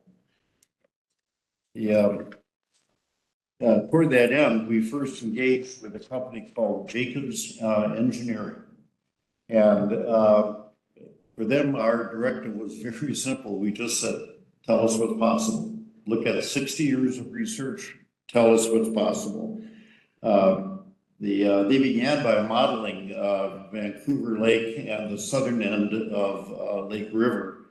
And that made the need to enhance the flushing channel, which Ian talked about extensively, made the need to enhance that very clear. With the support of the Southwest Washington legislative delegation, led by Senator Annette Cleveland and Representative Sharon Wiley, the first, as you all know now, first allocated the $150,000 for phase one, and now the $330,000 is being used by Carrera and the related companies to work on phase two. And we do have to give a shout out, and unfortunately, Councilman Medvigny left, but he has been so supportive of everything having to do with Lacamas Lake and now Vancouver Lake has been, it's highly appreciated. We do have a concern, Friends of Vancouver Lake. Herrera recently provided a draft report that talked about the three alternatives that they talked about earlier, the enhancements to the flushing channel. In the report, there are estimates of the projected cost for those enhancements and the estimated reduction in the input of phosphorus from the Lake River. And we have concerns that the amount of reduction compared to the rather large costs for any of the alternatives may not justify the money. Now, we realize that allocations on the state and federal level are based on much more than simple, it doesn't work. There's political considerations. So we're not naive about that, but we do have concern about that. And concern that the three alternatives that are being addressed, we may be premature in closing out alternatives, and more funding may be needed to expand that list of alternatives. Now, no matter how good or science-based a final plan, no good will come out of it unless the plan doesn't get put up on the shelf and never seen again. So we have been working the last 7 years, reaching out to the various jurisdictions, public entities, tribes, private organizations.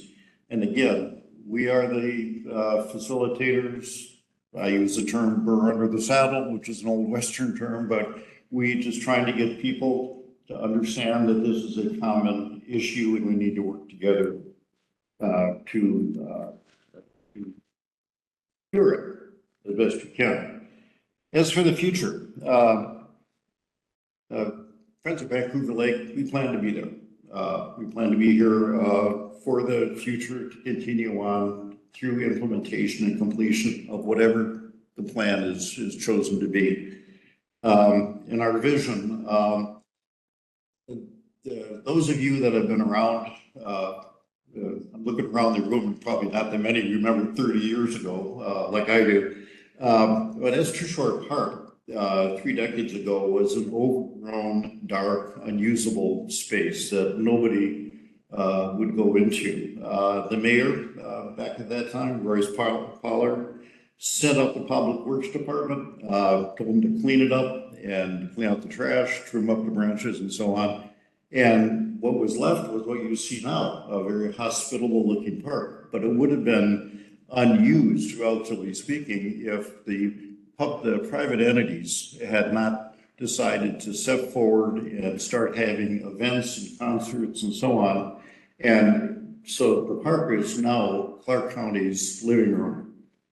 Now picture a cleaner and maybe even somewhat deeper Vancouver Lake with fresher water flowing through the flushing channel, out through Lake River, flowing north, maybe a completed Lewis and Clark Trail that connects the lake area to Vancouver and Clark County. And it's quite possible we could end up with a large backyard with a pool to complement the living room. Again, Friends of Vancouver Lake is taking no position on what is the solution. We are the facilitators. We are working to, and will continue to work to break down barriers so that that we can get this plan not only to completion, but to implementation. Now, we commissioned Eric Covey 4 years ago to do an economic study of the benefit now, currently, without any other improvements to the lake area. And these are in 2020 dollars, but estimated $4 million annual economic benefit directly from activities around the lake, and $6 million if you add in all the related benefits. That's pretty good return without even having made many of the improvements that we're talking about here. So the economic benefit of what all of you are doing will be huge, and we very much appreciate all of you being here. Well, thank you.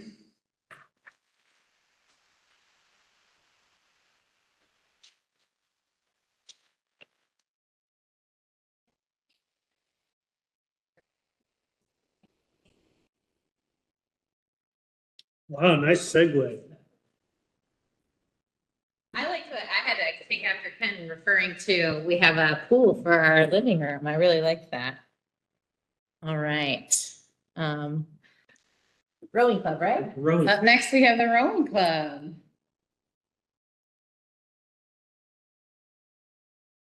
Very exciting. And which button do you want me to hit? This down button right there? That one. This one? That one. Okay.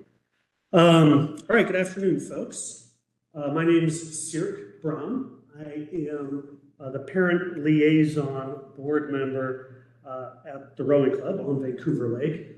I used to be a sailor, and then my son became a rower, and so now I moved to the other side of the lake.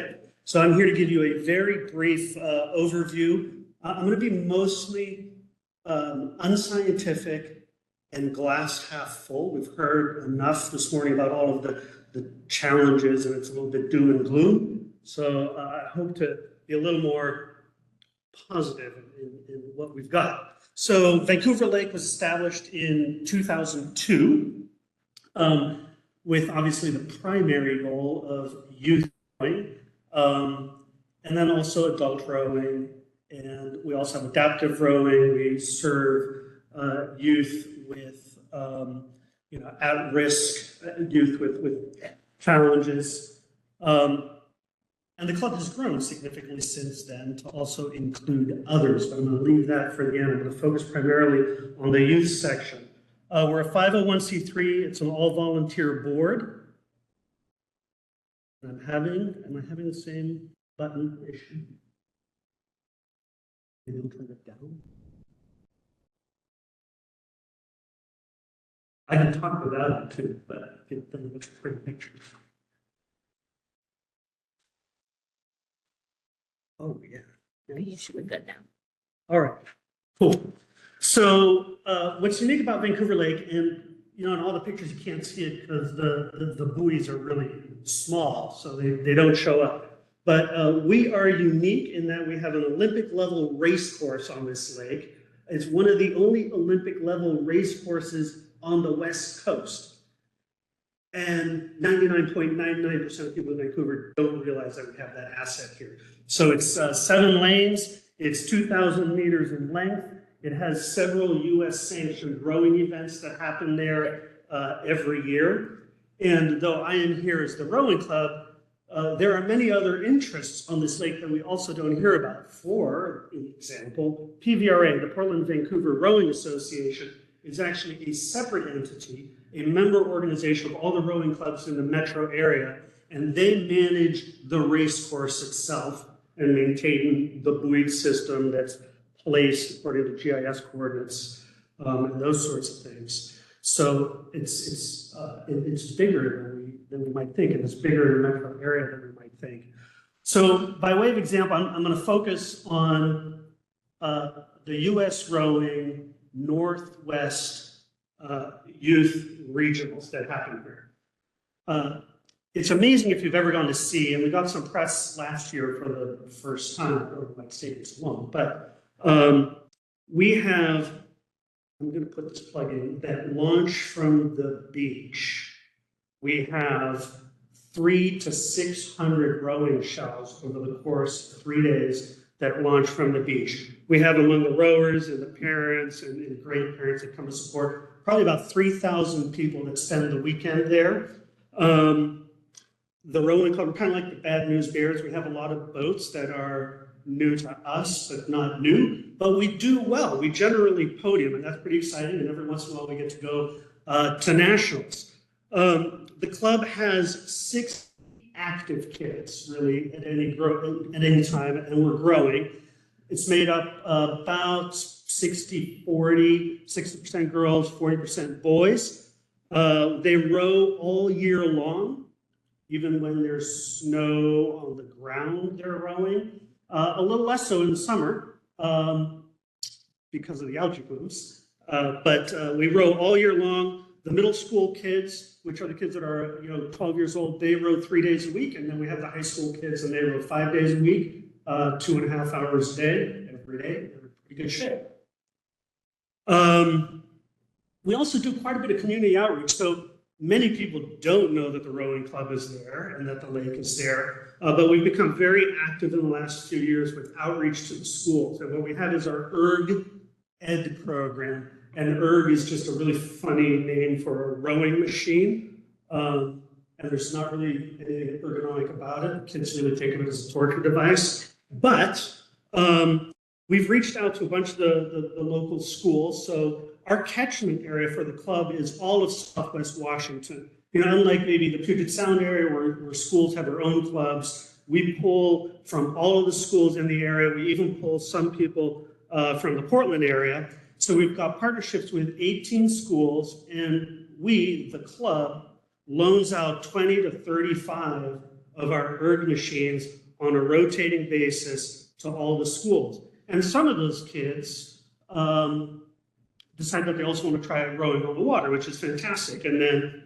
we not only get them as team members, but you're also sharing really the beautiful environment, the nature, the birds, the landscape, the mountains, and kids that don't maybe get that exposure, get it through the rowing club and ERG Ed. The other cool, just a side note on ERG Ed, I was talking with another board member of ours recently. She's a teacher, and she had heard from one of the teachers in the school system that they had a child who didn't engage very well and didn't, certainly in PE, have any interest in doing anything. And this was a special ed teacher. We brought the ERGs in. The child loves going to PE and using the ERG Ed machine. So we think that's fantastic. The other outreach we do is in the summers. So in the summers, we have boating safety camp. We have kids from 5 to 18 that come out every week. You can come for a day, you can come for a week, you can come all summer. They learn canoes, they learn dragon boating, paddle boarding. The older kids also learn to row, and some of those then join our programs in the fall. And obviously, sometimes we're challenged there, and rather than doing boating courses, we're doing water runs in the park. But we're all here to solve that. So it's exciting, really. We're not just the rowing club now. Though we were formed in 2002, about 10 years ago, we were also joined by dragon boaters. There's been some other fantastic photographs of dragon boaters. The Catch-22 team is housed at the Vancouver Lake Rowing Club. That's another 100 people in that club that use that club 3 to 5 days a week and practice on that. So these are also ambassadors that we can count on. There are also folks that do kayaking, stand-up paddleboarding. We have outrigger paddlers rowing on things called OC1s and OC2s. Think like Hawaiian paddling canoes, except that that's right here on Vancouver Lake, on palm trees. But we have outrigger paddlers, and then we've just been joined by Sprint Canoe kayak organization. So they'll do races, and the dream is actually to have races that would go all the way up Lake River, come down the Columbia River, rather upriver, I suppose it would be, unless you're racing with the tide, you can be that lucky, and then back into the lake. So those are sort of part of the dreams of the future, obviously expanding the rowing club.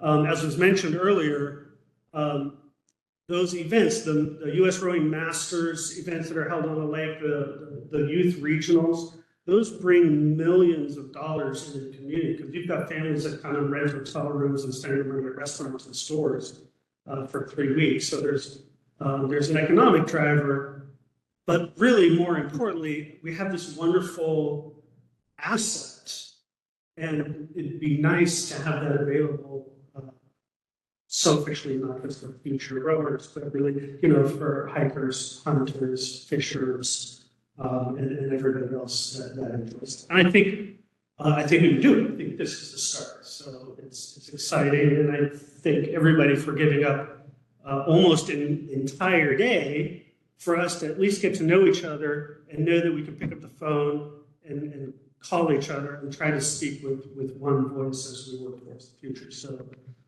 thank you very much for throwing this up.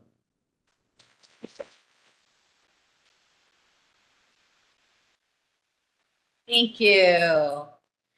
And you made a really great reminder for me. The whole goal of this is to be able to pick up the phone after a call. So if you haven't already, I want everyone to take 2 minutes to meet somebody you haven't met. You only have 2 minutes.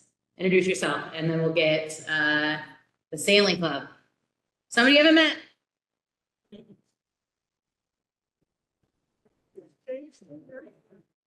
Okay. Oh yeah, right there. Thank you, Haley. It's always good to meet somebody new, right? So, which? This. Oh, wait. Actually, just push. Right away.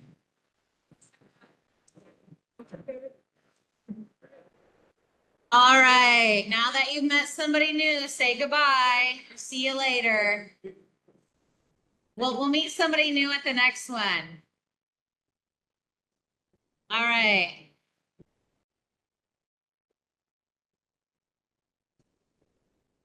All right, this is our last presentation of this section before we have pie. Nothing goes better with new friends than pie. All right, 1, 2, 3, all eyes on me. Everyone's having too much fun. If you can hear me clap once, hear me clap twice. All right. Well, I'm going to introduce you to my new friend, Philip, who every time I see him invites me out on his boat to see Vancouver Lake. And what I am regretting is that I haven't done it yet. So Philip, I owe you a boat ride. And if you get to know Philip, he might invite you out on his boat too. So take it away, Philip. I'm going to make this pretty quick because I know lots of people are interested. So, my name, as you heard, is Philip Parsling, and I have been a member of Vancouver Lake Sailing Club since its inception in 1968. So, I'll let you do the math, but I can say that I've been sailing every year for over half a century on Vancouver. Earlier today, Sharon Wiley was here, and she mentioned the need for sustained interest in the lake. And I figure more than half a century, I guess I'm doing what I'm supposed to be doing. So I'd like to reiterate that we are a sailing club, not a young club. We pride ourselves on being a working person's club that's affordable and open to all interested parties.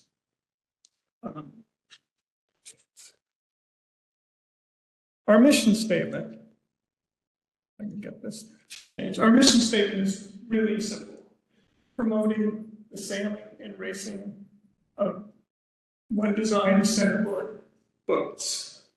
And over the years, we have provided sailing education for our members as well as the public. And we hold several regattas every year, including youth regattas that draw competitors from around the Northwest and British Columbia. So I'm going to go back a little bit of history real quick here. Back in 1967, a group of local dinghy racers set out on a mission. And their quest was to find a better place to sail and race small sailboats other than the Willamette Columbia River. So during their search, at some point, they ended up on the shores of Vancouver Lake. And honestly, probably most of them had never even heard. I mean, we see that today. But they quickly realized this could be the perfect venue for sailing and racing small sail. So by the beginning of 1968, VLSC was incorporated and going through the process of purchasing the land on the east shore the club occupies today. And to put this in a historical context, for the club's first 12 years of sailing, the island didn't exist on the lake.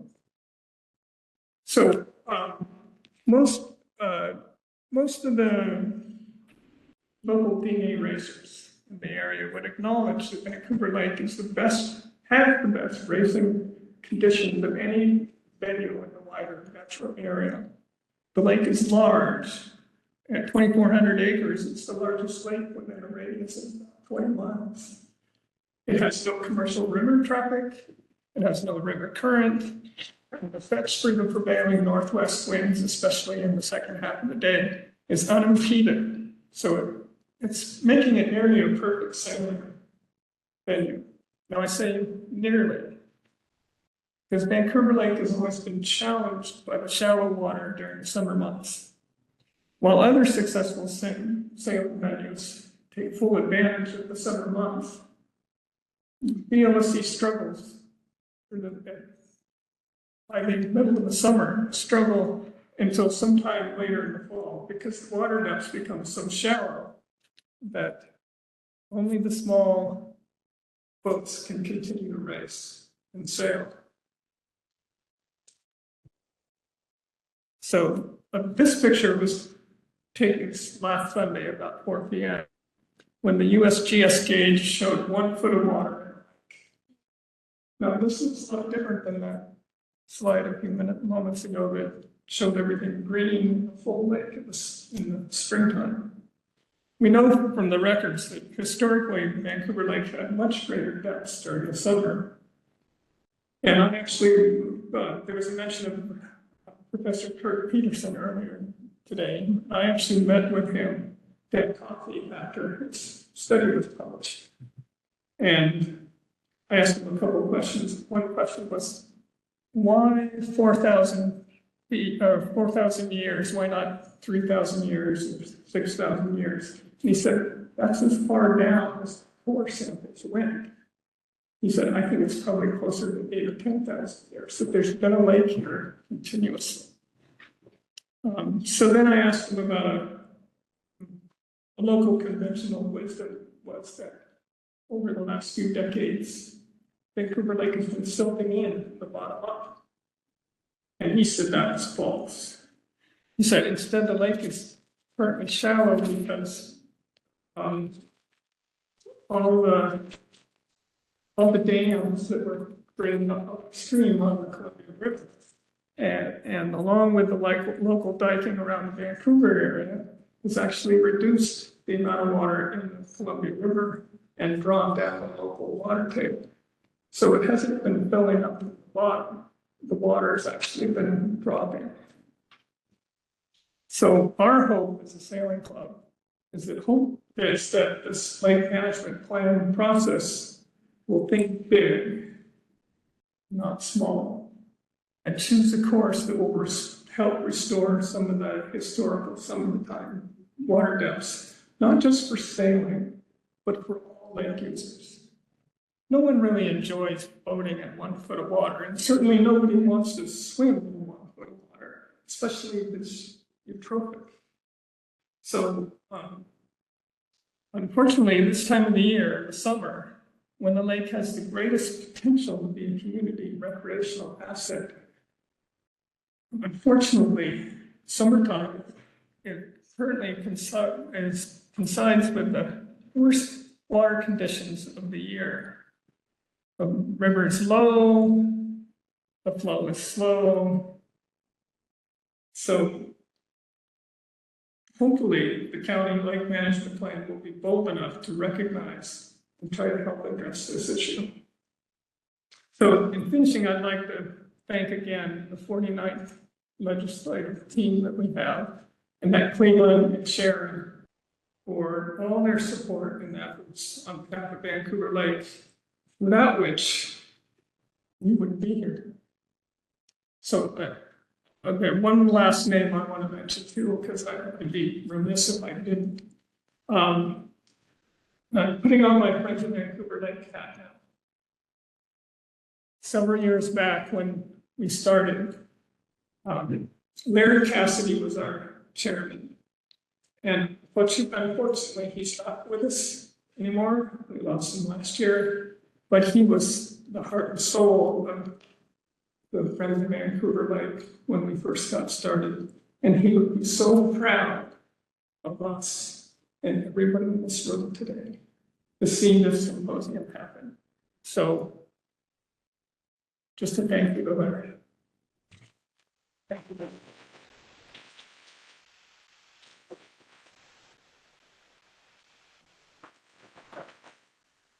Thank you. I didn't get a chance to meet Larry, but I appreciate you sharing a bit about his legacy. All right. So we've heard about the science, well, we heard about the history. We heard from our elected officials. How great was that to have so many elected officials here? That was really inspiring. And then we heard about the history. We heard about the science. We heard a bit about watersheds. We've heard about the different uses. Now we're going to hear about some of the actions to improve water quality. But first, I'm going to tell you my joke. Okay. You know how they have, what's the difference between Vancouver Lake and the movie Planes, Trains, and Automobiles? Vancouver Lake has cranes, rowing lanes, and yes, we have automobiles, but they're Subarus. Is that good? That was bad. I just heard that. Okay. Next up, I'm going to introduce Clark Conservation District to talk about Poop Smart Clark. Take it away.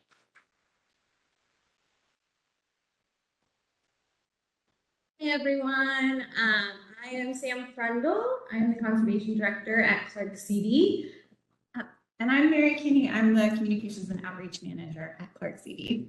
And yeah, we're just gonna give you all a quick overview of what Clark Conservation District does, talk a little bit about our Poop Smart program and some of our successes so far and what we've been implementing, and then some future goals for implementation countywide. So, Clark Conservation District, for those who might not be familiar, we are a non-regulatory and voluntary agency that works directly with private landowners to implement conservation practices. So we have a lot of conservation programming currently, and if you look over at this table over here, we have 6 people. I think there's 7 of us here, and we've come a long ways. When I started at the district, there were 3 people, and after getting some funding through Poop Smart Clark and our partner organizations, we've been able to really build some robust programs. So with that, we have a agriculture and livestock conservation programming, we have forestry programming, and we have right-of-way programming. So we have a free tree program that's just started where we can really give up to 200 free trees to residents of Clark County to implement on their property. So if you have a seasonal stream, that's a really great way to get some trees on the ground and make an impact on your local watershed. We help residents with conservation planning. So we tailor our plans directly to the sites that we are working on, and we provide site visits. So Poop Smart Clark, as you can see, there are a lot of organizations and agencies right here. So it is a partnership program that was established in 2021 as a way to improve fecal bacterial pollution through voluntary conservation. So is anyone here a partner organization? We have Clark County Public Health, Clark County Clean Water, NRCS is our federal funder. The Washington State Conservation Commission is a state funder. Department of Ecology helps fund us. It's really impactful, and we've been able to do a lot of great things. So, yeah, there are three main ways that the fecal bacteria is ending up in our waterways. And so, as you can see, we have livestock, we have pet waste, and we have human waste through on-site septic systems. On this map right here, you can see that the red is where those 303D listed impaired waterways are located. And currently we've been focusing our efforts in the East Fork Lewis River and Lackamas Creek watershed, but we just got funding for a septic system to expand our programming county-wide. So we'll get a little bit more into that. But we will start with our livestock programming. Yeah, and just to note, you can see that the Vancouver Lake is definitely a source of this bacteria. And I have a quick, maybe just like engaging question. Does anyone know how much poop a horse produces in one day? And if you know the answer, you can get a little fun fist ball.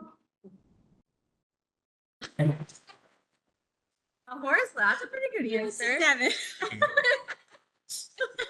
A horse can actually produce up to 50 pounds of poop in one day, which is just like, there's a lot of poop from horses. And Clark County has 30,000 horses, just for reference. So there's a lot of poop being generated from not only horses, but other livestock as well. So, pollution from livestock, what are we seeing? So manure has a lot of nitrogen and phosphorus in it, and typically we're seeing pollution in Clark County where there are concentration areas. We get a lot of rain here, so when livestock are out in their pastures during the winter time, a lot of that manure is being swept into our waterways, or being piled next to a stream or to a nearby well. There's a lot of different ways that pollution ends up in our waterways, and it has to do a lot with management. And so we have management solutions that we can help folks with.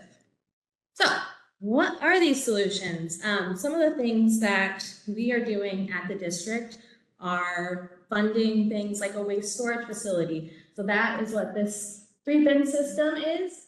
It's essentially a covered area to prevent the rain from hitting the manure and sweeping it away. It allows the landowner to improve their management so they can pick up their manure from their winter confinement area, put it somewhere safe during the rainy season for about 6 months. And then in the springtime, they're able to spread it on their pastures if they have enough land to capture it, or they can give it away, or yeah, there's a lot of options. Another option is we're seeing livestock in like with unlimited access to streams. So providing them with clean water that is not directly from a surface water is really impactful. So we can help with off-stream watering facilities. We can help with exclusion fencing and riparian plantings. We can also help with, like I mentioned, a sacrifice area where we're improving the drainage nearby their barn to provide a dry walk for them that makes it easier on the landowner to pick up that manure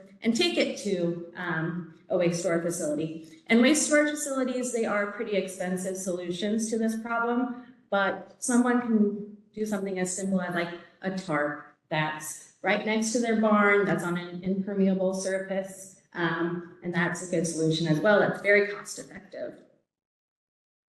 So these are some of our implemented projects. Just 2 examples. This one right here is our largest waste storage facility that we've implemented to date. This one is located in the Allen Creek Canyon watershed. And just for reference, this has about 6,500 cubic feet of storage, which means that for a horse boarding facility that has 30 horses, this will hold that manure for 6 months. So it's very large, but we actually have one on the horizon in the Salmon Creek watershed that will have 3 times the storage capacity of this. And then on the right is an example of what we can do for exclusion fencing and riparian forest buffers. So prior to this, the livestock had access to Salmon Creek, and the landowner reached out to us and they were like, hey, I'd really like to improve my creek. What can you guys help me with? And we're like, let's do some fencing and a planting plan. So yeah, these are two big projects and we have a lot more on the horizon. And then this is just an overview of what we've done so far since Coop Smart Park started. So we've funded 14 cost share projects. We've provided technical assistance, site visits, and workshops to over 150 residents in Park County. And we've allocated over $680,000 for projects. So yeah, there's a lot happening right now, but there's even more. This project will be going through 2026 with the option to hopefully expand it for another 5 years or so. Cool. And then the other kinds of things, remember there was livestock poop, there's dog poop, and there's septic system people that we're working with. So for dog parks, really our goal here is to do behavioral change. So we need to educate folks that, one, that their dog poop is getting running off into our streams or getting reabsorbed, and they're very toxic because they are carnivores. And so one of the big ways that we've been doing that is we've been going to dog parks. We've partnered with Dog Paw to do events and tabling with them, and that's been really, really successful. Lots of folks just don't realize that they should be picking up after their dog, not just in their walks, but also when they're properties. We've also done partners with Canines for Clean Water. I know that our little friend that Devin had, I forget his name, Buddy, he took the Canines for Clean Water pledge, and so did these guys that have the blue bandanas. We also have give out these little poop bag holders, which you can see. This really beautiful white dog has dangling. That's our poop bag holder. But yeah, and that's been a really great way to kind of have conversations and engage folks that way for dog parks. But a huge aspect of this is the septic systems. So septic systems, you can see, some of you might be familiar with this graphic on the left that just kind of explains that in the way that it's supposed to work is that septic systems will treat the wastewater and it'll percolate down into the ground and re-enter the groundwater treated, right? So it's very, very important that these septic systems function well. Otherwise, we have things like raw human sewage entering our waterways. And unfortunately, based on our testing in the East Fork and other places, that is happening. On the right-hand side over here, you can see these are tax lots with non-compliant septic systems, so they're overdue for inspections. Yeah, water testing has found human DNA with evidence of detergents. That's how we know that it's from septic systems and not some other source.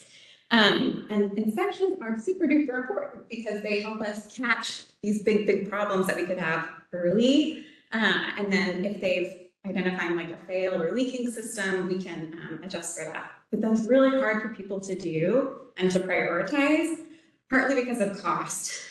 So inspections can cost $130, $150. That's a good chunk of change. And then if you have to pump your system or have a minor repair or even have a really big problem and a major repair, that can be in the thousands of dollars, and that's really challenging. And also I just want to mention that a lot of these tributaries that flow into Vancouver Lake, we can hopefully help with these things now that we've expanded into the whole program. So enter to our septic reimbursement program. We will reimburse folks for getting their septic systems inspected, minor repairs, and then there's also major repair that folks can apply for. Historically, this has been in the East St. Louis River watershed as well as the Lacamas watershed, but now very excitingly, this month we are extending to the whole county. Yay! The uptake to this program has been fantastic. Since June of 2022, we have almost 400 reimbursements. We even since I pulled this, we might have even more.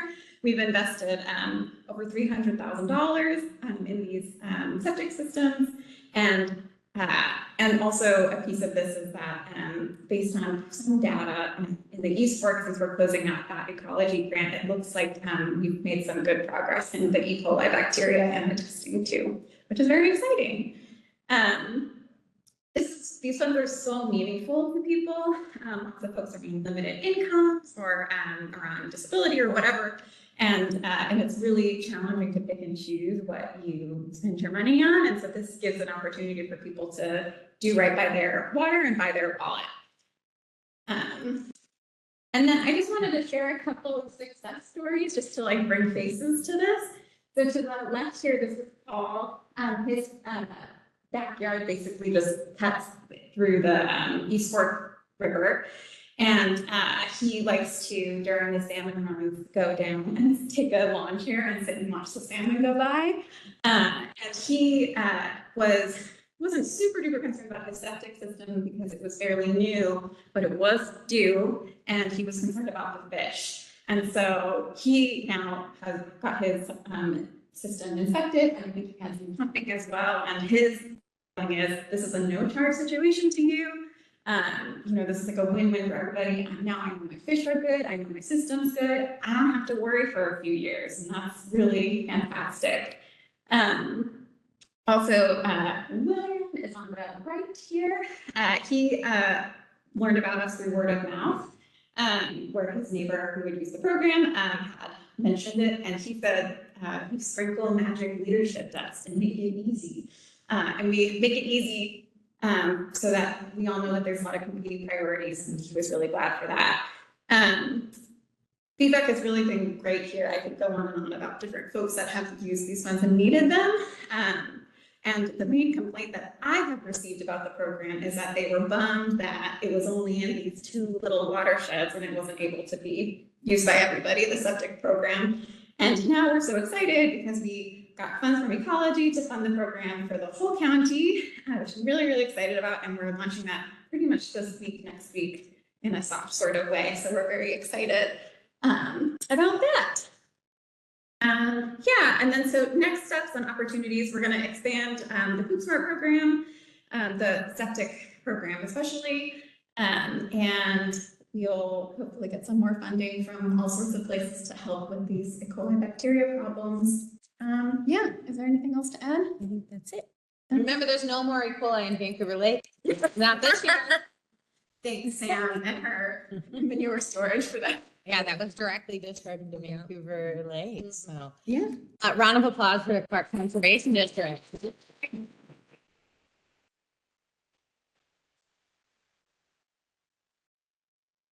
I'm a Poop Smart super fan. What can I say? But I have another one for you guys. Okay, we're gonna take a pledge together. Ready? Put up your hand, right hand. Ready? Repeat after me. I will do. I just want you guys to do. I'm just kidding. My part for Vancouver Lake.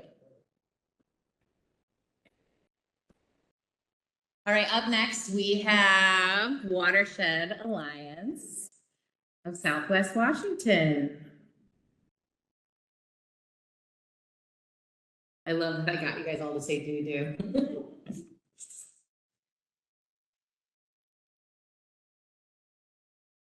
Who had a piece of pie?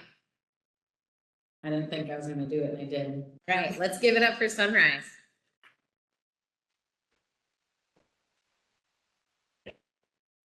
All right, thank you all for sticking around. I know this has been a really long day, but thank you, Devin, and everyone else that did all the work to put this together. It's a great day.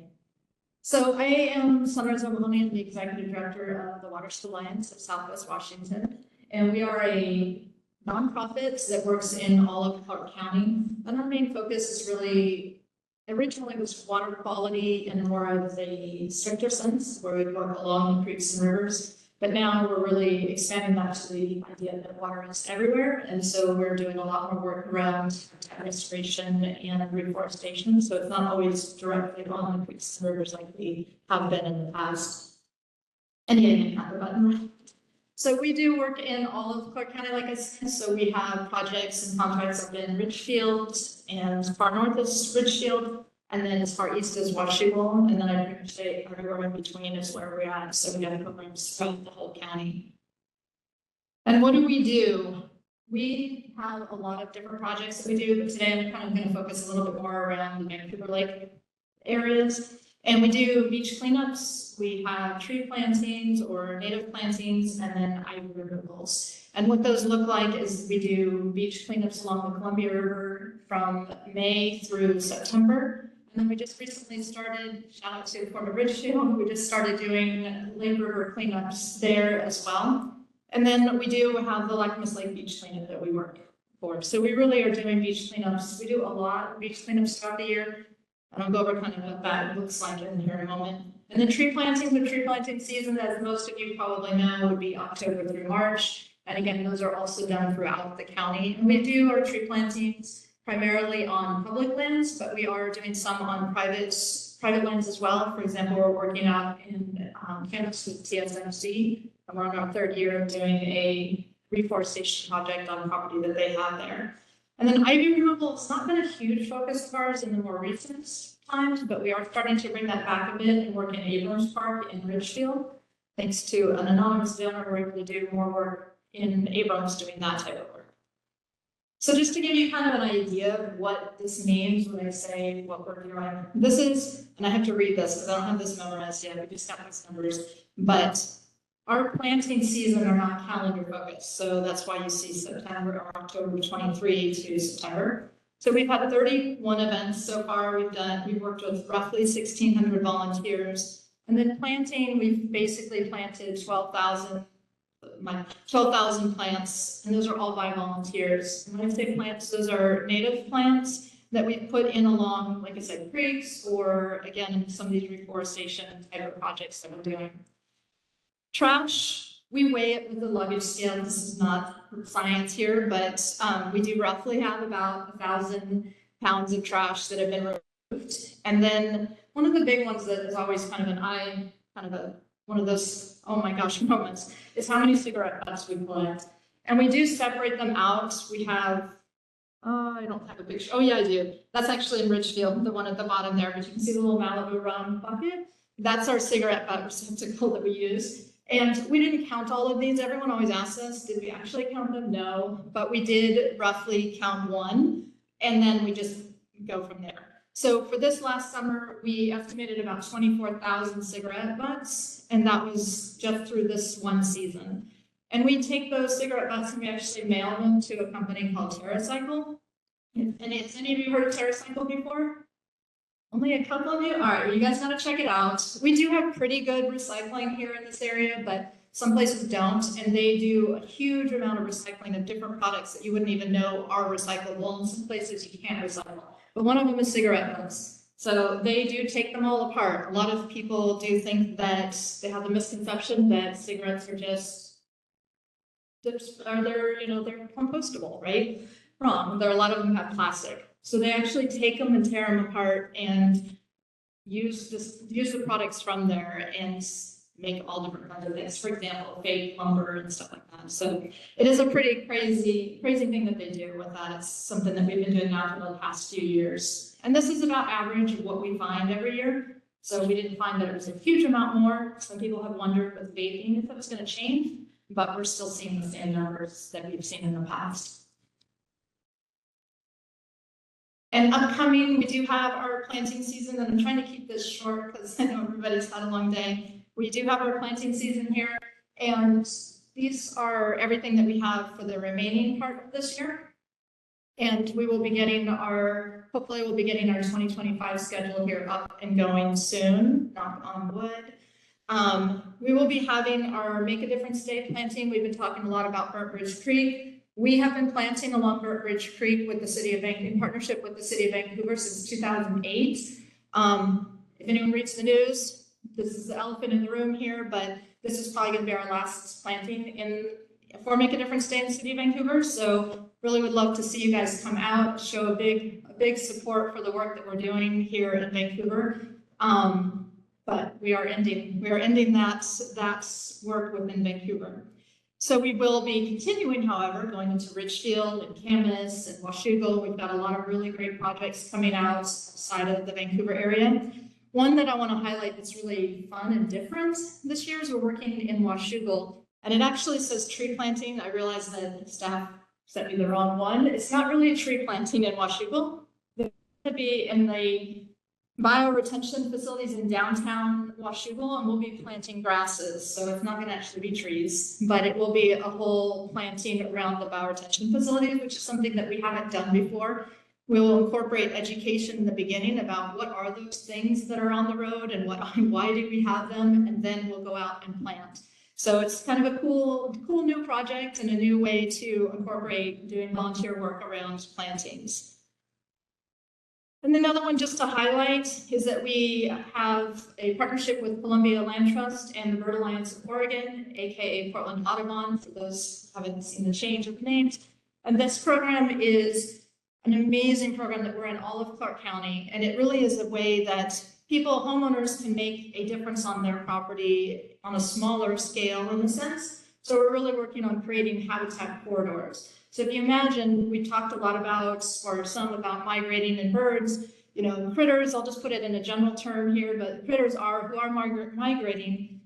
Think about it from a bird's eye view up above, and we have all this development that's been coming in, and there's not a lot of places always for them to stop. And so we're really working with these two organizations to create wildlife habitat corridors, so that then if you're flying above, I always kind of think of it, you know, you're flying above and they can see places to go, but also just creating that habitat within our cities where there's a lot of development happening and really trying to make that difference. There are definitely, we've talked about invasive species, we've talked about Burtridge Creek, and Burtridge Creek is only about 2% of what's going into Vancouver Lake, but it is still 2%, and there are still a lot of things that are being transported from people's yards into areas like Vancouver Lake. So the more we can create habitat-friendly yards, then hopefully we can also make a decrease in that as well.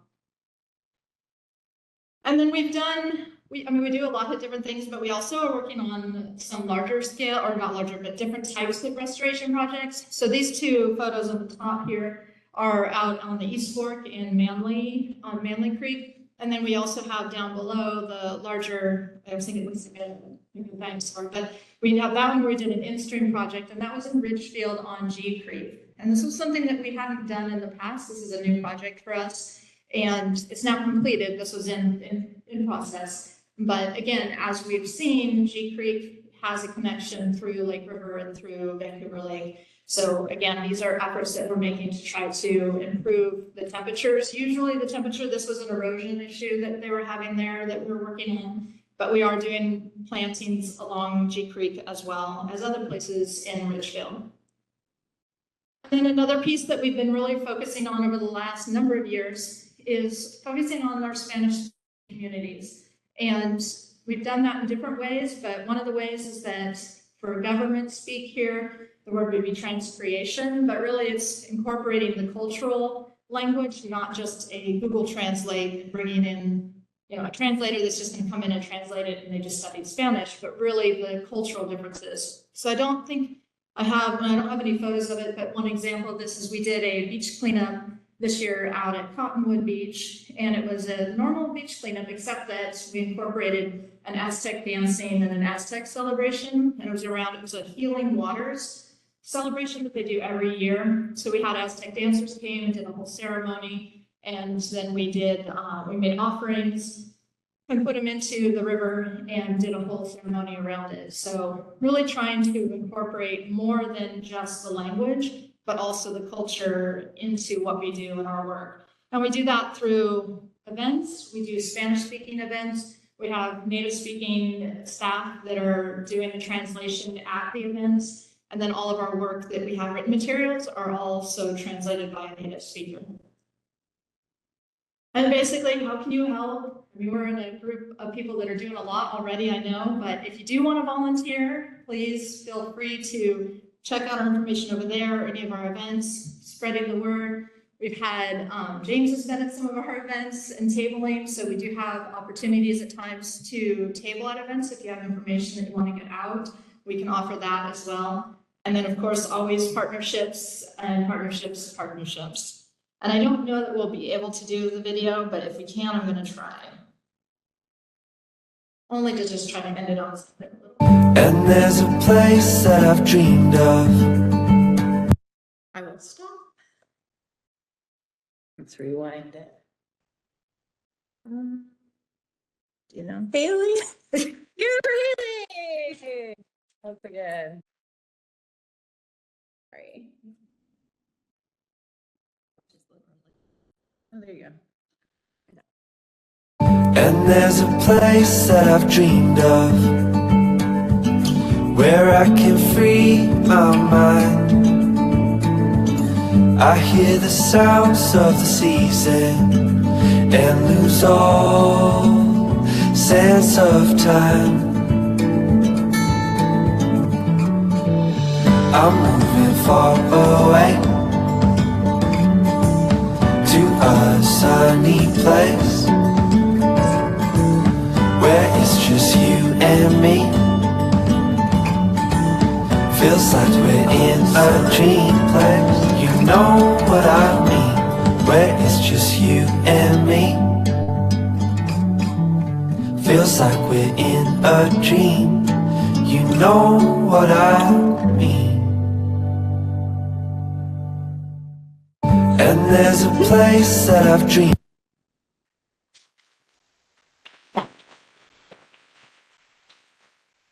So that was at Lockham's Lake a couple of years ago, and just kind of tried to show that last time and I couldn't. So yay to really get it done here. Anyways, so thank you all for having me here today, and maybe also some of you guys at our events. Thank you.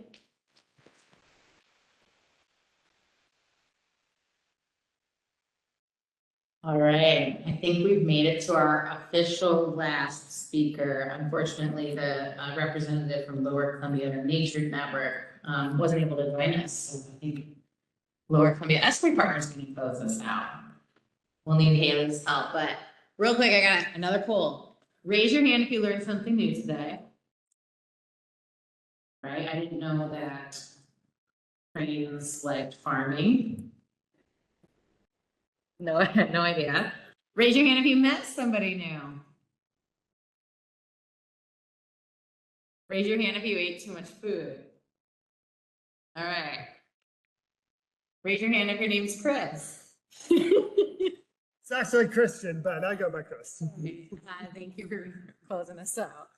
Yeah, I would have done an entirely different presentation if I knew I was going to be a closeout. I mean, that's a lot of pressure. We have a little something after you. But Okay, well, good, because and maybe you can tell everyone a little bit about what the canopy collective is at the end. yeah, I can try to do that. And I realized that I didn't even put my organization's logo on here, much less put a slide together that says anything about what the Lower Columbia Estuary Partnership is. So maybe just real quick, I'll do that. We are a 29-year-old bi-state national estuary program that covers the geography from Bonneville Dam to the Pacific Ocean. We work throughout Southwest Washington and do actually a ton of work in Clark County. We have a staff of about 29 people. We do habitat restoration, monitoring, environmental education. We coordinate the Lower Columbia River Water Trail. We do stormwater work. We have big canoes. A lot of different types of activities that we do. I'm happy to be here today to talk about the work that we do kind of in and around Vancouver Lake. Let me get the buttons to work. I don't know why you ever leave the helpful person. You should just sit right here.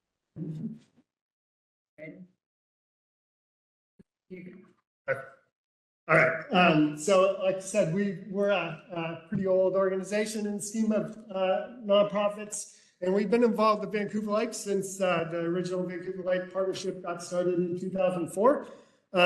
We actually had a formal role as a coordinator for a few years during that process, and kind of been at these tables for more than 20 years. We're doing a lot of work kind of in and around Vancouver Lake, and I'm just going to talk about that a little bit. Part of that is education and engagement work, and then I'll talk about some of the work we're doing in the Burbage Creek and Salmon Creek watersheds.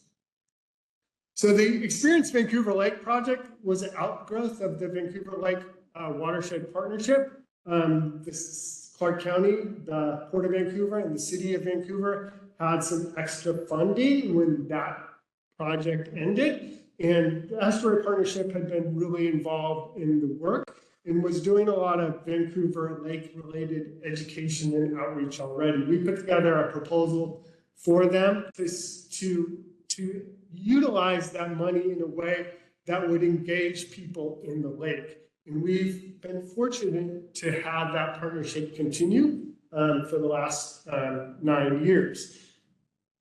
The goal is really to engage Vancouver area students and community members in a comprehensive watershed outreach program that builds community awareness and appreciation for Vancouver Lake. And we do that in a variety of different ways, primarily through education, classroom lessons, Vancouver Lake focused field trips, and then on the water in our 29-foot big canoes. And then we've done lots of other things over the years, including, I think maybe even had something like this in 2014.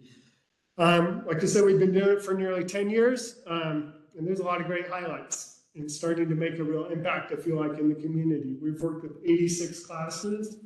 We've delivered 213 classroom lessons, done 31 student field trips to Vancouver Lake, had 160 adult chaperones come along.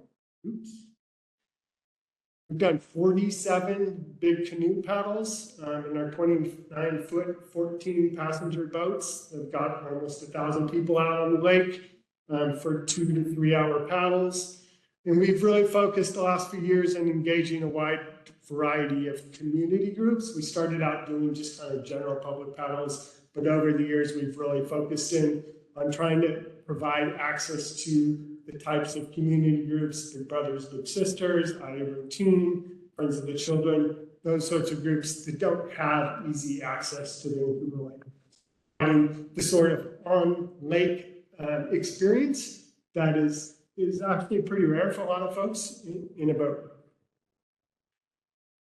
We've gotten a ton of great feedback over the years, and I'm not going to read through all these teacher feedbacks I put in here, but I will read a couple. This one, for days afterwards, I heard how much the students all enjoyed the field trip. Parents too mentioned how great it was. The Estuary Partnership educators are professional, prepared, and knowledgeable. Lots of students are proud of helping their community and now are looking for ways to help out on their own. Let's come back next year and make this a 4th grade opportunity at Sarah J. Anderson every year. So it's like, as we've done this work and we've worked with these schools over and over and over, it's really becoming ingrained into these schools and these classrooms and with these teachers, such that they want it and they expect it every year, and it could really become, you can see how it builds, right, over time as more and more students do this. 10 years from now, some of those students are going to be in this room working through all of these issues that we have potentially almost solved. I'm just going to skip through all those. What's really great is this work continues. We actually have a contract with Clark County through June of 2026. And again, it's a funding collaborative with the county, the Port of Vancouver, and the City of Vancouver all contributing. So each one puts in their portion. And we're very grateful for that and to be able to continue the work of class visits, field trips, big canoe paddles, and whatnot. And like I said, it really is kind of building now as each year goes by and more students do this. I imagine people in this room know kids who have been on these trips. We, like Sunrise and her organization, have also been doing a lot of work in Burnt Bridge Creek over the years. All of our projects, generally in this kind of the community aspect of our program, can generally combine classroom education with student field trips and then volunteer kind of community engagement. And so we've done a lot of riparian kind of education and then riparian planting projects over the years. We've worked in 2 areas on Burnt Bridge Creek, Meadowbrook North, which is kind of the middle watershed, where we've worked with the city of Vancouver and planted more than 5 acres in that section, engaged more than 1,600 students, and planted more than 5,600 native trees and shrubs. Right now, we're working in the Alki Road area, which is more towards the mouth of Burnt Bridge Creek.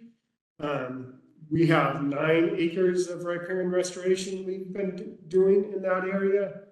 So far planted more than 6,000 native trees and shrubs, engaged more than 300 students. And this work is continuing this fall and winter. We have also, and again, that's very much in partnership with the city of Vancouver. We're also looking at this lower 45 acres of Burnt Bridge Creek floodplain, which is owned by the city of Vancouver.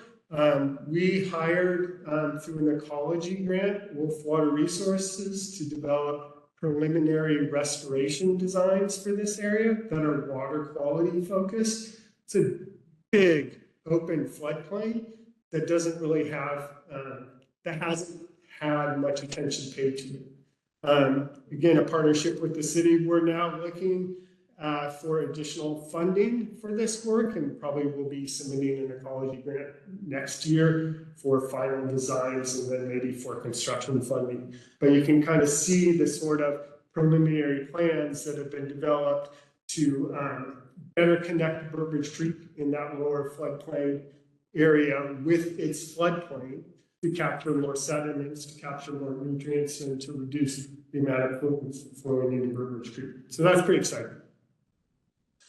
We also have a large and growing stormwater retrofit program. We have a project that's been funded by Ecology in partnership with the city of Vancouver to develop stormwater retrofit designs for Evergreen High School, which has about 8 acres of impervious surface that has no water quality treatment associated with it. Evergreen High School is in the Burnt Bridge Creek watershed. Currently, all this water flows directly into the ground because it's in the Burton Sink area. So what you have is a lot of polluted stormwater runoff that's flowing directly into the ground without any water quality treatment. And everybody who lives in this area is drinking water from the ground, right? All of your drinking water comes from the aquifers underneath the city. And so it's really important to keep those aquifers clean by treating stormwater before it enters the aquifer. So that's an exciting project. That will be kicking off design work probably in January. In the ideal world, we would be building stormwater retrofits in 2 to 3 years. Similarly, we're kind of building on that model and submitted 2 recent grant applications to Ecology to do the same thing at both Fort Vancouver High School, which is basically right across the street from Burnt Bridge Creek, and at Hudson's Bay High School, which isn't in the Burnt Bridge Creek watershed, but still has an enormous amount of impervious surface and a giant parking lot with no trees. These are the sort of concept designs that we're developing, and you've all seen this sort of thing at parking lots all over Portland and Vancouver. And it's really kind of how parking lots are being designed now. These 3 high schools, they have basically no trees in the parking lots. They're seas of asphalt. So there's all sorts of other impacts associated with that too. Imagine walking to school just by row after row after row of car, whereas you could walk to school maybe buy some trees, buy some butterflies, buy some birds. It also has the benefits of reducing urban heat island impacts and things like that. So a lot of like really important benefits from this sort of stormwater retrofit work, these large urban high schools, where we're also going to engage students in the design and the work and in the project as much as we can.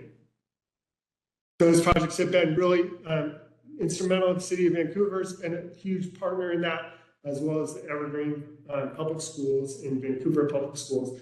In each of those schools, they're willing to lose parking spaces, sometimes 30 parking spaces in their parking lot to get this work done. All this is obviously helping to implement Ecology's Burnt Bridge Creek Advanced Restoration Plan, and all the work in Burnt Bridge Creek obviously helps with Vancouver Lake water quality, although we all know it's a very small contributor to the lake. All this kind of riparian student work that we're doing in Burnt Bridge Creek, we're also doing in Salmon Creek in partnership with Clark County, basically at the in the area between the Cougar Creek confluence and Northwest 36th Avenue.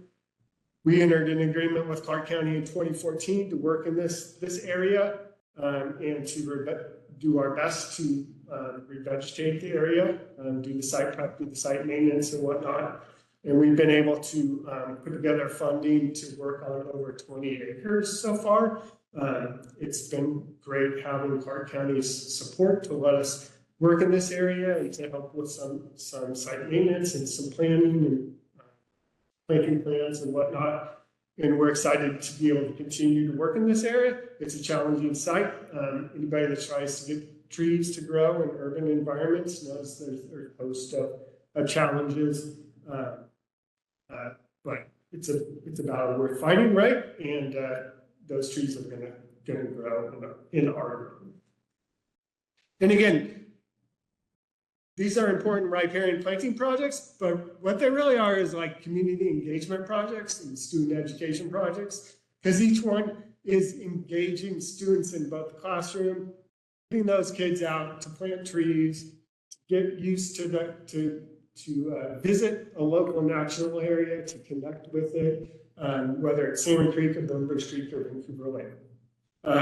And we're continuing to work at this Salmon Creek site and hopefully will for the next decade as we can continue to receive funding. So there's opportunities to volunteer, including a volunteer event this Saturday, if anybody wants to plant trees along the section. That's it. I don't have a question slide. I don't have a contact slide. I kind of figured everybody might know me, but I don't know why I thought that, because I don't know everybody here, obviously. So thanks a lot, Devin, and great job, everybody here today.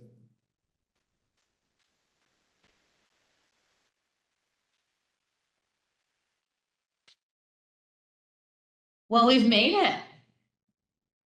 I think at this point, we just have a short video that we want to show you on what our county is doing for Vancouver Lake.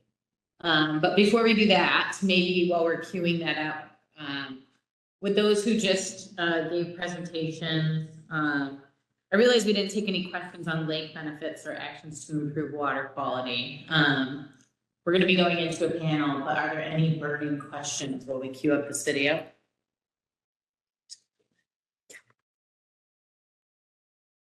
All right, so Buddy has a name. Here's my burning question. What do we name the salmon? Sammy, what'd you say? King. King Sammy. What'd you say? That was a bad question. All right. So there's a lot of things. To keep waterways healthy. Some of you may have seen this. We're very proud of this video. So before it gets To started, keep we'll give waterways you a little context. healthy for people, fish, and So the Clean Water Division, raise your hand if you're a part of the Clean Water Division. We got Julie, we got Eric, we got Jeff, we got Alice, we got Subas, we got Rod, we got Bob, we got Rich. Did I miss anybody? So we're only 18 and we are responsible for $321 million worth of infrastructure, which includes 50,000 unique individual assets. 2,000 of those are public. We also have 1,800 private facilities. We have to inspect them all annually. We also have to maintain them, and depending on how much those assets cost, we have to maintain them in a certain time frame. So we're very busy. We have the lowest stormwater rates in Western Washington. And this last year, we've been in the middle of a rate study. I think a lot of you have probably been following that, or you've been asked to give a letter of support. Our final vote happens on November 12th. So fingers crossed. And in getting ready for that, we had a bus tour with our Clean Water Commission. Give it up for the Clean Water Commission. I know we still have Tracy, Alejandra's still here, Glenn, Ted, and our newest Clean Water Commission member, you'll be appointed, John. Hi, you'll have to meet the others. Sorry for putting you on the spot like that. But we took our Clean Water Commission and our council on a bus tour to show them all the things we do. And so this video is made as a little bit of a highlight of just some of the things we do. So, I think without further ado, I'll let the video speak for itself.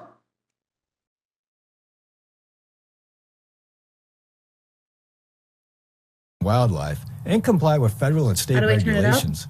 The Clark County Clean Water Division is responsible for building, maintaining. Can everyone hear it? Okay. Is that as loud as it goes? All right, well, everyone will have to listen really hard. Is that as loud as it goes? Oh.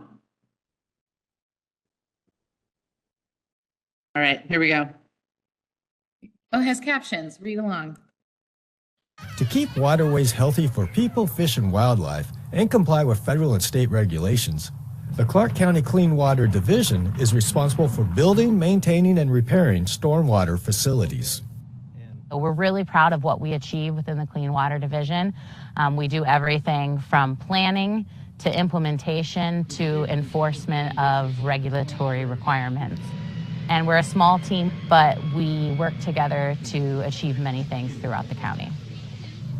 The Clark County Clean Water Fee is the main funding source for the many services performed by the Clean Water Division. There are a lot of pollutants in our environment, in our community, that we generate from everyday practices like pet waste, a leaky vehicle, dripping oil, tire residue from driving vehicles, or fertilizers and pesticides used on lawns. Many of these things will mix with stormwater, which can enter our watershed and enter our waterways. And so it's critical to be able to have systems in place to be able to reduce those type of pollutants. To showcase some of the practices and projects of the Clean Water Division, staff hosted a one-day guided bus tour with various stops along the Salmon Creek watershed. Attendees of the tour included County Council, the Clean Water Commission, and other county leaders from other departments. The first stop was Thomas Wetlands in the Douglas Carter Fisher Neighborhood Park. The county constructed a wetland at the park to slow down and naturally treat stormwater from the area, while also improving the habitat. One of our older kind of flagship projects started in 2011, was completed in 2015. Thomas Wetlands not only serves as a recreational amenity, it provides stormwater benefit and also habitat benefit for various species of fish and wildlife. We have here, that's our Vector truck, and that takes care of all of our catch basin cleaning.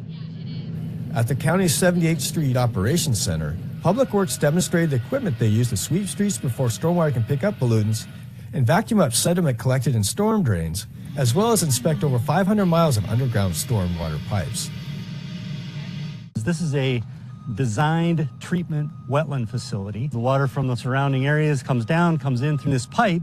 The Mount Vista project is one example of a public facility that received drainage from road runoff and runoff from buildings, and that functions as serving as a treatment wetland to help slow down the volume of water that enters the facility and to help settle out any pollutants or sediment before it enters Salmon Creek.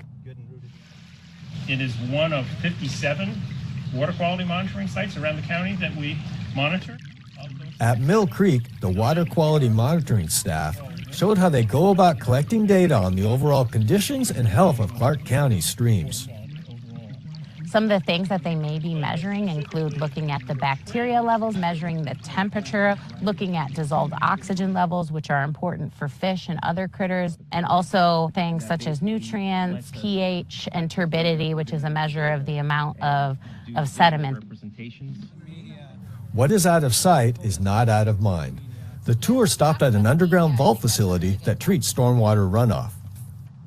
Our team is responsible for inspecting, maintaining, and replacing multiple underground infrastructure assets. One of the projects that we took a look at has Phosphosorb cartridges installed that help remove phosphorus, which is one of the nutrients that is having an impact on Lacamas and Vancouver lakes. One of the tasks is to develop a beach management plan for the Vancouver Lake swimming beach. The last stop on the tour was Vancouver Lake.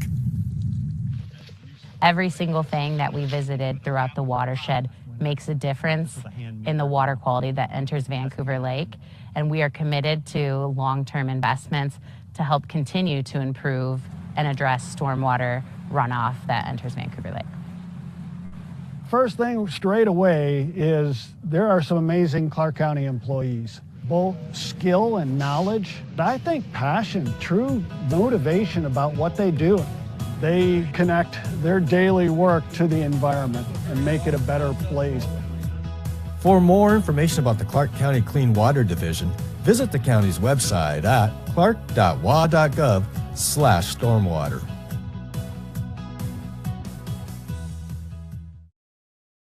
So that about sums up what we do.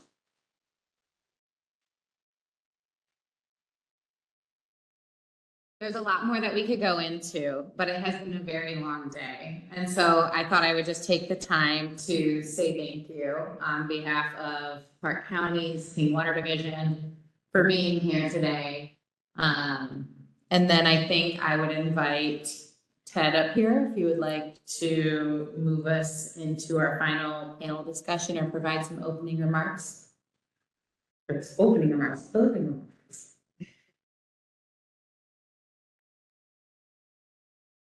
Well, I just want to thank everybody for coming out today and spending a rather enjoyable, information-filled day learning about Vancouver Lake, and also learning about a lot of our partners out there who are working in other streams and other tributaries and other areas of the county that are certainly equal importance in a lot of respects. So it's been a very informative day for me personally, and I hope for all of you as well.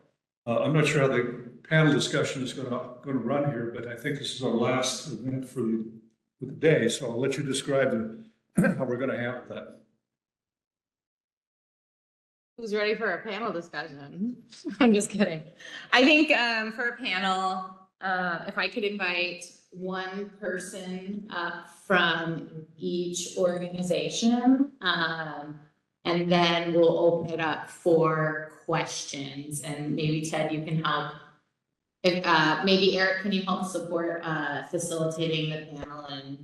And so let's bring up somebody from the port, somebody from the district, anyone who's here representing an organization, and then we'll just take any questions.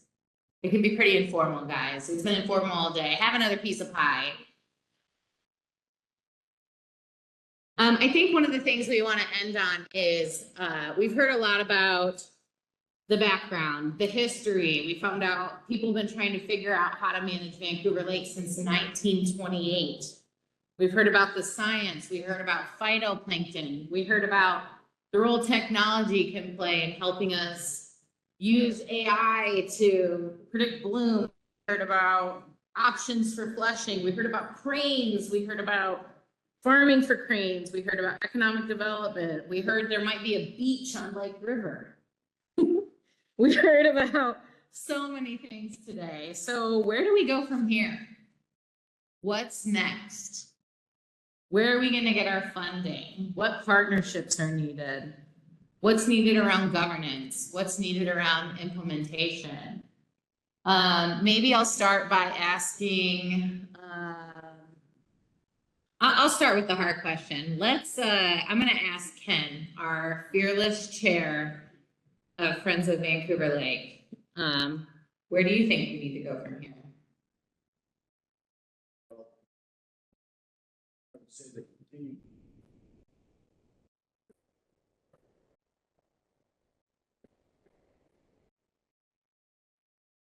Houses. Yeah, perfect.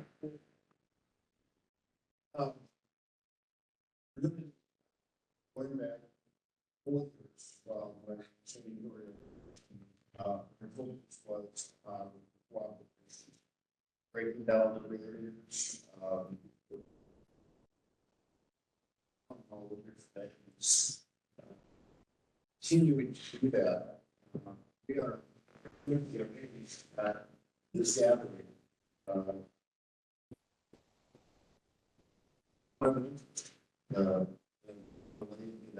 Water things, and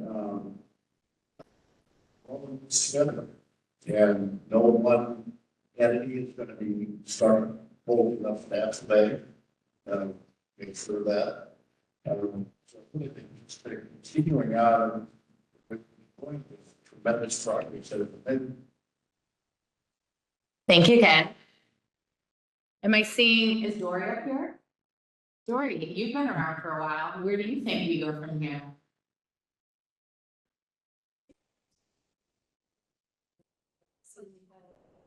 No,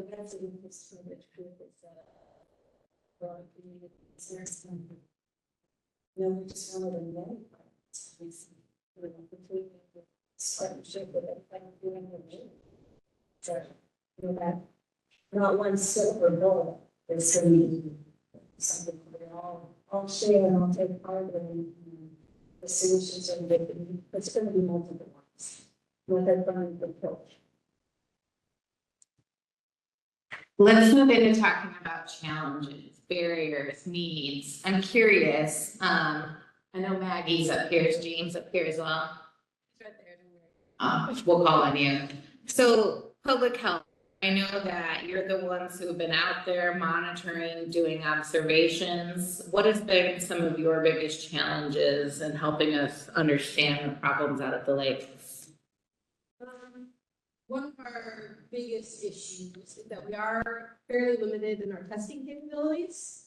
So we go through King County Environmental Lab, they do our testing for toxins, and we use a local laboratory to collect toxins. So it's all funded through the state. The downside of that is they have very strict parameters on how often we can sample and how many samples we can submit. So just getting some of the, like I shared some of our data, we wish we had more of it, and I think that would help provide a bigger picture of that. We have been working on some things to increase our capabilities as far as testing, so that we can test more frequently and in more areas. So like we are only focused on the parks at specific beaches. If we could expand that testing capability, we could be looking more in other places as well. So that's one of our biggest struggles right now. I'm gonna pick on our friends from the port. I know I see Mary and Penny together, which we really appreciate having you here today. A lot of people, ports have a very specific mission. So what role do you see the ports having in the long-term solution for Vancouver Lake? Mary definitely has more just with our waterfront park, and we're going to have some people join the waterways. And it's going to be really important to helping it river ecosystem. So for all the people down there and their pets, they're not being sick, they can go to waterways. Thank you. Yeah, recreation around the port is huge for us too. And as I mentioned, stormwater, our waterways is something that we have a full position and have a 5-member team that focuses on water quality. So it's a big focus for us anyway, and I believe it's Jacob. We own, we manage, operate an infrastructure channel, and so we're being part of the conversation around flushing channel ideas, improvements, and what data science will show that improvements in water quality can benefit from any changes. We want to, of course, be part of that conversation, and so we're good for it. Thanks, Mary. I'm going to put Eric Lambert on the spot. We haven't heard from Eric yet today. Eric, can you tell us a little bit about some of the work that you see coming in Park County around fertilizer production? Yeah, so we got a grant from ecology last year to implement some program that has been developed. It's the Clean Rivers Coalition, and if you're not familiar with that group, there's a card back there on the black Park County table. It says follow the water and what's your lawn style. The program is what's your lawn style, also called level of your lawn, and it is to target homeowners who primarily use weed, which is the quick and easy part of too much, too often, everywhere, and that's a big problem that we've found in our city from a nutrient perspective and also a pesticide perspective. And so this is going to be a social marketing behavior change campaign. And I know some people in this audience might say, why are you even have a lawn to begin with? Rip it out and do native plants. Okay. Yes.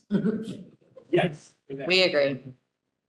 But a key part of successful behavior change is meeting people where they're at and understanding that not everyone has the capability or the desire to do that with their lawn. And so where this campaign is going to be providing some different social marketing incentives, ways that we can overcome barriers to reducing weeds, implementing natural lawn care practices in the community.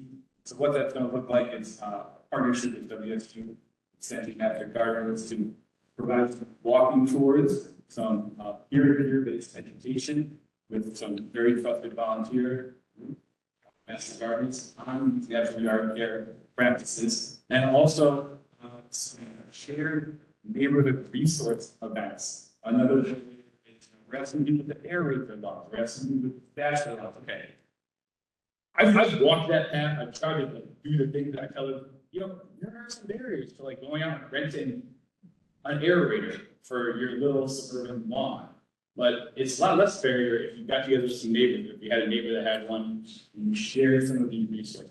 Same goes with, you know, spreading compost and grass seed to overseed rather than, you know, using those high nitrogen, high phosphorus, quick release fertilizers. And so really, this program is going to approach those lawn care people in a positive way and teach some practices to implement some healthy lawn care behaviors. That's one part of the grant. The other part of the grant is to implement some training to landscape professionals. We know that a lot of landscape professionals in our community Spanish as their native language, and so these workshops will be conducted in Spanish. We've already had a number of resources that have been piloted by an EPA grant that was received by the city of Gresham a couple of years ago. So we'll be taking a lot of that work and also hosting some youth workshops to address people that are also on the front lines of being able to kind of reduce some of these fertilizer and pesticide inputs. Thanks, Eric. I have a question for Chris Hathaway, and this kind of gets at earlier. We had a speaker coming from Lower Columbia Nature Network to talk to us about a new Portland, Vancouver canopy collective. Chris, are you able to share with us at all a little bit about the goals of that program? And I know you're one of the partners. Yeah.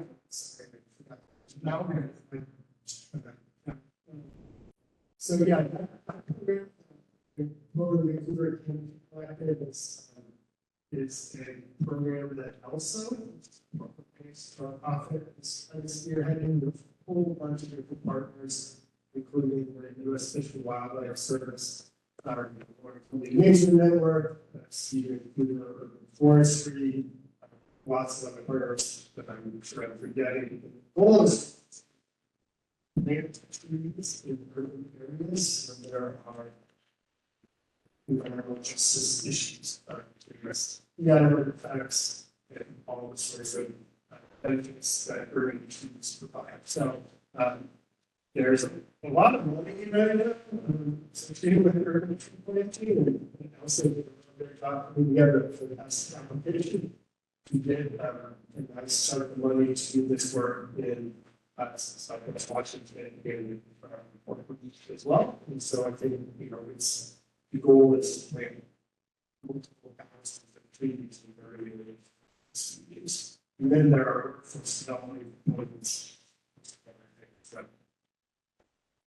feel qualified to share.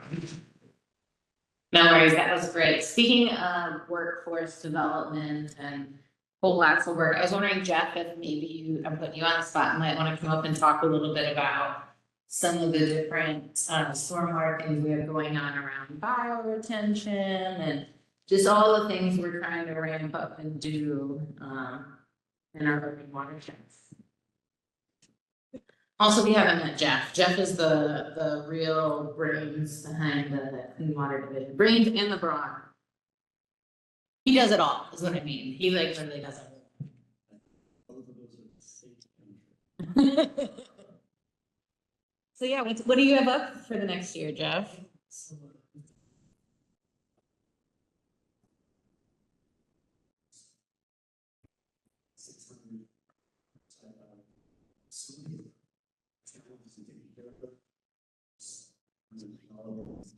right? Putting on a bid, maybe in a year. Last couple of months, getting solved with focus on the Department of Economy and Pereira, others who are working to develop programs to community-based public-private partnerships, and performance-based contracting, and community development, and workforce development, businesses, things like that, and try to bring those types of organizations into the folds and working. We see that as an opportunity to take some pride off of our internal maintenance staff, and so we're actually using money to help develop that program so that we can roll some of that contract instead of getting small crews. So that's one thing. Comes to areas close to Vancouver Lake. We are really looking forward to continuing our subdivision water planning, development plan for our capital programs. So you know, roadways and areas that have developed over decades ago, there was very little to no a lot of treatment. So a lot of lower sand. It's talking about stoppers, possibly partners that saw on video and other things like that. So we're encouraged, we see it as an opportunity down there. And I don't know if there's others we want to take something. And we're gonna start inspecting our pipes for the first time in history, all 500 miles. You heard me say it. We're gonna get all the sediment out of them. Woo!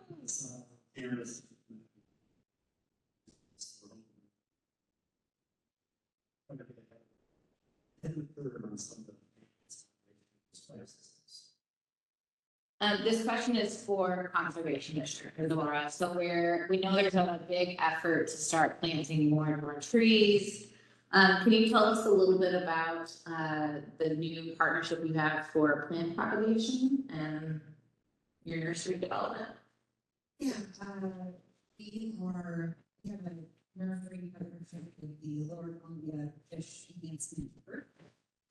They started nurseries at Vancouver High School in and they plant and propagate riparian plants for their projects because there has been a shortage.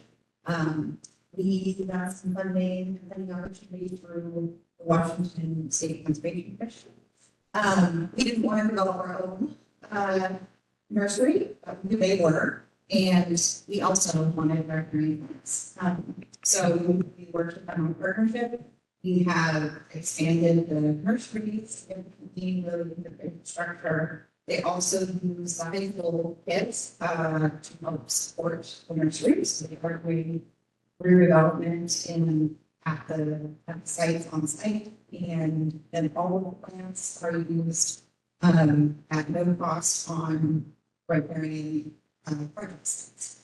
And we have our free tree program that we're starting, which we're using some for. I think it's a really great opportunity for the watershed, the watershed, but for Mr. Brown, that area in general, because a lot of the agency funding we're going to get for riparian restoration is going to require a significantly larger budget than is at all feasible on 99% of the sites.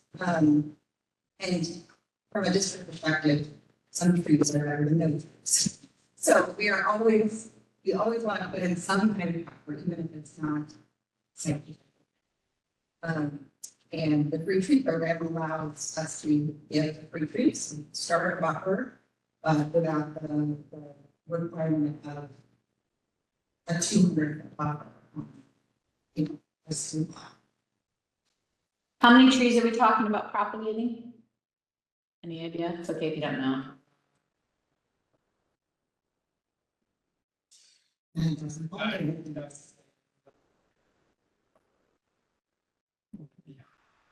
Cool. Some folks now don't want 200 trees, and that's perfect. They just want 50 trees. Right now, they're working. Yeah. It's a pretty great program so far, a lot of feedback.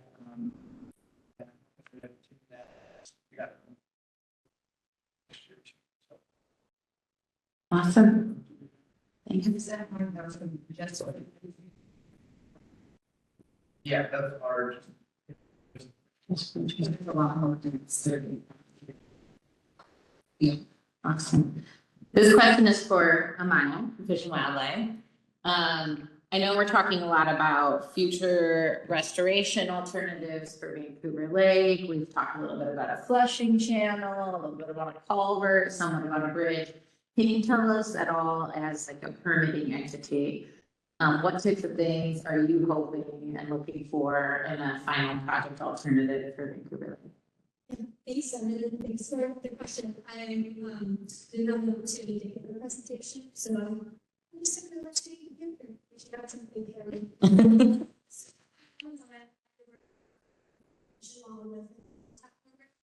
No, something that we can do when it comes to work within borders of the state, which and construction, this being able to move from the flushing. So to your question of what it is that we're really looking for, part of what we are right now is, that we do have another interview something this year, but there's a lot of internal information that goes into it and kind of identifying what is not something maybe has been done. As we recognize, Vancouver Lake and solutions have been going on for 60 years. So I think part of it is recognizing what has been developed. What are some of the unknowns, what are some of the gaps in helping make informed decisions, and then maybe what are some of those unknown limits. And so, some of those, especially, people with all the climate resilience and how the we change.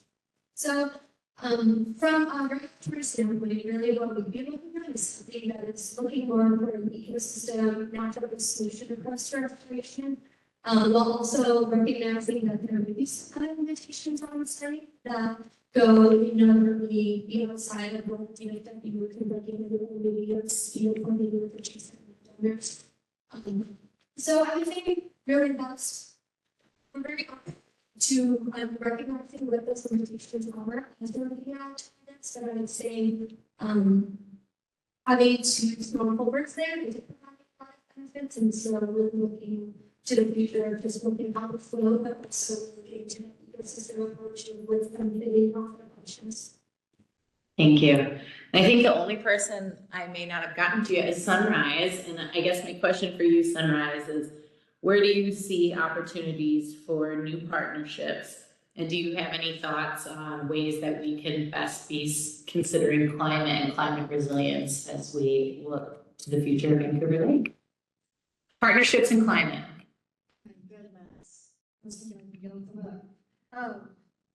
So partnerships, I think that things like this need to continue. Ken mentioned it as well. It's really just continuing to have those conversations. But I think it's also, there needs to be, Devin, you've heard me say this, many of you have, but we need to be looking out of the demographics and the community that we have at most of the partnership groups. So I'm part of TAG as well. And we see the same people. And the same people are amazing. We're excited about all of us that are there, but we're not seeing new faces. And the users of Vancouver Lake are not often represented at these TAG meetings. And they're not often represented in places like these events. And so where I think that there's a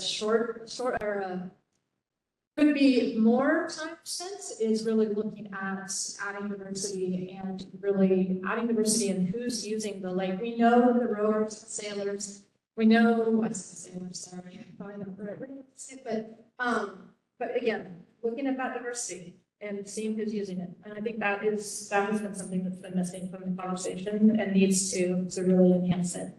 As far as climate change, that's a huge question. Everyone has already talked about it, it's been talked about here, it's really looking at when it comes to Vancouver Lake is planting trees. And Chris mentioned it with water and the plants and the urban areas. We didn't used to have to even water our plants. We were able to have them survive, and we overplanted and we were usually okay.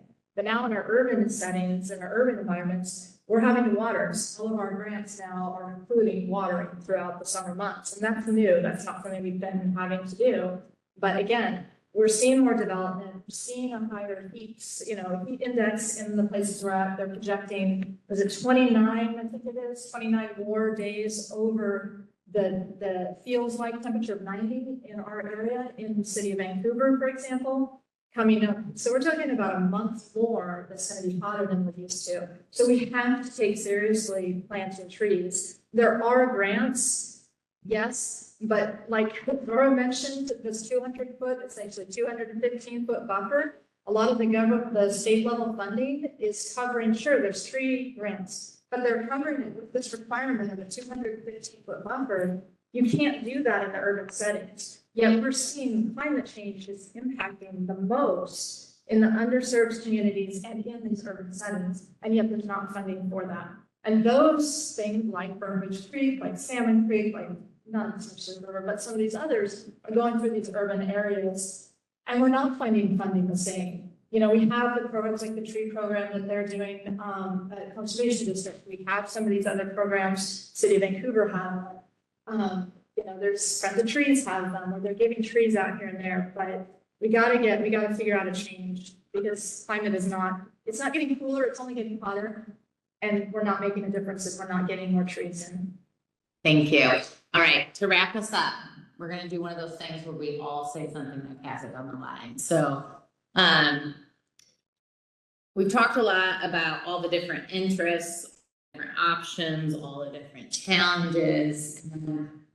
What gives me some hope is that we're talking about them, but I almost feel like I'm leaving today with more ideas and more questions and more uncertainties, because there are so many things to consider. So I'm curious, maybe we can start with Ken and pass it down the line. If you could share one word that you're leaving the symposium with today, what would it be? Say collaboration, but I'm going to say complexity. This is a very complex, very, but it is deep. I haven't learned that right now. Hate to say this, but a ground with the problems are deep. Complex and deep.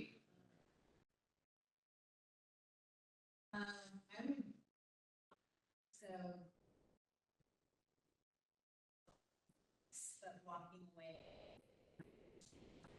issues that are complex is we need this is crack the code to figure out what are all the opportunities that we have on the table to understand all the no silver bullet, but what are options, what are the opportunities, the knowledge behind that, the knowledge basis and stuff. I would say partnership. Working together, we're going to be able to find it. So I would say ongoing. I think we're all very well aware that some quick fix to any of these issues. And it really needs to be an effort that's happening every day, every year, moving forward. So ongoing. I'll keep it to one word: community. I'm gonna say expensive, but worth it, because I like nice things. Yeah, I'm gonna say open positivity. We talk a lot about big complex issues. I feel like an estimated pollutant in this whole conversation is despair. So staying hopeful and positive that we will get this. Fine. Study education and in historical perspective. I'll go with enthusiasm. I thought this was great. And today, a lot of positive stuff that I learned about. When it's been a while, it's way to learn and really get folks learning this. I'd say appreciation. There's a lot of us that have been involved in waterborne issues for a long time. And just appreciating and understanding that is history of something being alive. I love it. So appreciate everybody that's speaking today and it's part of this ongoing But I'm sorry, for months.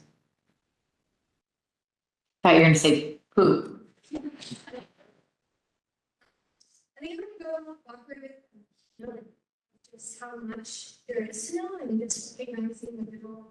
I don't know, so we, you know, really need to don't have a answers, but really, there's a local knowledge of this region, so I think it's that important.